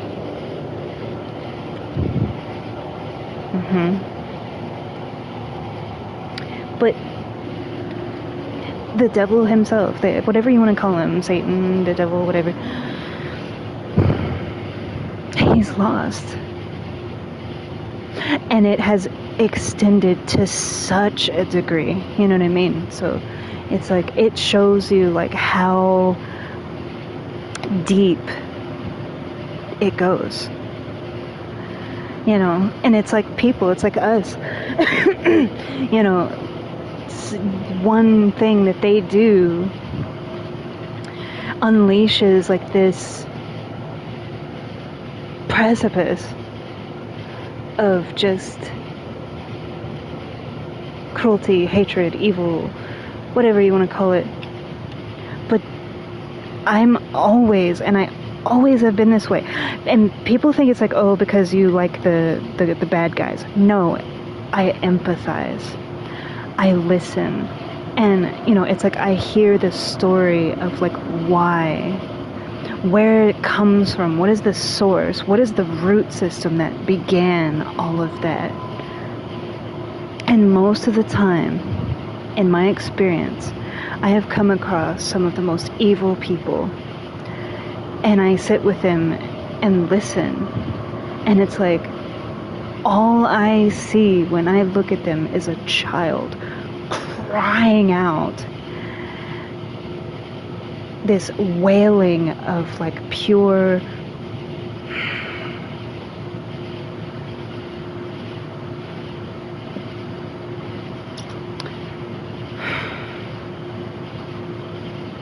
despair.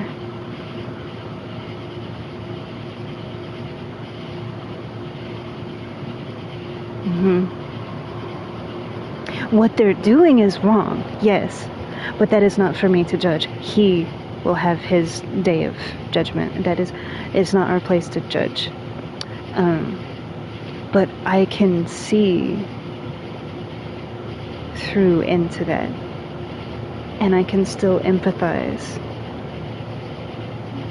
What you have done is wrong, yes, but I can still see the living heart behind it. that's just lost. That's all it is. But they're lost for different reasons depending on the person, right? Some people go down this path and they spiral, and then like they get really deep in that, and and then this person get really deep in this over here, and everybody has like their stuff, Some people are treading the surface, and some people are way down in there, because it's been going on for so long that now it's like that's just the way they live. That's all they know their life to be, and they've accepted it. But when you shed this and you deep dive into someone, and I have had people tell me it's not that they don't like me, it's that I pull things out of them that they have spent a lifetime trying to hide and cover up, and they're like, you basically just like reach down and pull like the root up, like you're pulling the roots of a tree up out of the soil. And so it's not that they don't like me, it's that it's like an open wound being splayed out that they have spent a lifetime either avoiding or covering or masking or whatever. But that's the beauty of it. And it's like, but once you just keep pulling and you just keep diving deeper, that's what I love to do. And you finally rip it out, and it's like, okay, there's this big hole there, right? And some holes are much deeper, as some roots go deep and some roots are really thick, and some of them are splayed throughout, like it's a virus, But each person, it's like, once you do that, you have this big gaping open wound of like, what did you just do to me? And I say this because this is what I've been told, primarily Koki and like quite a few other people in different ways. But when somebody does that to you, it's not that you don't like them, it's that it's like, holy, and then they're left with that. But you can't heal that until you get rid of this.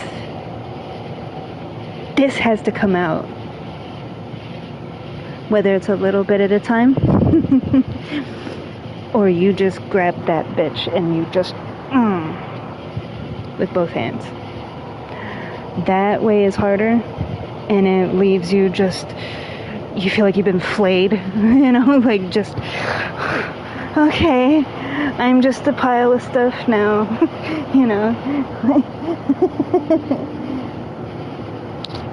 Yeah, it's like you're just a pile of stuff, there's just, but along with what I was saying earlier, I love seeing into people like that and empathizing. Like it's just something that I naturally have always done. It's a part of who I am, and it's like I see things differently. There's no way to explain that. It's not just the beauty in everything around me, and like the good and the bad and the ugly and the beautiful and all that stuff, and the balance of life, but it's also like, I don't look at a person and see their external. I see straight through into that right there. That's what I see. And it's like this thing like kind of pulsing in them. Not their heart, but it's like I see something a little bit different. And I'm like, And sometimes, because it's for him to, with all of that, but sometimes he puts it in our hands, in our place. He puts people in our path, in front of us. And it is for me to do through him with that. And it's something I've done since I was little. And yeah, and the funny thing is, at first, just like with anything else, it's like they feel like you're judging them. They feel like you're calling them out, like you're exposing them of like, how you gonna call me out like that? You know, and they get very defensive. It's not about being defensive. It's about, you matter, and this is killing you.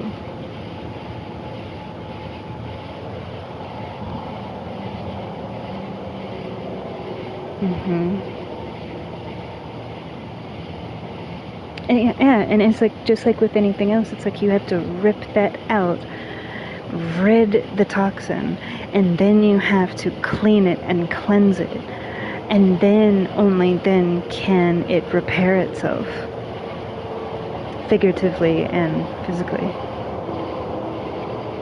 The same, so that is the process, like when I talk about before, like recognizing it, admitting it, doing it, speaking out on it, and the actions that follow through, all of that stuff.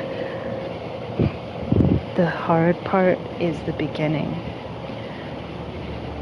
because you can recognize it and know it and accept it, but when you're in that, yes, when you're in that kind of depravity and derision to that level, most of them have just, that's the only life that they know. That's all they know. They have accepted it a long time ago. Like, this is just what I am, you know, kind of mentality. So it's not that they don't know. It's not that they don't recognize. It's not that they don't acknowledge. It's not that they don't accept. They've done that.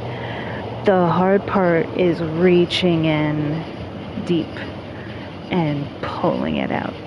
Because without that, all of which they've known themselves to ever be, that's their crutch. That's what they define themselves as. Like, I'm just a player. I'm just this. I'm just that. That's who I am. That's me. I'm damaged. I'm destroyed. I'm this. I'm that. When somebody like me comes along and is like, I see you, and I see it, and you just reach in and you keep pulling, and they feel that resistance tugging and pulling, and they're like, stop, and refusing to stop. It's coming out whether you want it to or not, and it just keeps pulling. And then after it comes out, it's like, I'm nothing without that, because so codependent on that sickness, on that depravity. Because without that, I'm alone. Without that, I have nothing. That's how deep it has twisted you. Because when you think of a virus, when it enters your system, you get sick right away, right? But over time, that sickness, it becomes like immunity. You become immune to it. And then over time, it becomes a part of you. You're like a host that it's feeding off of. So it has interwoven itself into your very being. So it's like, without me, you're nothing. Who do you think that is talking? That's how deep of a hold he has on them. To sit there and think that without lust, without this, without that, I can just sit there and be alone, or, you know, without killing people, without, what would I be without this? I would just be sitting there bored and alone and, you know, lonely and sad, and they have been twisted so much to an extreme that they have been convinced, without me, you are nothing.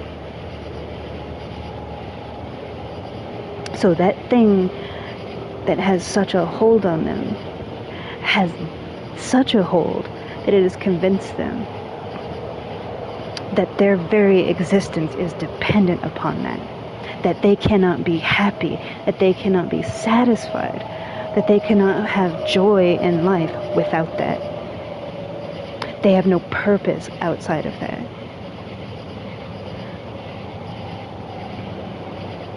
But once you reach in, no matter how much they fight and yell and cuss at you, all the things, telling you to stop, and you keep pulling. They can writhe and wail all they want, but it's going to come out. That's part of the process. Scream, cry, fight, tooth and nail, dig, scratch, claw. I don't care. It's still going to come out. And then there's that void. And depending on how deeply rooted it is, determines that void. It's a process. So for some people, it might be like with Koki. He had quite a few. He had lust. He had drug addiction. He had alcohol. All the things, right? One by one, I would not let him go. You will not get rid of me. Because wherever you go, I am right there. You cannot escape, because that's the basis of it. Those are all escapes from reality. It's an escape. You're running. How fucking long are you going to keep running? Aren't you tired?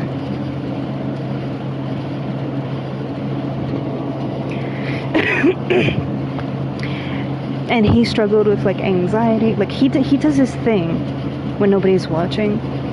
He still does it to this day, where he kind of like rocks back and forth. And he has like all this excess energy, and it's like this restlessness. And I was like, do you know what that is? Tell me you know what that is. I know you know what that is. You know. And so from the time he was a little kid, it started in like his home life and stuff, but essentially it just developed into like, this is how I am, like putting on the front of being like a player, being a thug, being a womanizer, like all the girls, all the drugs, all the liquor, masking, covering, burying the truth every single time, running. Do you know what I saw? And he gave me like full, like as I've told you before, like he will tell you the same exact stuff, because I've talked about Koki to an extent, and I've told him that I talk about him. He's like, no, because I'm the one that was there when his family gave up on him, when his friends turned their back on him, when he renounced his own faith and turned away from his own faith. Like I was the only one that would not leave. I don't give up on people. And I told him, I was like, when I look at people and I see, what I see in you is a child, his child, that has done nothing but run since you were a child. Why do you run? Because when you were a child, that home was not a home. So you couldn't physically escape. You found other ways to escape. You couldn't get up and run from it. So you picked up this to run from it in here. You picked up that to run from it in here. So even though you're here, you're not here. And he was like, fuck, you know, like, why you gotta do this to me? Like, why you gotta say, like, stop? Like, he's very, like, he's goofy and he's silly, but he understands. And he was just like, why are you doing this? You know, but the thing is, it kept coming, it kept pouring out, and every single day, like, he was like throwing things at, because it was a process. First it was the drugs, then it was the alcohol, and then the lust and all of that.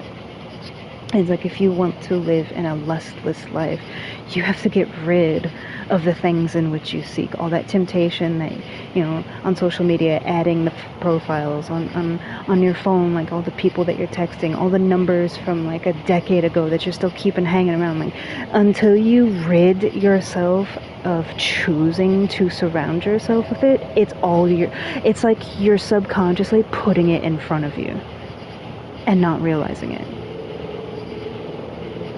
And then from there, it's like, that's why that's all you see. So it's like, oh, I'm always being tempted. You're always being tempted because you seek out those places. You seek out those people. You add those people. You're basically creating your own hell because you refuse to let it go. Let it go. Delete, delete, delete. Block, block, block.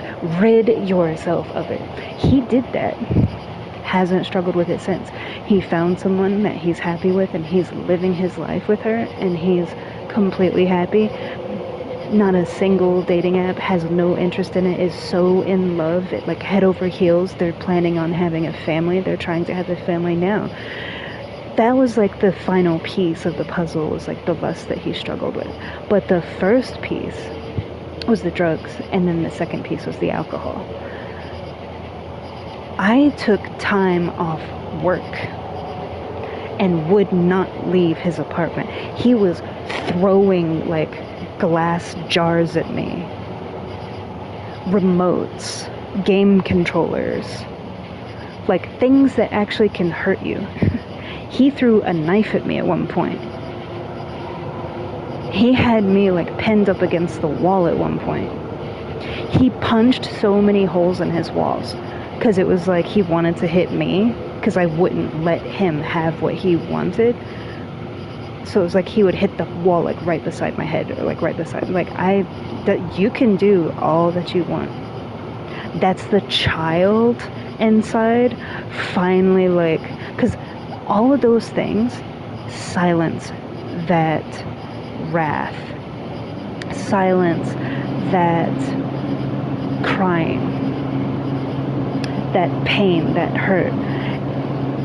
It silences it, but it doesn't fix it. And when you start reaching in and pulling that out, what do you get?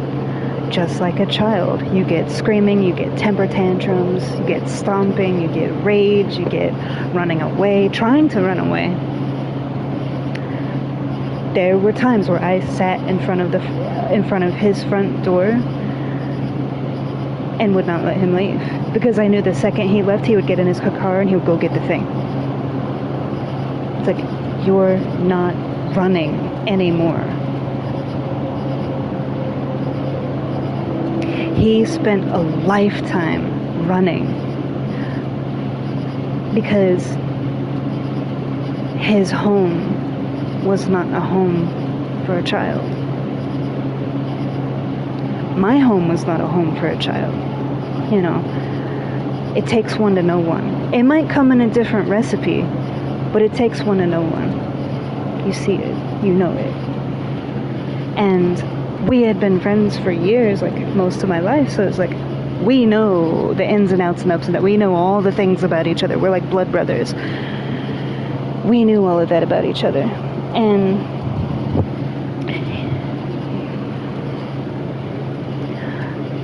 just like how you've told me that I've saved your life like 14 times, I have saved his life multiple times. I have saved Toto's life. Not because, oh, I'm like God or whatever. No, because he put that for me to carry. I didn't go to them for ego. I went to them because that's where he led me to go. This is put before you. I charge you with this. He charged me with that to do, and I did as he commanded me, as I've always done. And the majority of what he commands in me, that he holds in my charge, is helping people.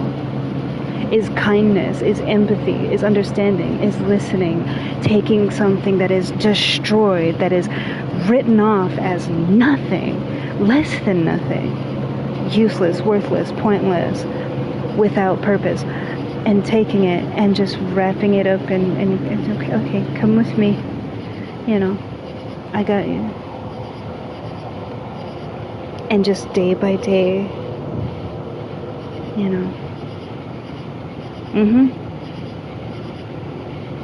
yeah, because I've talked about Cookie before. Sorry, I thought there was something. There was like a shadow, a man with no face. Yeah. Have you seen Dick Tracy? Gotta love it. Sorry, my brain just has nothing to do with what I was talking about. Yeah. I always have to reel myself back in because my brain goes and then and so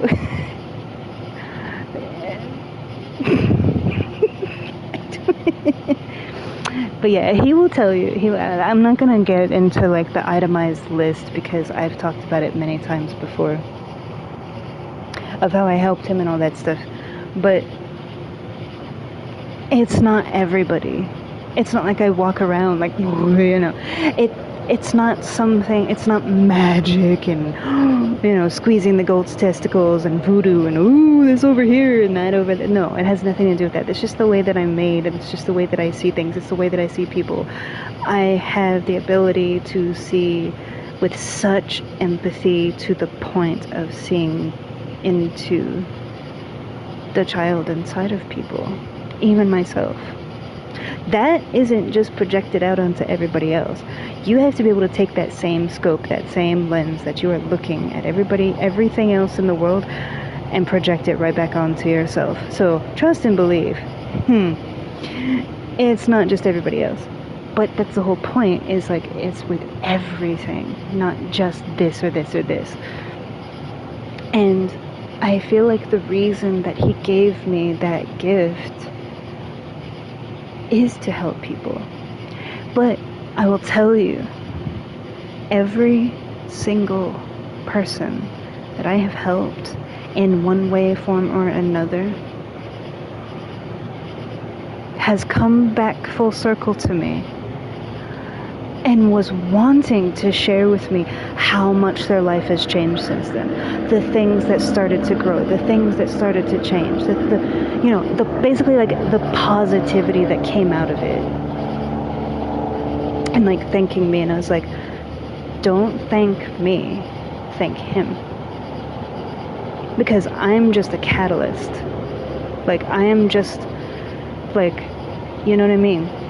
I'm doing something with my arm. You can't see it, but with the, and he is through me, and I am just merely his child. But he works in such ways through us, with us, for each other, in unity, with each other, love one another, understand one another, listen, all the things. Why do you think that is? It's not just so we can sit here and be like, yep,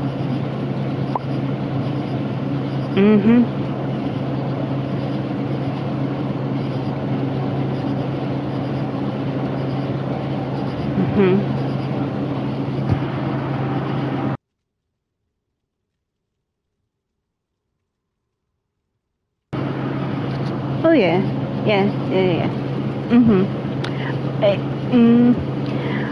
That never stops. If I'm being honest, the best way I could put it is I am always watering my sprout. So even though I may put it that way when it comes to other people, trust and believe, I am watering my own sprout and trimming, little late to be trimming the verge, don't you think? Yeah. Nothing important. There's something about a Dark Lord in the end of the world. Please don't turn me into anything unnatural.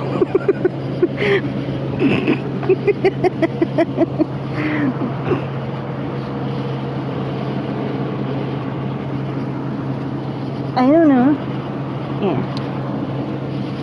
But yeah, I'm always watering my sprout.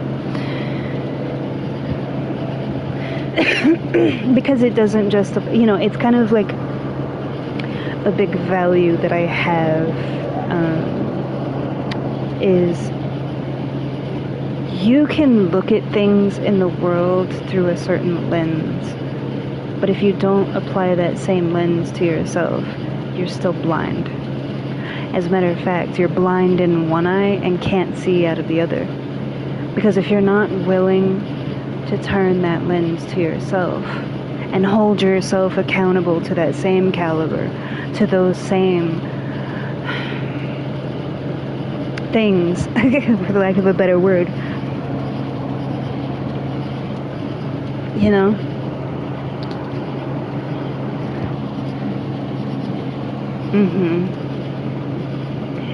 Yeah, and it's like I tell people at work, because, like when you're at work and then it's like, I'm the first person to be like, it was me.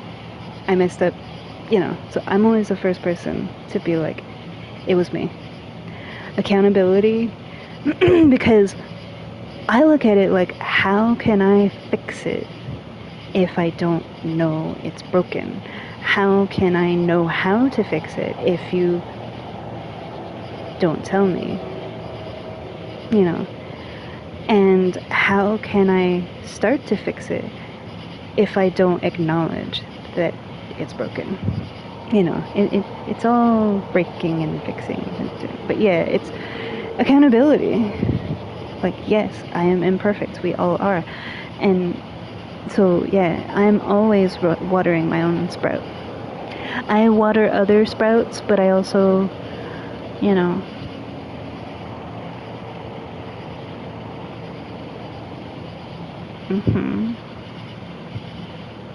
Oh, yeah. And you're not the first person to tell me that either. I'm aware of that. I know that I do that. Like, I will have no food practically in the house, but I will give it to my roommate. I will cook multiple course meals and bring it to you guys when I myself am eating just a cucumber. I know that.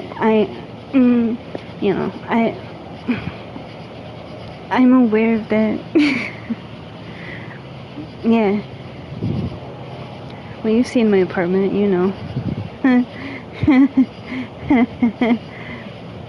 But if you wanted that only piece of furniture that I have and you needed it, I would give it to you.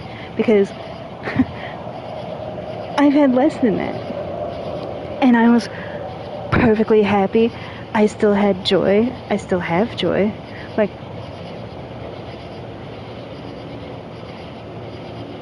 I just had like a whole flat moment there where I just kind of spaced out for a second. It was like, but it's kind of back to what I was saying earlier. Something from nothing. I have had nothing and still had everything I needed. You don't need anything.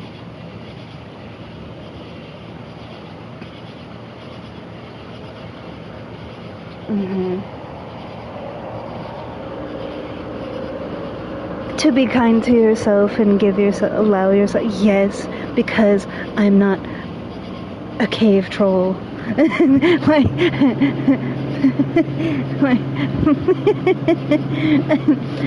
the worm from Labyrinth,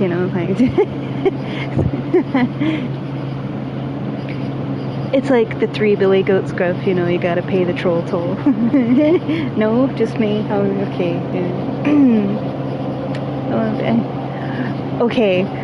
Okay, but Stinky Cheese Man. No?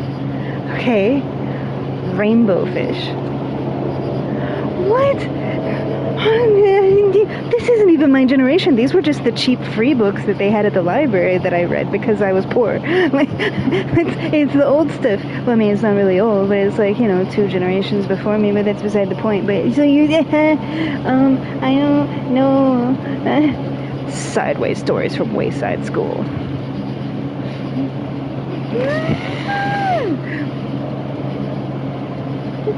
How can you the Stinky Cheese Man. It's a book. The sky is falling. The sky is falling. But okay, Animorphs. Goosebumps.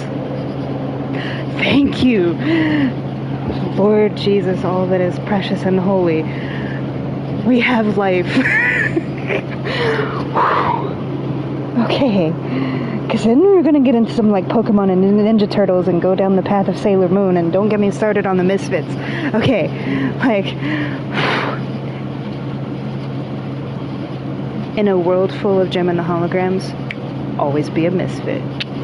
But you just, okay, that went way, because that technically is like 80s, so that's even before your, okay, fair enough. I'm an old soul. I know all the old stuff. That's not even old. 80s was what, like 40 years ago? I like stuff from like, so, that's a sentence. Leave my thesaurus alone. My isms. You're all up in my isms. Sound effects can be full sentences. I have had entire conversations with my mom just making like noises and vowel sounds, like hey. Wait, the poodles already. Like see, you gotta be like this. If you're not like this, then you're not really like that.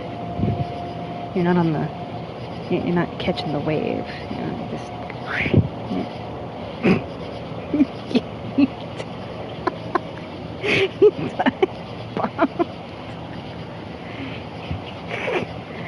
Wipe out. It, because the wave with the surfing and the. I'm just gonna. Okay. It's a beautiful sky. It's really beautiful, and like, because I talked about that, right? Like, because of the colors and there's clouds and atmosphere.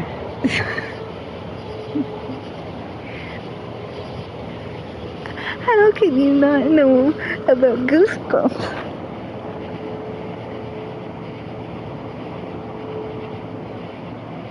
Oh, it was the Goosebumps that you knew. Okay.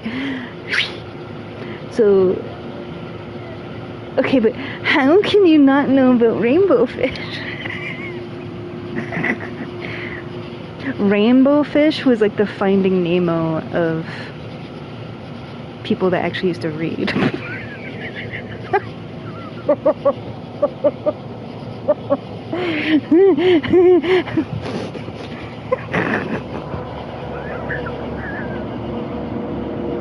I'm not sorry. Facts.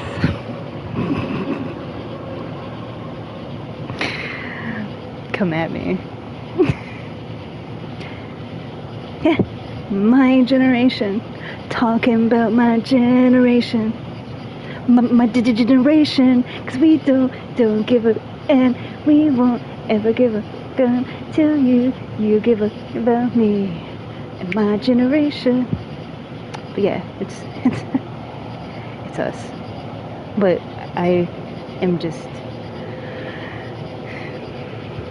exactly.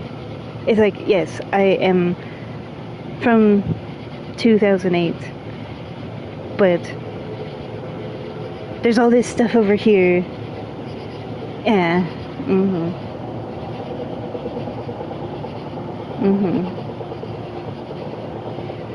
I will tell you, when I was in class and stuff, when I would go to class, for as long as I can remember,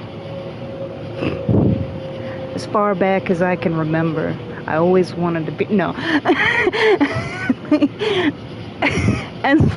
as far back as I can remember, I was like the only kid that didn't bring a tablet to school. Or like a laptop or a MacBook or something. I still had my pencils and my paper. Got my papyrus. Yeah, I like to physically write. It's not that I'm adverse to technology, because I'm not.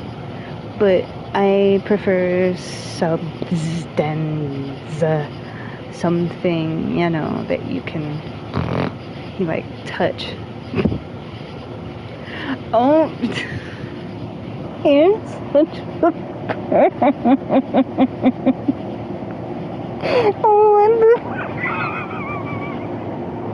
How do you make that dirty? How? How does your brain go there? What trip did you take? Like, what exits were you getting off on? Don't answer that. Oh my god, I'm walking right. I walked. No, stop it.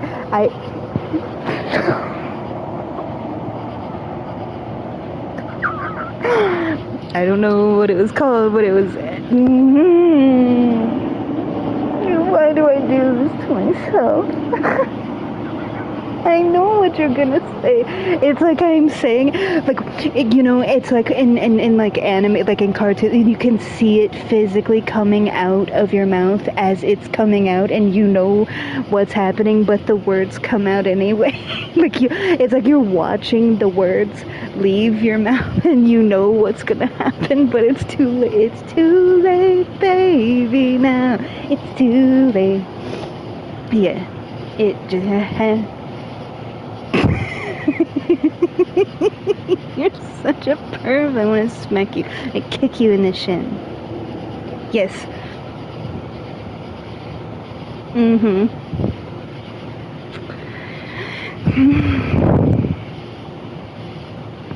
Yeah.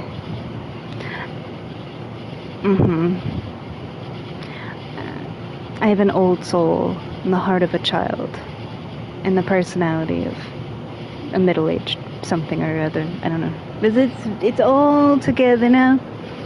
All together now. It's the big pot of gumbo with all the flavors.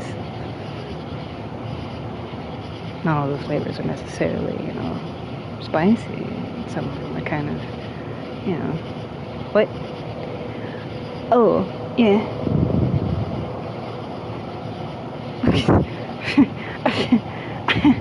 Who wants, like, gumbo that's like broth? Like, the whole point of gumbo, you put some of that in there. Get some of this over there. Yeah.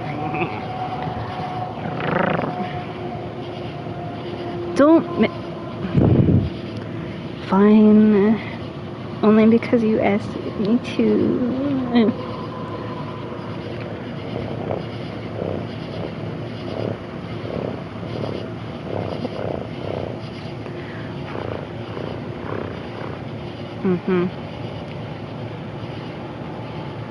Happy? Okay. You make me so very happy. I'm so glad you came into my life.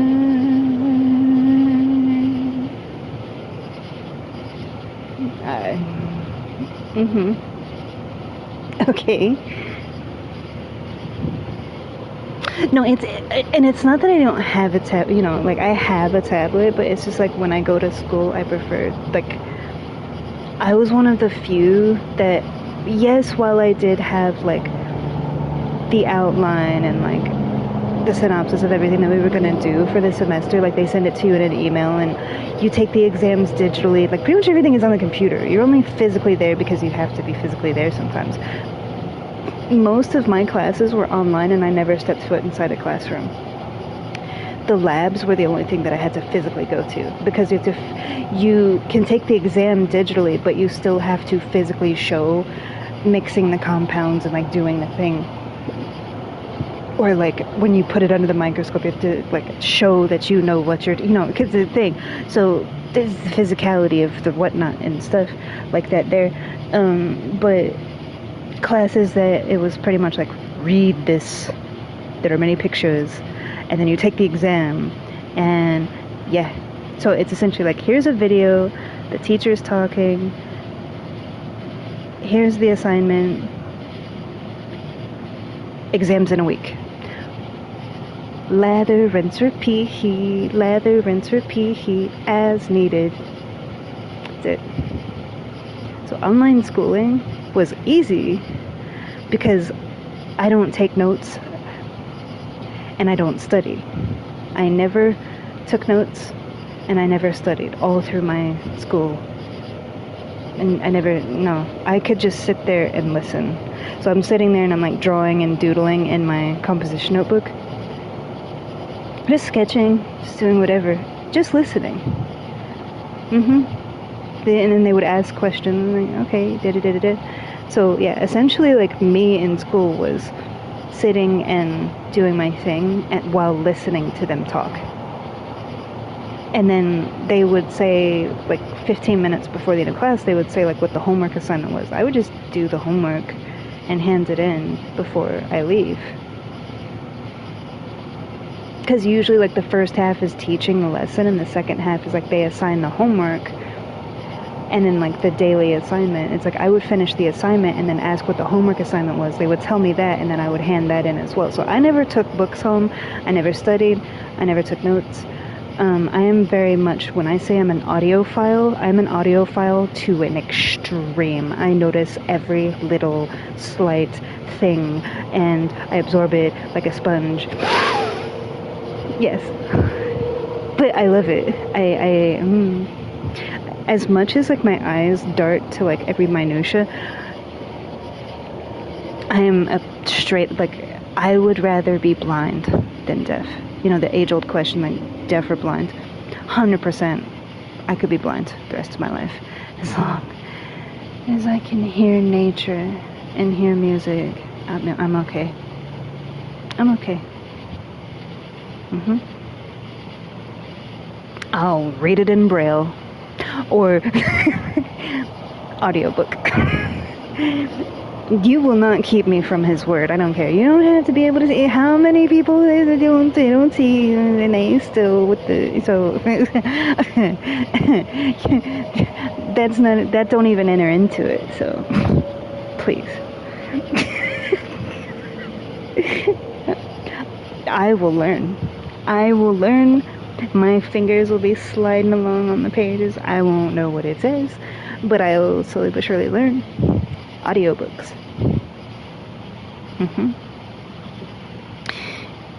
Yeah.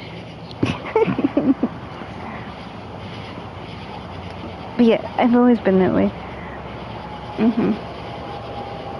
I learn really fast, and I learn best by listening and doing. Like, that's why acts of servitude, like acts of kindness, it's like my love language, like music, dance, music, doing things for people, because I'm always thinking of someone, so it's like just doing the little things, like, all the little things that, like they could have said something like 5 years ago, offhand, off cuff, and it's like, here you go, and you're like, wow, I talked about that like 5 years ago, randomly in a conversation, like, okay, well, there's this thing. I've done that. My friend Sadie. Well, that's when it presented itself. Yeah.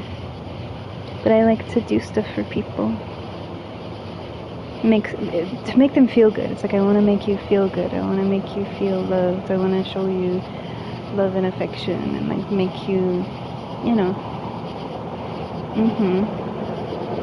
yeah, like cooking, massages, I'll wash your hair and do your nails, and yeah, like, just like stuff, yeah. Spend a week straight just listening to you talk. You know, like, it doesn't matter. Yeah, and that's the thing with me. There's not like one way. Mm-mm. It's like multitudes. So the whole thing with love language to me is kind of hokey to begin with, because everybody has multiple facets to themselves. Some just maybe a little bit more on one end than the other, but to put yourself in the box of that, I feel like is a little bit narrow-minded. But it's just in my nature to like do for other people and bring them joy. Like when I cook for somebody, I cook from love, because I'm not sitting there with measuring cups and all this stuff. It's not scientific. I cook with passion. I cook with love. So when I'm cooking for you, it's like I'm giving you love. Yeah. Doing like little things for them that they don't think about, you know. I don't know, it's just, there's so many things. But that's the thing, is like there's not like one set. Yeah, this isn't totalitarianism, like it's like there's a council, there's not a dictator. Because to me, there's no limit to how you can express your love to someone. Don't put me in that box. Don't limit how I express love. You cannot do that. Are there certain ways that like my brain kind of leans to, because it's just the way that my brain works, you know? But there again, that's the way my brain works. Love is love. Comes from the heart.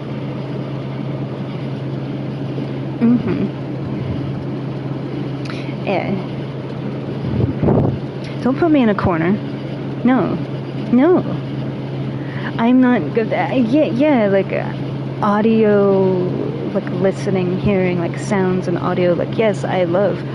But to say that that's like my, no, because there's tons of other stuff too. So no. Don't one-dimensionalize something that is multifaceted. No. This is not the Take On Me music video, okay? We're not one-dimensional here, or two-dimensional, or whatever you want to call it. No, because love is layered. Not just love in the sense of like relationship, but like love for him, self-love, loving other people, like love in a whole, like as a whole, is multifaceted. It's layered. It's like a labyrinth. Like for me, like my heart is like, yeah, it's like Atlantis, you know, like it's sapphire deep in the Atlantean, just, you know, and there's so many layers and things and ways to express, and I feel like by doing that, you're taking something that's like, wow, and turning it into like, oh, okay. You know what I mean?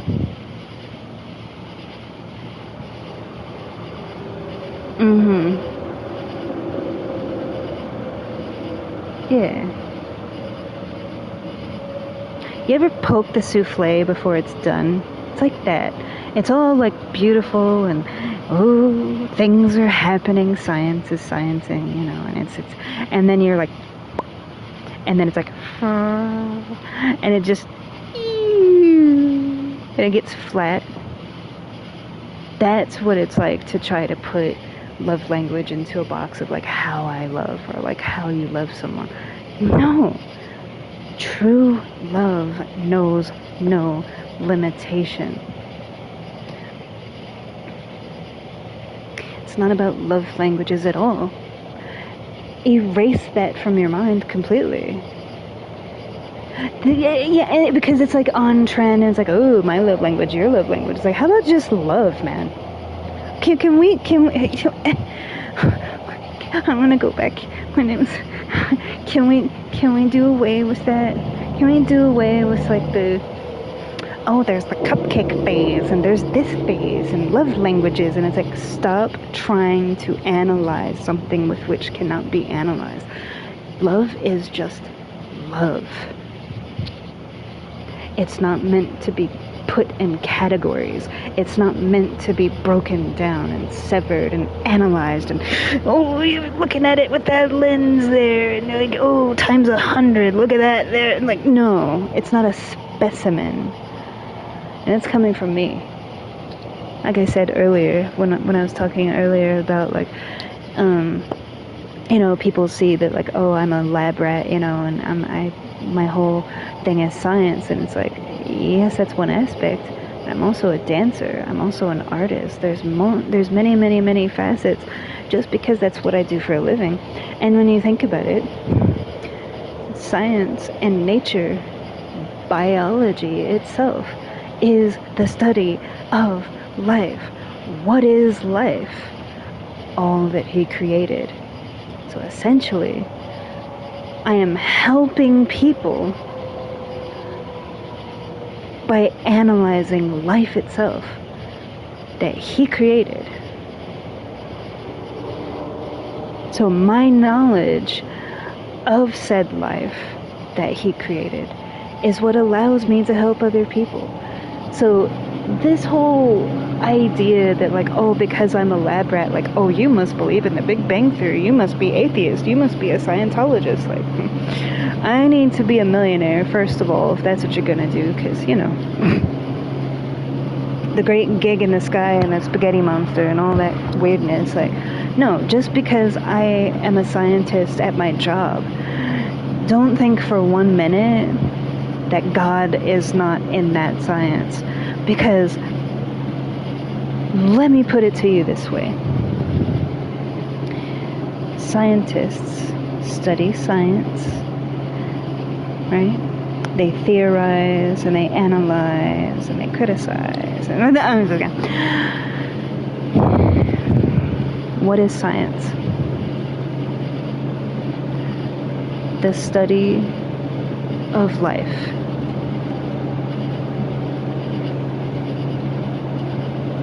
All things created, whether it's physics, aerodynamics, natural sciences, the elements, all the stuff, right? That is all life itself, right? What is the source of life? Oh, wait.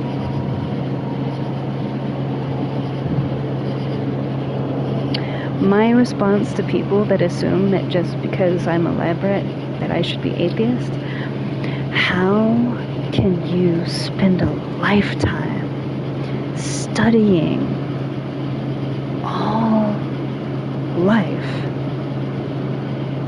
embodying it, appreciating it, looking at it,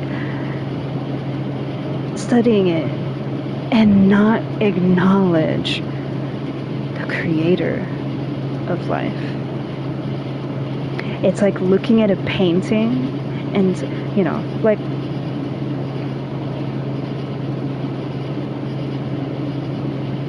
yeah, exactly. It's like looking at Starry Night and saying, wow, that's amazing. That's the most beautiful thing in the world. And they're like, well,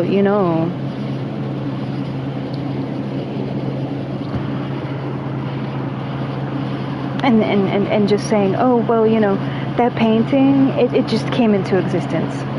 It just came into fruition.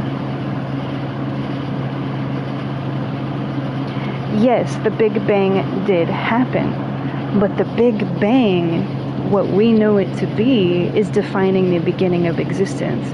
But that is what took place in order for all of that that is basically like what occurred when he created everything.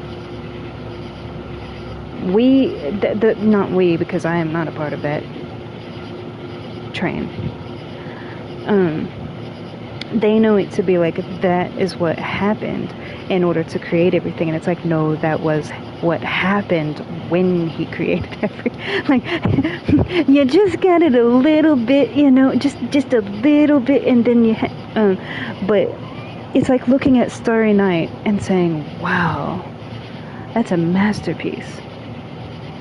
But that just kind of came about, out of thin air, it just happened.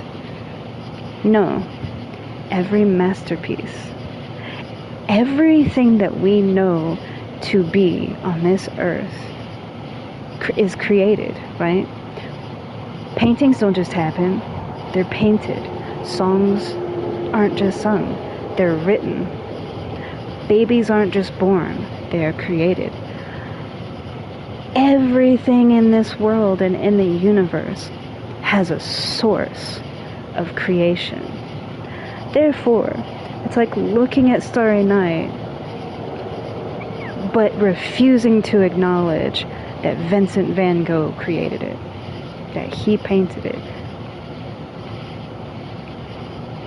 It's like, I put this painting up on this pedestal, and it is a masterpiece, and it is perfect, and it is this and that. Well, Vincent van Gogh, oh, that's a bunch of hokey stuff, and I don't know what you're talking about. No, but look at the painting, that's amazing. Like, you can't love something in totality to that degree and not acknowledge the source of how it came to be, where that comes from, who created it. And he is in everything. Like, for example, that painting. Okay, Vincent van Gogh was born. How was he born? Through the generations that came before him. Who created those people? Who created the world? Who created the universe? You go back and back and back, and it all points to him. Who created the paint that he used, the canvas that he used, that material, that raw material? It all comes from the earth that we have manipulated into materialized things that we use to create something with. Where does that come from? It comes from the earth. Who created the earth? You will not win that argument. No. you don't sit. You cannot. No. Yeah, this whole concept, of like, oh, well, you're a scientist, so, because I've had even people in my own field, in my own work, they assume, they're like, oh, well, we just assumed that you were atheist, and I was like, well,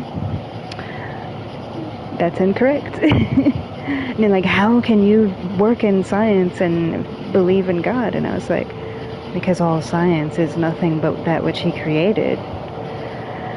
It's because I believe in him that I love and appreciate, and it's like spending a lifetime just enjoying, basking in his creation. And I get paid for it. What? I do that anyway.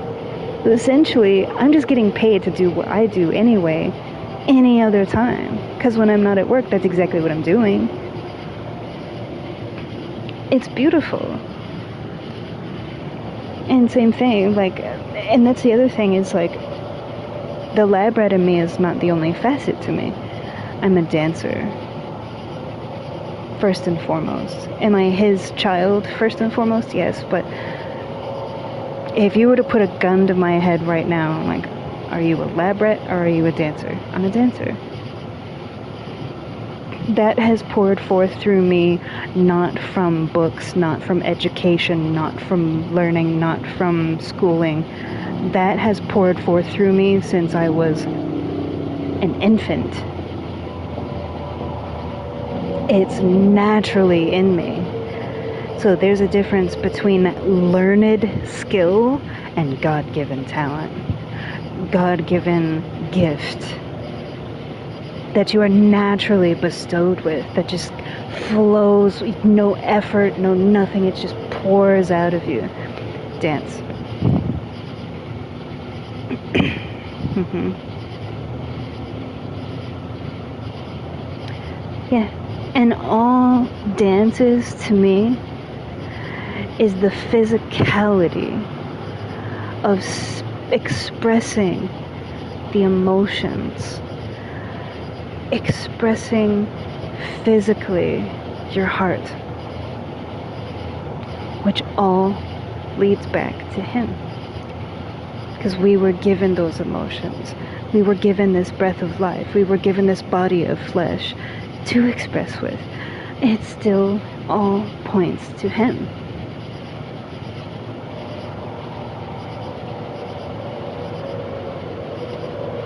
It's like a compass that has no other ticks or directions or writing. It just points one way. Because you can come from any background, any culture, any place. You can, it's like I said before, it's like ants along the river. Because the whole concept of like, oh, there's many ways to God. No, there's not. There's only one way to Him. And you know what that way is. Now, you might come from different places. You might come from this over here or that over there. Yeah, like your source of where you come from. Your mentality, your background, your culture, like how you live your life, physical, like all the things. But there is only one way. He is the river that runs through.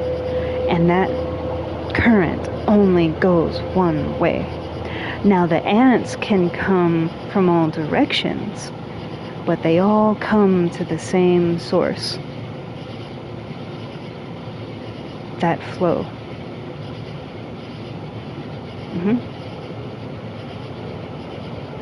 So there's not multiple ways to go. Like, no, you can't go around it. You can't cheat it. You can't manipulate it. You can't twist it. There is one path to Him.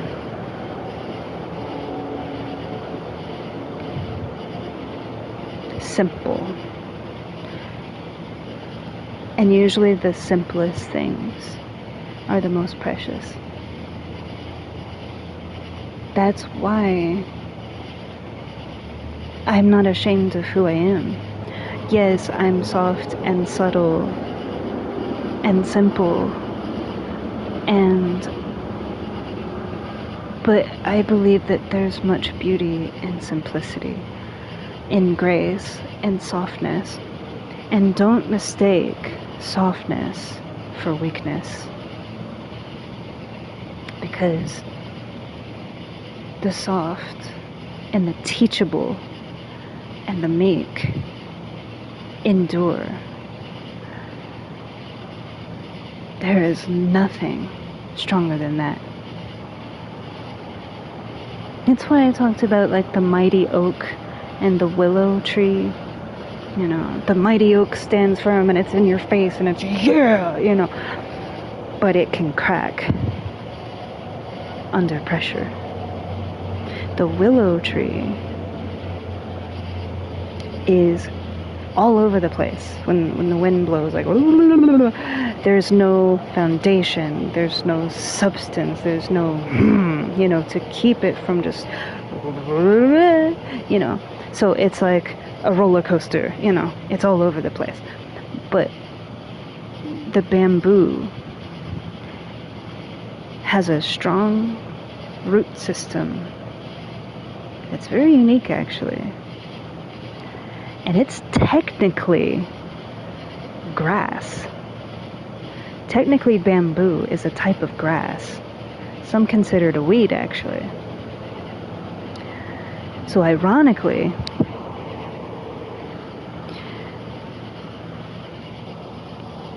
even though it stands alone, what it truly becomes in multiplicity, it's like you hold your hand out. What is stronger? One or five?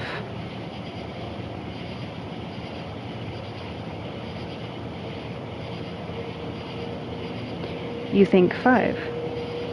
Why do you say that? Because there's more, right? What if I told you 5 as one in unity? Nothing is stronger than that. As one. So bamboo is like that.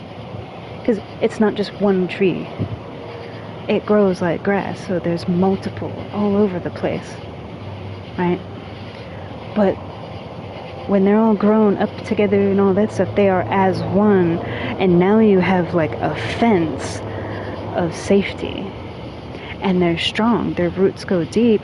And they sway. They move with things as they happen. They're not all over the place. But they're not standing so stubbornly to the point of weakness because it can break. It sways with the storm and endures. Enduring is strength. It's not loud, it's not boisterous, it's not in your face. It's simply enduring everything that is thrown in its path. And it doesn't become wild and crazy and like completely derailed because of it either. It bends when it needs to bend, but it still stands strong. So it's that balance. And we are the same. There are times where it's like that conviction is needed. That voice to uplift and project out. But we have this backwards way of thinking that things that are small, things that are soft, things that are gentle are weak. Little do you know that one's the strongest. And you don't realize it until you see it.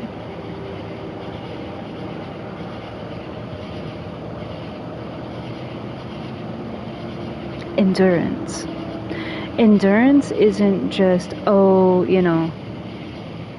I can run track and field, like cross country. That's not, it's a metaphor. It's a physicality of like, yes, you can go a long time, but endurance is being able to withstand everything that comes across you, no matter what.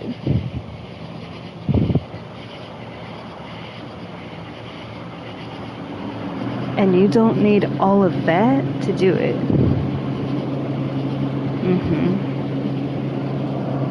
You're stronger than you know. We all are. He knows. You know how you always say, why does he do this, that, and the third? Like,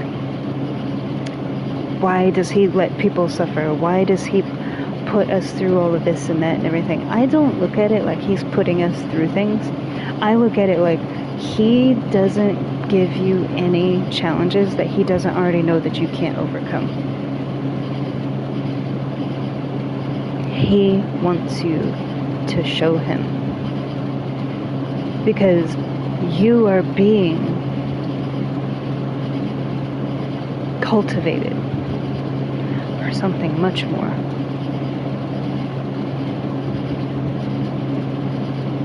There's way more than what we see right here now.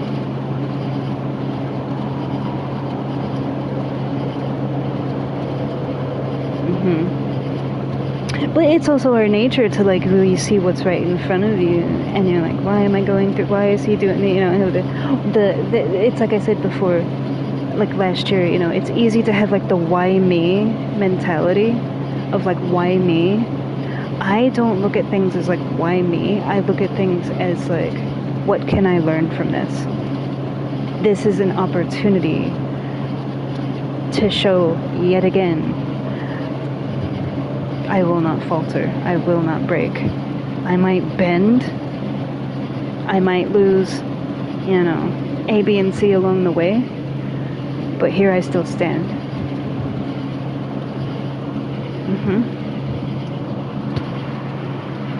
Yeah. Mhm.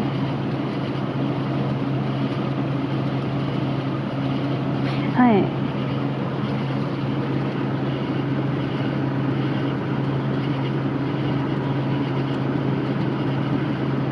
Mhm.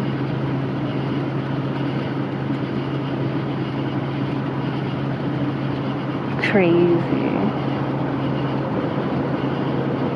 Like 5 songs just went through my head. When you say crazy, it's like going off the rails on a crazy train. Crazy, crazy, babe. Crazy for feeling so lonely. I.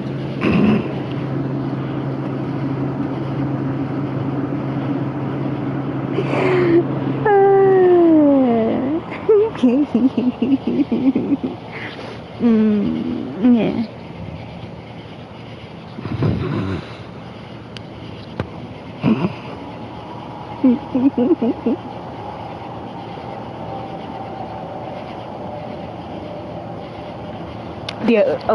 Does that make me crazy? That was the other one. So yeah. To answer your question.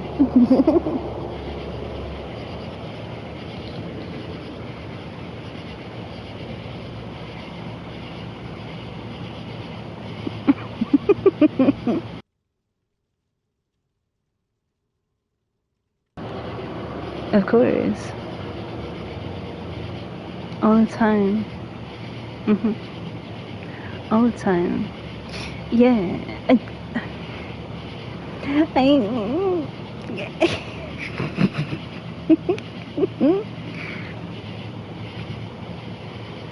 Hey. Mm.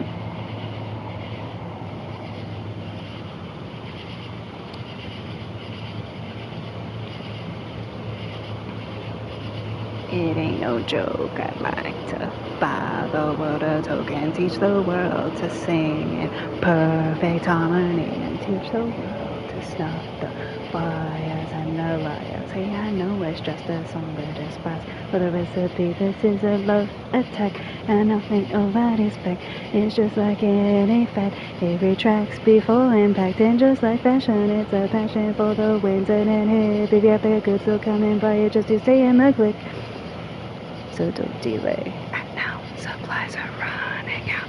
But now if you're still alive, 6 to 8 years to arrive. And if you follow, you may be out tomorrow. But if the offer's shown, you might as well be walking on the sun.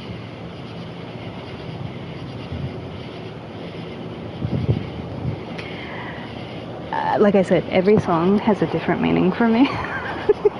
Every single song. Every single song.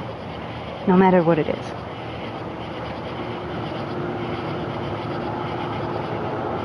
Mm-hmm.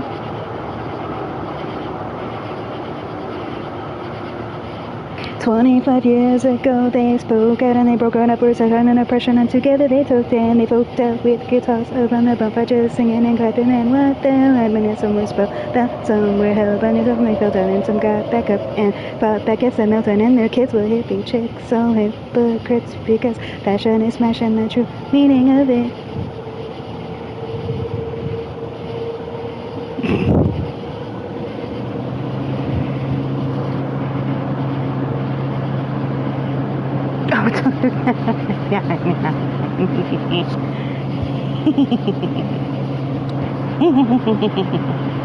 No.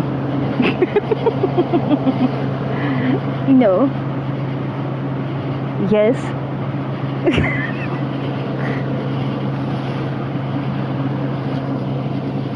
Because I'm a linguist linguini.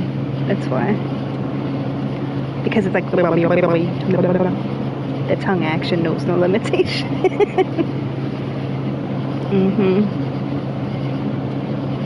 If I were so inclined, yes. Because it's not just about singing it fast and being a rapper and like being fast, but also being able to still crystal clear, precise enunciate. Because it's easy to talk fast and you just all your words just kind of slow together, but crystal crisp, clear, and still like yeah.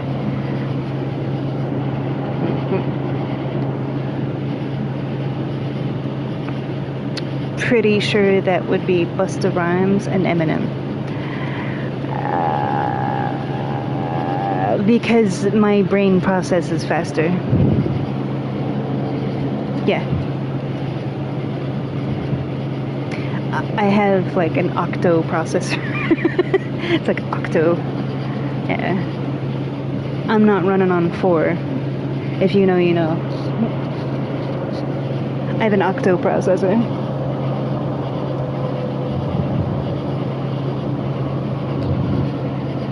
Hyperspeed.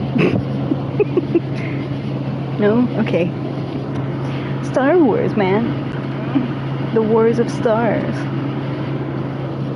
Before it got thrown in the biggest dumpster known to mankind. You could see it on his face when George Lucas signed the paper to give the franchise. It was all over his face.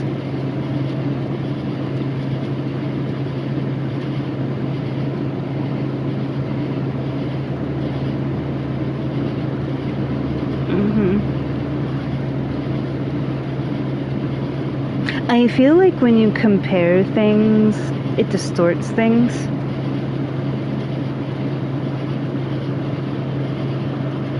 But the fact stands that the original 3, personally the original 6, I do like the original 6, because a lot of people didn't like Phantom Menace. Like, they didn't like 1, 2, and 3, because 4, 5, and 6 came first, and then 1, 2, and 3. A lot of people didn't like 1, 2, and 3 because they thought the child who played Anakin was annoying, and then they thought that Hayden Christensen, which...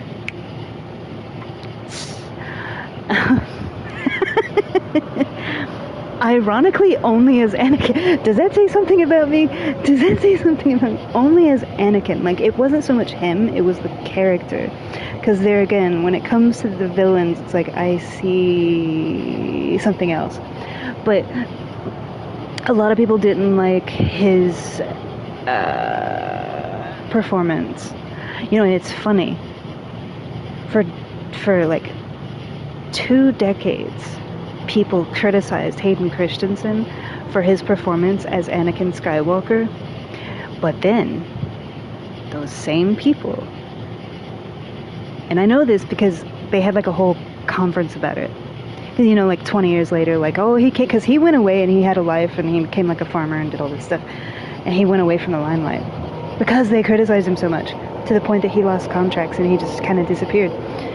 20 years later, after all that criticism, then we see the dumpster fire of the other stuff. And now they're coming back like, oh yeah. It's like,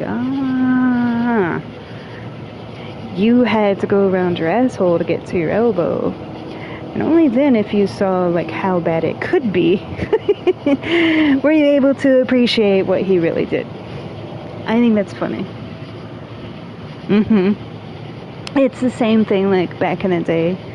People used to make fun of you for listening to, like, depends on the generation, right? Like Backstreet Boys, Britney Spears, blah blah blah, you know, or like my generation of like Ariana Grande and like all that kind of stuff, you know, like every generation has their stuff that they make fun of. But then when you get older, it's like a part of your childhood, it's a part of your history. So you have people like in your generation that is like, oh, you're gay if you listen to NSYNC, you're gay if you listen to 98 Degrees, you're gay if you listen to Top 40 or whatever.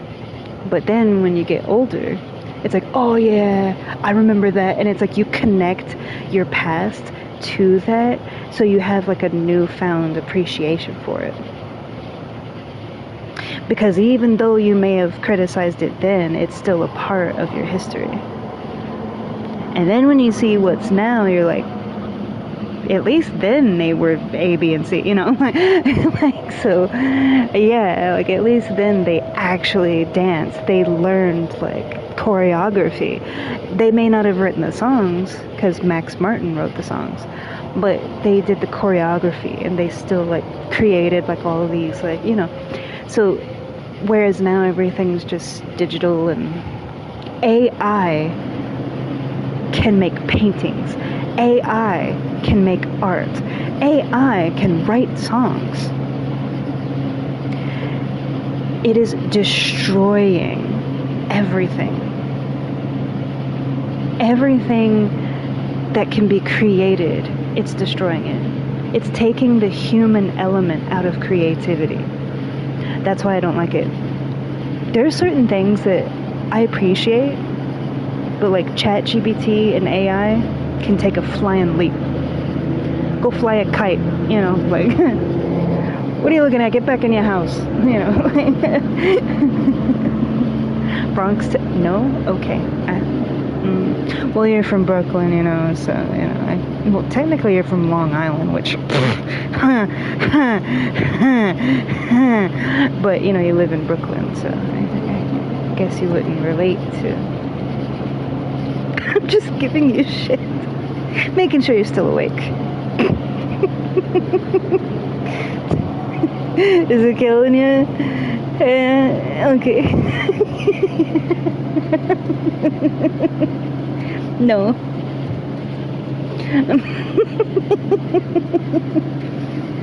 If it what? That's a concept. Oh, that's blasphemy. I feel uncomfortable. I need to like shower. You take that back.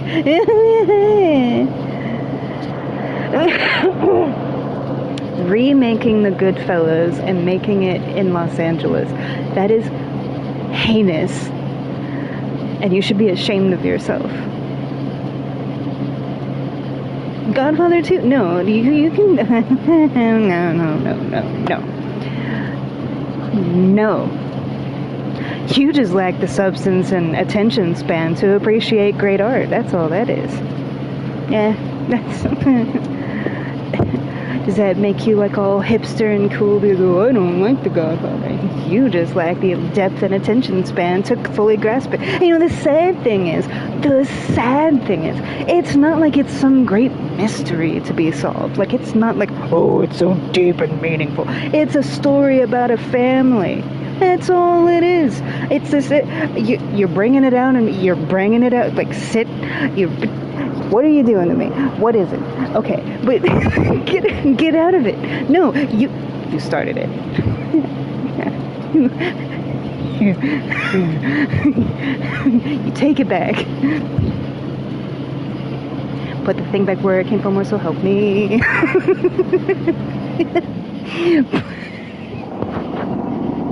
Putting it in it. Why would you do that? Why? Yeah, it's not like Godfather is so like mysterious and like you have to be a scholar to understand it or grasp it. It's just like Lord of the Rings. It's just like Game of Thrones. You know, Lord of the Rings Extended Edition is 9 hours of content. Godfather, same thing. If you watch all three, it's roughly 9 hours, plus there's extra stuff. It purely boils down to taste. Of which you have none. But no, it's yeah, and it's, okay, so for example, there's people that will sit through every season of some of the dumbest shows ever known to man, putting them on a pedestal like they're fabulous, when really it's the dumbest shit you've ever seen in your life. They will watch 20 seasons of this dumb stuff that's pointless. But something like Lord of the Rings, they're like, oh, it's boring. You know what's boring? Reality TV. You know why it's boring? Because it's that incessant, just stupidity. Yeah, and it's like, it's all scripted. It's all fake. If I wanted to watch scripted drama, I'd watch wrestling. Or I'd watch, like, B and C rated movies, because at least there's some iota of talent than a bunch of like juiced up, plumped up, oversized, over fantasticized morons performing a script. And people actually think that that's entertainment. I'm like, okay. You can't put that in the same category. Like, that's an insult to the good thing. Like, yeah. It's like putting the Kardashians or Jersey Shore in the same category as, like, Lord of the Rings. Get out now. Get out. No. There's a drop-off here. There's a severe drop-off, and that's where it starts. Like, any reality TV is an insult to your intelligence, and I don't care. It's just, like, once you get past the TNA, which is probably the only reason they actually like it, because it's just nonsensical, moronic BS. Like, be real. The only reason you like watching it is for that. Like, go watch porn. At least be honest with yourself. But how dare you deduce, because by putting that in the same category, you're reducing the value of the things that are good in that same category on that level. It's like, oh yeah, The Godfather is a great masterpiece, and I also like The Kardashians. Like, what? What?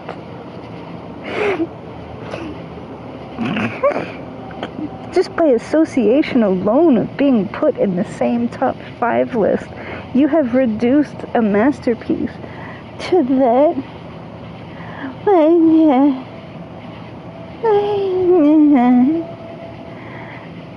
It's insulting, it's disgusting, it's heinous, it's gross. Get it away from me. I don't want it. Go away. Reassess your life.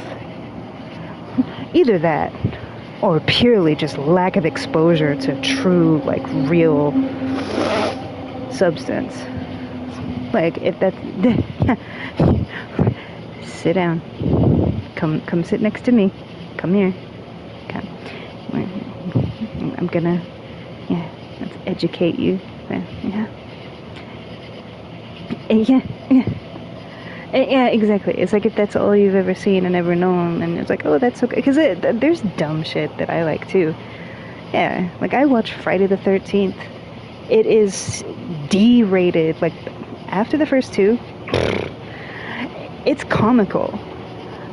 But do I like it? Yes. Am I gonna say it's up there in my top 5? No. It's a big difference. Huh. Yeah, because everybody has stupid stuff, you know. Everybody has the dumb stuff. That's what I like. What's the dumb stuff that you like? What's the stuff that you like that, like, if you weren't, you know, like, trying to be cool, whatever that is, but if you weren't trying to be all like, yeah, what's like the music that you listen to, the playlist that's on private that you don't want people to know about? Like, I want to know that stuff. I want to, like, what's the movie that you watch on repeat that if somebody saw you watching it, you feel like you'd be judged for it? Not the one, because there's movies that people will watch that it's like, oh, I don't care if you make fun of me, I'm gonna watch it anyway. I'm talking about, like, somebody comes in the room, you're clicking the thing. Like, I wouldn't do none. Like, what's that there you got there? Yeah. Oh, I get down. I will get down with some Ninja Turtles. Like, don't get me started. No, I'm not ashamed at all of that. I'm talking about the stuff that it's like, oh, if somebody sees that you're watching it, it's like, oh, pfft, you know, they make fun of you. Like, the thing there, you know. Yeah.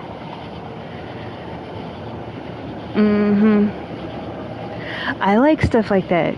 You know why? Because it tells you really about a person. Because it's not just about, like, oh, this out here that I like everybody to know and see, but it's like, well, what is it that you stream when, like, you're by yourself? When nobody's watching. What's the show that you've watched, like, 1,000 times and you know it front to back? and you still watch it over and over again, even though you've seen it 1,000 times. Now, for somebody like me, hi, autism, that's pretty much everything.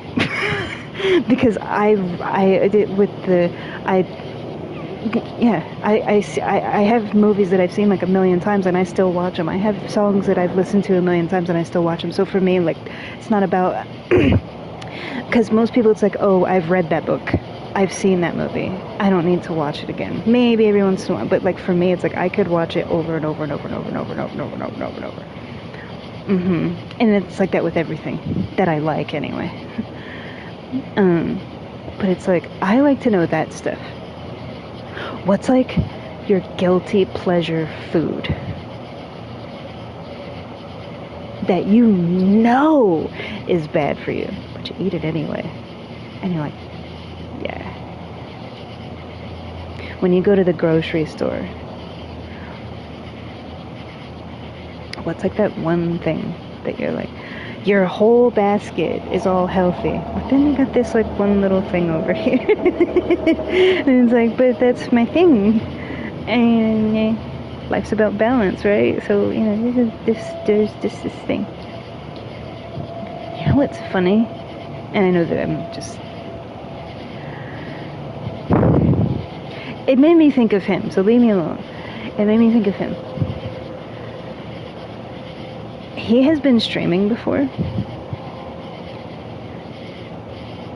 and he has like this thing that has like all his snackies. We buy the same exact brands, and not just the same brands, but the same flavors. Like, yeah, I mean, and when you think about it, it's like there's only so many things, so there's a lot of people that buy it, obviously, but you know, it's just like when you see it, you're like, I like that too, you know, like, yeah. White cheddar popcorn has to be Smart Food, has to be the black bag, fight me. Everything else is trash. You know why? You know why? You know why? Because they have a perfect ratio. Okay, come. Okay, they have like the perfect ratio. It's always fluffy. It's always light and airy. You don't get like those fat kernels that haven't popped and you bite down on the little hard chunks. You don't get that. It's all airy. It's all fluffy. It's light. It's nice. It's perfectly coated. It's not even up there, like the Dorito game doesn't even go that hard. You know why? Because Doritos are inconsistent. Doritos, you get the one that's like, and then you get the one that's like, there's like no flavor. Like, no, consistency is key. When I eat any other white cheddar popcorn, specifically white cheddar popcorn, it's either like almost like stale, like it's hard, and not in the happy fun way, but like, yeah, and it's like you always feel like you're breaking your teeth, and then because I will spit it out, at least with that. Waste not, want not, I always say. However, when it comes to popcorn kernels, I'm not swallowing that so I can be in agony later. It's not happening. So like I always like pull, and every single brand, like when you pull like the hard bits that are like the under popped ones, every single brand other than Smart Food, I always have like a fistful, like a handful. So you figure in a bag you've got like 100 kernels that are like under popped. It's almost like under popped and kind of chewy, almost like it's stale texture wise. Can't do it. Has to be Smart Food. The times that I have had jerky, it's always the Sweet Baby Ray's. There again, saturated. It's like it has been marinating, like they took that barbecue brush and they just brushed it and let it soak it up, and it's tender. It's like, yeah, and I don't eat jerky that much because I don't eat meat, but what I've tried of it, it was amazing, and it's like my favorite. I don't know, It's like he's chewing on his shoe leather. I don't want to, like, you know that thing from, like, the Three Stooges that I showed you, where they, if I hadn't helped bake it, I never knew it was a cake, you know, like when they were making the cake, and like the pot holder was like in between the layers of the cake, and they show Mo and he's like, that's how I feel when you eat bad jerky. Jerky should not be like dried up shoe leather. And it shouldn't be dry to begin with. Who says that it has to be dry? The whole point of, like, okay, yes, it has been baked and cured and dried and all of that, but I am living proof through my cooking that you can do that process and it still be succulent and moist and tender and flavorful.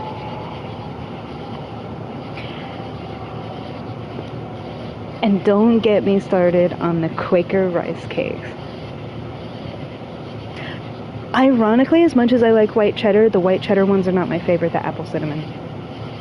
Because I love anything cinnamon. I like apple and I like cinnamon. Same thing with oatmeal. Normally when I make oatmeal, I put very specific things in it, because I'm not really big on getting like the pre-packaged, like with the prehistoric, like not historic, but like the preemptive, like, oh, it's you know, it has strawberries and cream, and you look at the strawberries and you're like, I don't know, man. They say it's strawberry, but my eyeball is like, okay, I'm pretty sure that's not a strawberry. You pour it out, and it's like, what flavor is that, Mom? It's strawberries and cream. And my eyeball's like, I don't know if that's any strawberries and cream I've ever seen. And it's a funny looking strawberry. I don't know. Shut up and eat it. Yes. But, like, the apple cinnamon was always my favorite oatmeal. Like, when in the prepackaged, like, if I had to eat it when I was little. And to this day, I still put cinnamon on my apples and eat them. I put peanut butter on my apples. I'm not too big on peanut butter, but every once in a while, yeah. But I've seen, like, some of this stuff that he does for snackies, and I'm like, me too. And it has to be that exact one. He had a thing about, like, what's the perfect peanut butter and jelly, and he passed the vibe check on that one 110,000%. It's like, yes, someone with taste. What? Oh. Bread, oat bread. It has to be like this soft oat bread. I don't eat, I'm not a picky person. Like, I will eat whatever, but if I'm shopping and I'm paying my money, I'm gonna get what I know that I like, preferably. But if I had one that was made completely opposite of that and that's all I had, then yes, I would eat it. It's not like, oh, it has to. I'm not a picky person. Just because I'm vegan doesn't mean I'm picky. It's a choice. But,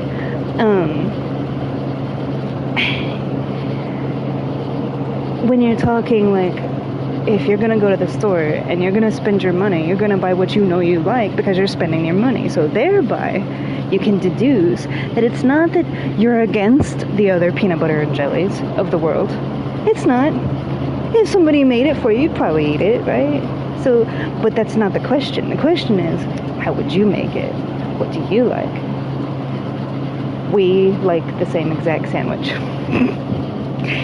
He even makes his meat sandwiches like the deli meat sandwiches, how he stacks them with the layers, and even how he cuts it, it's the same way. Like when I'm making a sandwich for like Toto or Koki, I make it the same exact way. The same meats, the same cheeses, cut the same way, stacked the same way. Like, it's crazy. But I'm like, oh.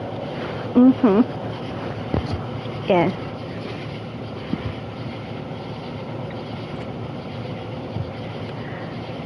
I want to show him how to make kimchi. I had a video on here where I talked about 2 different recipes for kimchi, but I think I deleted the video. So it's like the video where I actually said like the recipes and exactly what to do and how to make it. I deleted the video. Mhm. Yeah. Mhm. Coffee. I'm making coffee. Anybody want some coffee? So it depends on where you're from. Depends. Coffee. Coffee. Coffee. They're all three different. You can tell which borough people are from based on how they say it.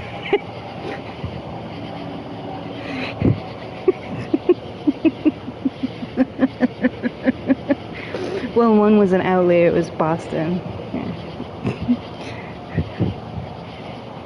Mhm. Yeah, but to be honest, like I don't really have like one kind of like with everything else. Like I don't have one set way of making my coffee. Like to make the coffee, yes, but sometimes I put a little bit of butter. Sometimes I add cinnamon or nutmeg or whatever. Most of the time it's just coffee black. If I do add like cream to it, it's just almond milk. 30 grams of protein, almond milk. Or if I'm out of almond milk, a trick to do, like say if you haven't gone to the store and you've run out of almond milk, grab one of your protein shakes and pour it in there. You already know that you like the flavor of the protein shake. I can't tell you how many times I have like my big tumbler and I pour the whole protein shake into the tumbler and then I pour my coffee over top of that. Boom. You get your coffee and you get your protein. You have all this stuff. Yeah, you have like everything you need.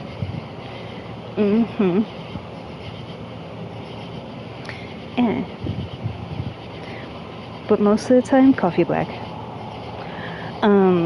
The main reason why I do add the almond milk or the protein shakes is for the protein. But taste-wise, coffee black. Dark roast. Always dark roast. Not there again, I will drink any coffee. I am not adverse to coffee. If you went to a coffee place and you got me a coffee and it was completely wrong, I'd still drink it. I'm probably the most unpicky person you'll ever meet. Ironically, that you'll ever meet. Because I'm just not, I don't care. Yeah, it's just, I just don't eat meat. But even with meat, I like the taste of it. There's not any meat that I don't like the taste of. It's just a choice to not eat said meat. But even still, I do eat it sometimes. But as far as like pickiness, no. When you grow up how I did, you can't afford to be picky. Like that's not even in the that's not in the no, because it's either that or go hungry. That's how I grew up. I didn't grow up with this like, oh, you know, I want to have like chicken nuggets and french fries every single day because it's all I know that I like. No, you eat what's put in front of you or you don't eat, period. That's how I grew up. You don't like it, you don't have to eat it. But don't come crying to me when you're hungry 10 minutes later. That's literally how I grew up. And also with the respect of like, this was just given to you. You're blessed enough to have food in front of you and you're gonna like, you know, so no. There was like, when I was little, because radishes are like the only thing that I'm actually allergic to as far as food goes. The only thing that I remember vividly like not liking was bell peppers when I was little. Now I love them. And I'm not too keen on like Brussels sprouts. Not the biggest fan. I call them fart buttons because that's basically what they are. They do their job and they do their job well. Let's just leave it at that. But tater tots are also called fart buttons. It's a duality, you know. Just like the English language, there's some things that say and it means this, and there's some things and it means that. Fart buttons are either Brussels sprouts or tater tots. I don't make the rules. I don't make the rules. No. That's what they are. Because it's a sprout. It causes gas. You fart when you eat said Brussels sprouts. So, because they're round, like a button, I call them fart buttons. Why are you making me?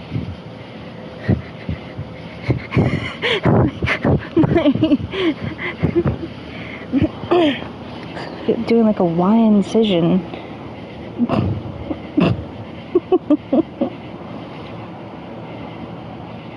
Yeah, it's like the autopsy of why fart buttons are fart buttons. Because they are.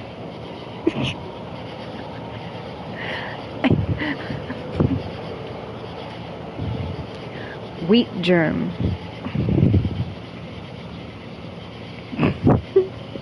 Kumquat.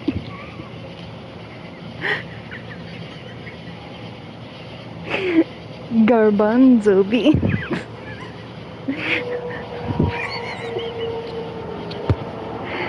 Squash. It's like food that sounds like an action, not the name of a food. Squash. Mm-hmm. Yeah, it's like the onomatopoeias or whatever, like the action words in comic books, like wham, pow, squash. Yeah. I don't know. You said. I'm just floating along with what you were saying. Well, get out of the way of the road. I'm trying to drive here. Move over in the other lane if that's what you want. I'm just floating along over here. I'm coasting, man. I'm just cruising. Cruising. I'm going based off what you were saying, because you were saying the names of funny things, because you were like, oh, that's funny. I don't know. I didn't create it. I didn't name it.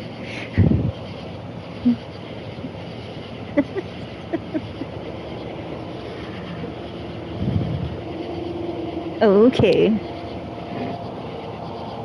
But yeah, I was never picky about food. Everybody has like their preferred stuff. But there's a difference between like, okay, this is my favorite version of this, and I won't eat anything other than this. Like, no, I'm not like that with anything. Everybody has like their preferred. But to say like, oh, I'm not eating that. I don't touch that. Nah, nah, nah. I don't like that.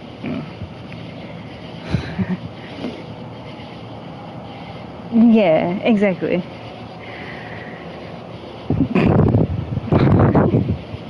Mm-hmm. I will drink instant coffee. Yeah. Mm-hmm. It's not a preference. When I was little, I didn't understand instant coffee. I could solve formulas in math class, but I had no idea why, like... I'm like, but how? Where does it go? Because when I was little and I would watch my mom and she would grind the beans and she would make the coffee and she would put the filter in there and then she'd pour the water and I'm like, oh, the filter keeps the grains from going in there. That makes sense, right? Well, but how does instant coffee, so I used to avoid instant coffee because I thought that people that drank it were drinking the granules. Little did I know that it was dissolving. Yeah. Because to me, in my noodle, it's coffee, right? It's coffee. It's still coffee beans. You can grind coffee beans as fine as you want to grind them. But without a filter, no matter how much you stir it, no matter how hot the water is, the grinds are still the physicality of the grinds. So to me, it's like, if it's actually coffee grounds and not something else, shouldn't it, like, not melt and dissolve even with the hot boiling water? Right? Because actual real coffee, no matter how hot the water is, no matter how much you stir it, no matter how fine the grain is ground, there's still physical coffee grounds. So to me, I was like, why would you drink that without the filter? Because you would see them, like, just take the spoon and, like, put it in the cup and then just add the water. And I'm like, so you're drinking the grounds? So I didn't understand that, like, it dissolved. I'm like, but is it supposed to dissolve if it's just pure coffee beans? The science behind it didn't add up to me. Because coffee is just coffee beans. It's one ingredient. It's a whole food. Coffee grounds don't dissolve like that.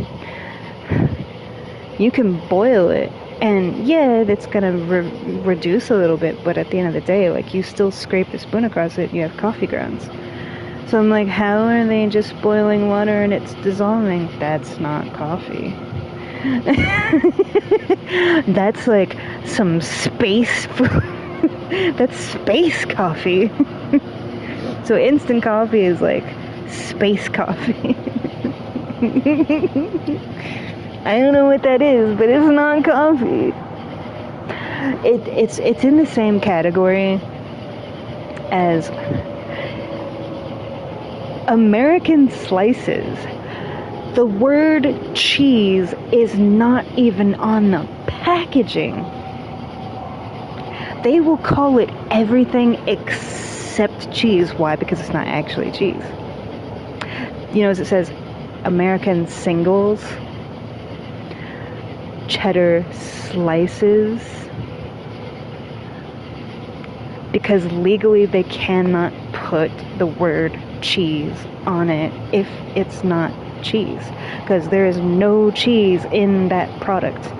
There might be like dairy powder or like the guar gum that like melds it together with little, you know, but at the end of the day, it's not cheese. You know, so it's like instant coffee is like the sliced cheese that's like, you know, it's like the Big Mac that like 20 years later the pickle is dissolved, but the integrity of the bun and the meat product, the styrofoam bun and the meat product, because you notice how they word things, the euphemisms are product. They don't say burger, they don't say meat, they say product.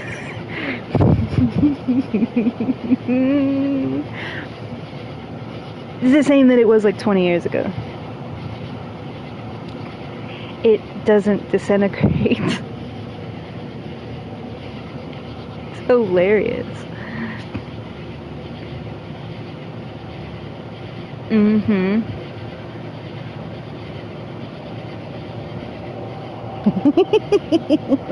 Space food.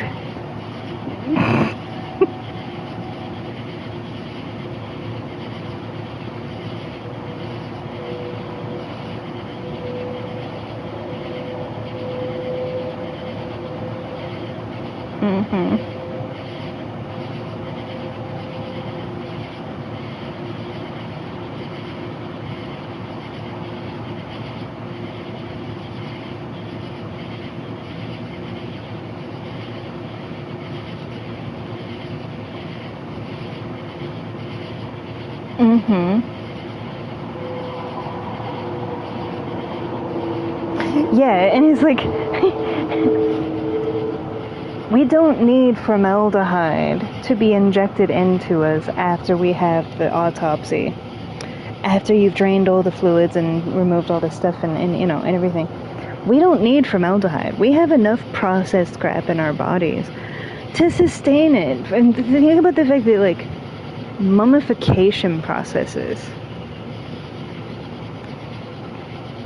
Yeah, and it's like all the stuff that we consume is like fake crap.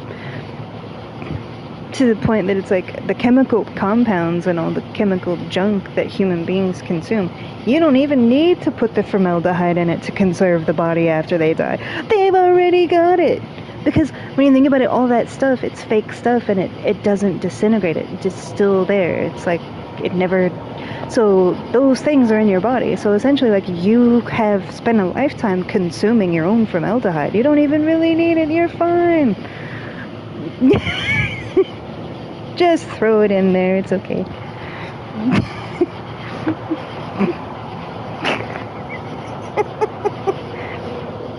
Yeah. You put the hose in the... Well, you know. That's between you and God. That's what I'm gonna say. It rubs the lotion on its skin.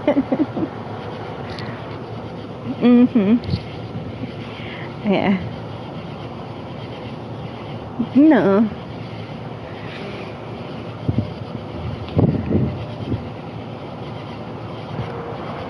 Yeah, but I like to know all those things. I like to know like the little things. It's interesting. Yeah, and it's not. I mean, partially it is. It's like a little kid. Like, but who was your favorite Power Ranger? Or were you more of like a Ninja Turtles kind of person? You know, like.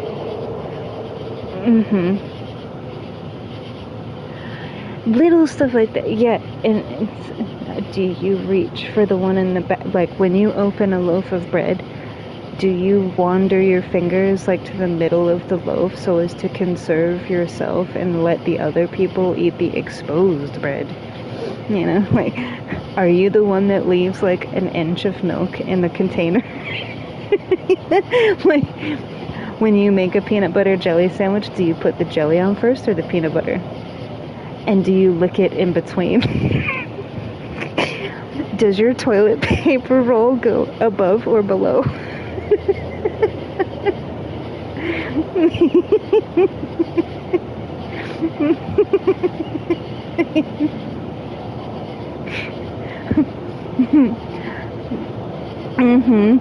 I like stuff like that. The little things. The little things. All the little things. All the little things. All the daily, like, mindless little stuff that you wouldn't think of. To me, those are, like, just as beautiful. Because you have, like, a whole diatribe of, like, this is me, and this is my personality, and... Okay, yeah, that's great. Not that it's not. But at the end of the day, it's, like, the little things that you do day to day that make up part of who you are, too. The stuff that you don't think about, the stuff that we don't talk about, we just kind of do it and it's there. Like when you finish making said sandwich, do you just leave the knife sitting in the sink? You know, when you cook, do you clean as you go, or do you just leave the splatter all over the oven and just leave the stuff sitting there? How long do you leave the stuff sitting there? Is it growing a civilization by the time that you watch it? Little stuff. I like that though. Do you have a toothbrush color? Not toothbrush, but it has to be like, because everybody has like a brand, right? Firm or soft. I'm just gonna. But you could have your favorite brand, firm or soft, but it's not in your color. Do you go to another brand that's not your preferred brand just to have said color, or do you settle for a lesser color? The politics of dental care. Yes. It is not all created equal. Get back, Loretta. No, it is. No, it's not. Get out of my face with your scope, ACT, whatnot. No. Toothpaste, it's all the same. It really is. They try, when you look at toothpaste, if you take every single box, every single brand off the shelf, and you line them all up, the 0.24% of fluoride that's in it is in the same stuff of that. So the active and inactive ingredients, when you look at all this, pretty much the same stuff, just maybe like a 0.01% difference of this over here. You're paying for the brand, you're paying for the packaging, you're paying for, who cares? Like, am I kind of biased because I like indigo and I like purple, so I get certain things because it matches like everything else that's in my bathroom. Like, I'm not looking at the brand, I'm looking at this one's purple and it goes with everything else that's in my bathroom. Because it all does the same stuff. Hence the color toothbrush question. You know where you stand as a friend when you go to someone's house, what color toothbrush they give you. Do they give you the pink and the blue and the purple? Or are you getting the orange one?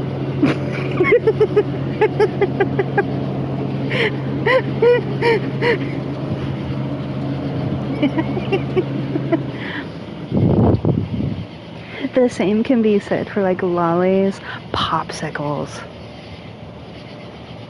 Popsicle.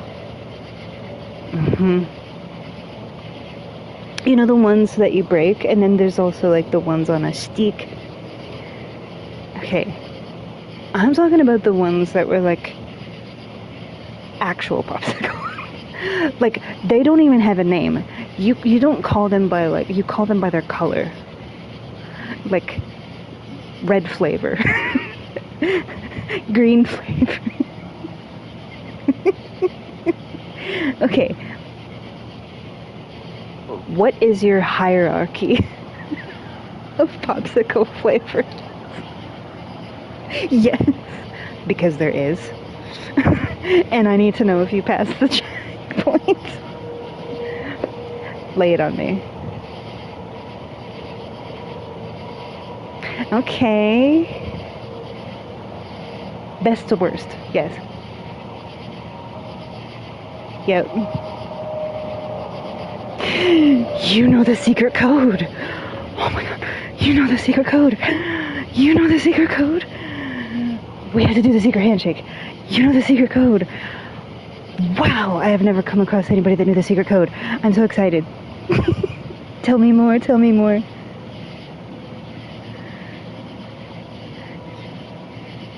Oh, you talk so good. You know you know. You have much knowledge. You're a knower.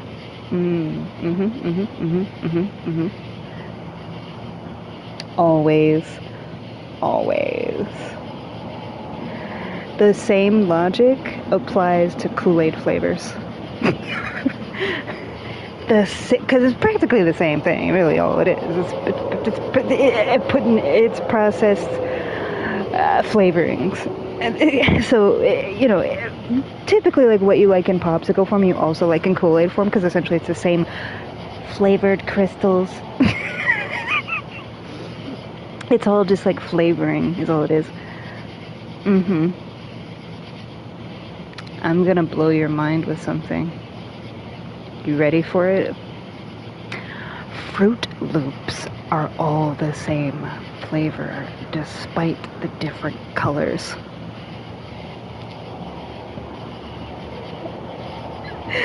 Yeah, it's all the same.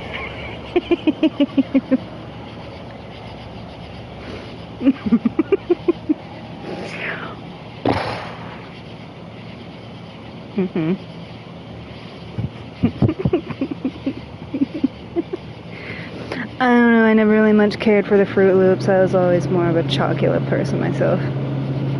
You know how they have like the fruity pebbles and the chocolate chocolate. Even though I knew it was like fake chocolate, I don't do well with artificial fruit flavors. I prefer actual fruit. But with chocolate, it's like it's close enough. Like yeah, because I always like ate the healthy stuff, but it's like you go to the friend's house, you know, and they have all the like unhealthy like cereals and like Kool-Aid and like popsicles, like all the things. They have all the snack stuff. None of it's healthy, but you get to explore a little bit, and you're like, oh, what's this thing there? And so I've tried like some stuff. There's some stuff. I've never been to any fast food places, so that will be interesting if I ever do that. There's still a lot of like junk foods and stuff that I've never had. But a lot of it that I have memory of, the reason I have memory of it is because it was like I went to like Koki's house. They always bought like summertime stuff. Yeah. Yeah, it was like they would make Kool-Aid and they would have the popsicles and all this stuff like that. Yeah.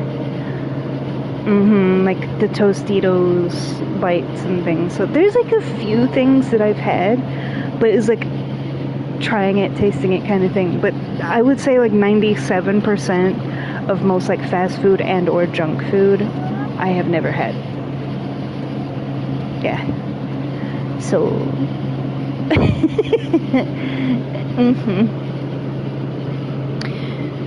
cereal.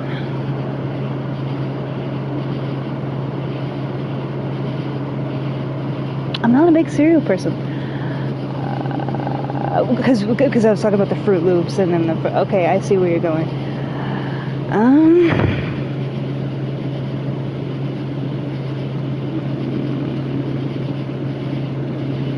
It can't be the healthy... Okay, it can't be the healthy... Okay, well...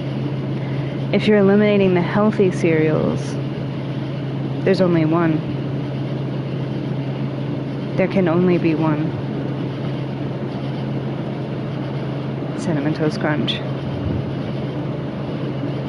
Cinnamon, it's I have cinnamon flavored toothpaste, okay? Like, and if they ever make a cinnamon flavored mouthwash, which I haven't looked into, I need to. Yeah, cherry flavored and cinnamon flavored anything wins my heart over every time. Like, yes, I have like my favorite fruits and stuff. Like, yes, but cherry or cinnamon flavored anything, the answer is always yes. Like, say if you go to the store and you're like, oh, I'm gonna get myself something like that. Well, I don't know what he would want. If there's a cherry or cinnamon option, boom. You don't even have to ask. Cinnamon Toast Crunch. Always.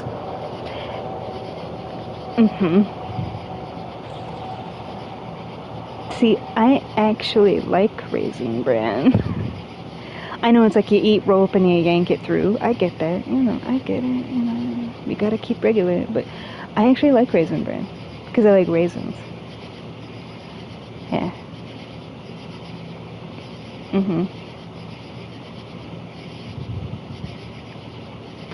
Oh, there's a question that I just thought of.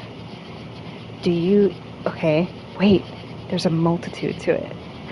Okay, simple, right? Bowl of cereal. You got your spoon action going. You got your bowl. Okay. Whatever cereal it is, you pick your favorite cereal. Okay, you put it in and you pour it. Okay, do you put the milk in first or do you put the cereal in first? Do you eat it right away or do you let it get soggy? Or is there like a middle ground? Does the milk have to be super cold? Or does it have to be room temperature? Nah. Yeah. Disgustingly awful. It's a texture thing. It's a temperature too.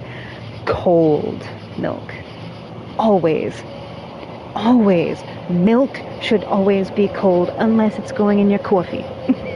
Because, you know, well, but if I drink a glass of milk, or milk with the cereal, it has to be cold. Warm milk to me, when it's not in coffee, is just very like, I don't know.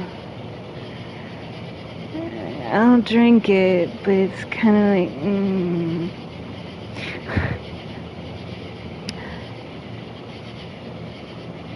For me, it's a sweet spot.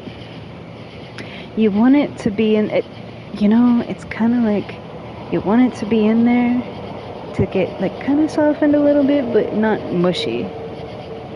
It's like slightly less firm, but not mushy. I don't want to eat a bowl of milk. At that point, you should have just had oatmeal if that was the case. If you were going to let it sit there and get mushy and warm, essentially that's you telling yourself, I should have made oatmeal. Why are we wasting with I don't know.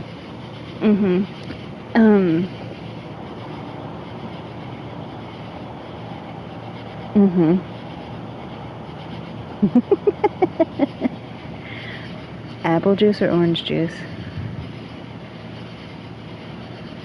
Fair enough.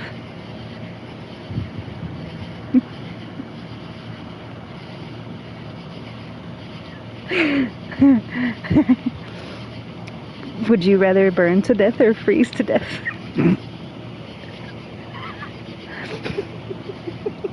Well, you're doing either. I didn't do it right. Okay. I know. I kind of went away from food. Kind of. Well, if you're a cannibal, it's a very relevant point, I think. Do you want your food preserved and frozen, or would you like it roasted? It just, the preference is just all boiling down to, are you eating it now or later? So it's still relevant to food. Cannibals matter too. They're people as well. Freeze to death.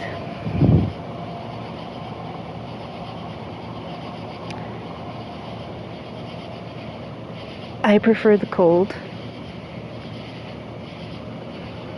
And I've been in ice baths to long extent.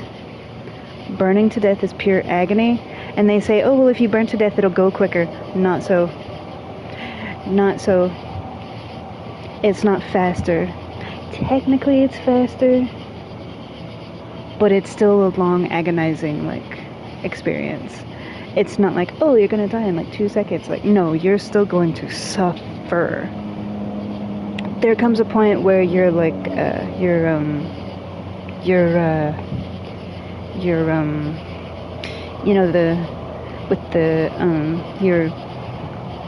nerves, the nerve ending, they burn, and so then, well, you don't feel anything. But think about what you have to do to get to that point. Freezing to death, it's like you shiver, but you eventually get tired and you fall asleep. I'd rather freeze to death. You basically fall asleep and you don't wake up. Okay. It's still horrendous, but I'd rather freeze to death. It suits me, I think. I've always been drawn to water and cooler things, the cooler side of the palate, the water. It's just kind of my, So, yeah. Well, not everywhere. There's hot spots. One in particular. Yeah, because I always get cold. But that's because there's one spot that absorbs all the heat into one specific location. So then the rest of my body is cold. Because there's one heat source. And pulling all of the kinetic energy into one no.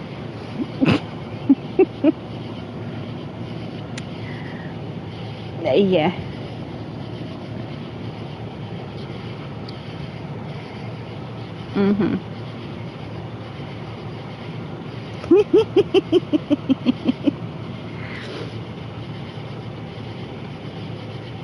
Oh, okay. Mm-mm.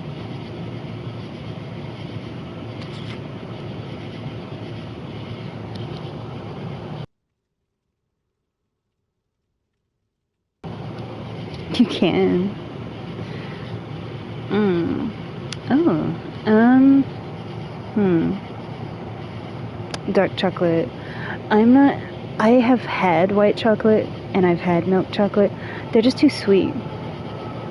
They're just too sweet to me. Like I taste because of the way that I eat, because of my diet, because of the way that I've always eaten. I will try things. I'm not adverse to trying things, and I'm not picky.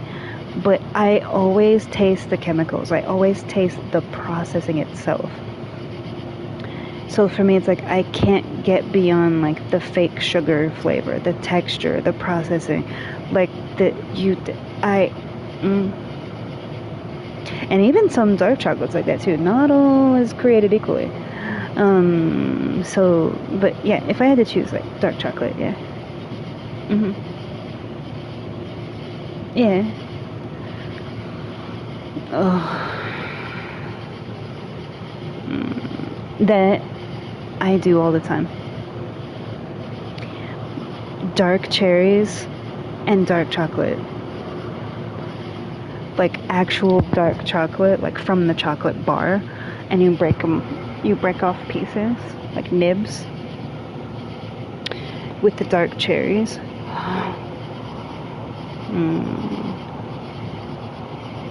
Figs with like warm honey drizzled.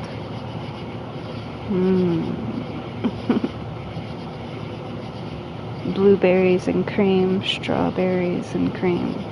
Not whipped cream, but cream, like kefir. Yeah.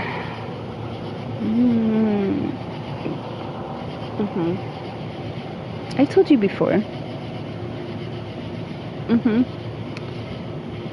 Cherries, lychee.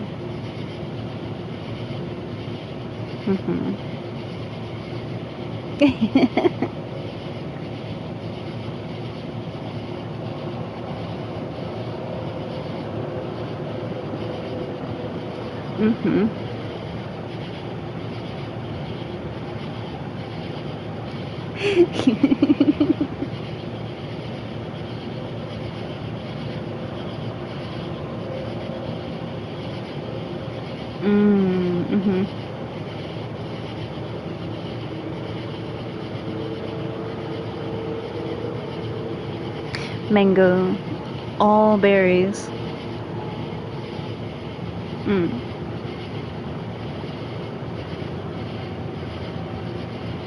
Plums. Plums are my number 3. Cherries, lychee, plums, like the dark purple with the red flesh plums.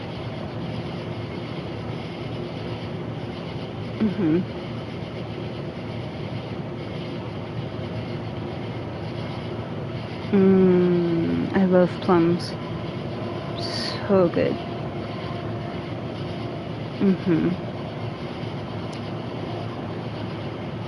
Mango is number 4.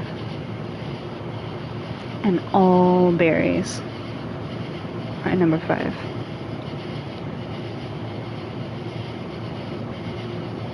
Pineapple, pear, yeah.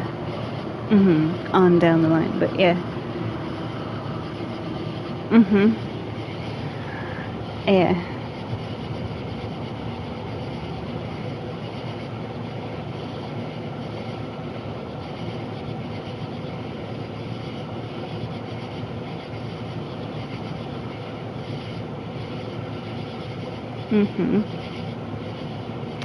When you think about it, stone fruits, really. Cherries have a pit. Lychee. Plums. Mango. Berries are the only fruit on my list that doesn't have a pit or a stone in it. Because some like with kiwi, I love kiwi too. It has little seeds. Watermelon has little seeds. Apples have seeds. Bananas have seeds. All of my fruit has pits and stones, not seeds.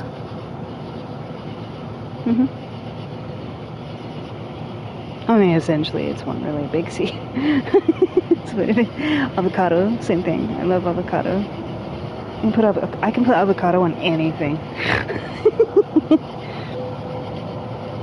Yeah, like honey and avocado.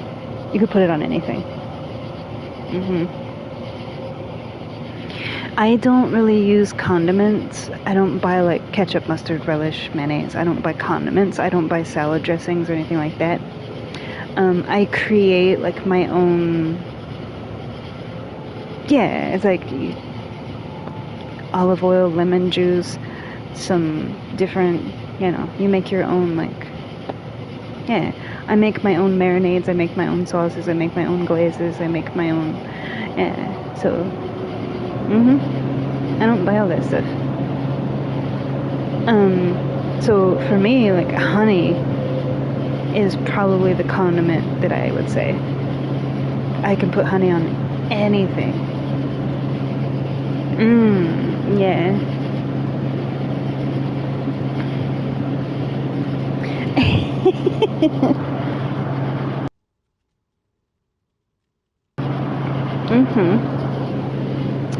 Oh, yeah.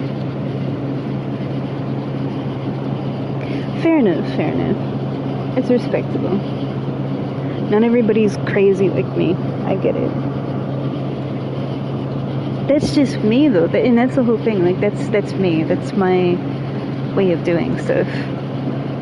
Everybody's different, Yeah, like, I might give you crap for it, but at the end of the day, like, even if what you like is the complete opposite of what I like, I'm still gonna buy yours and make it for you. It's like, okay, that will be yours and this will be mine. Like, to judge people for, like, what they like and don't like and, like, how they make stuff, like, yeah, it's like, I ask those things because it fascinates me. Because, like, the little things, But at the end of the day, like, just because they do it that way doesn't mean it's wrong. It's like, I want to know because I find it interesting, not because I'm judging that. Yeah. Essentially, there's, like, no wrong answer. Like, you can quip with somebody and give them a hard time, but ultimately, like, there is no wrong answer. Except the popsicle question. 3 tons!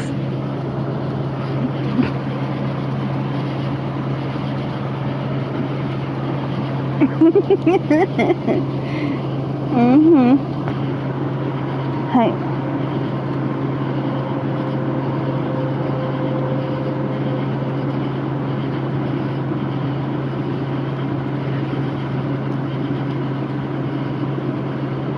I am going to go to bed. Well, not bed, but like, I'm gonna lay out here in my plant forest. And listen to some music. So, no worries. I hope everyone has a beautiful day / evening, whatever it may be.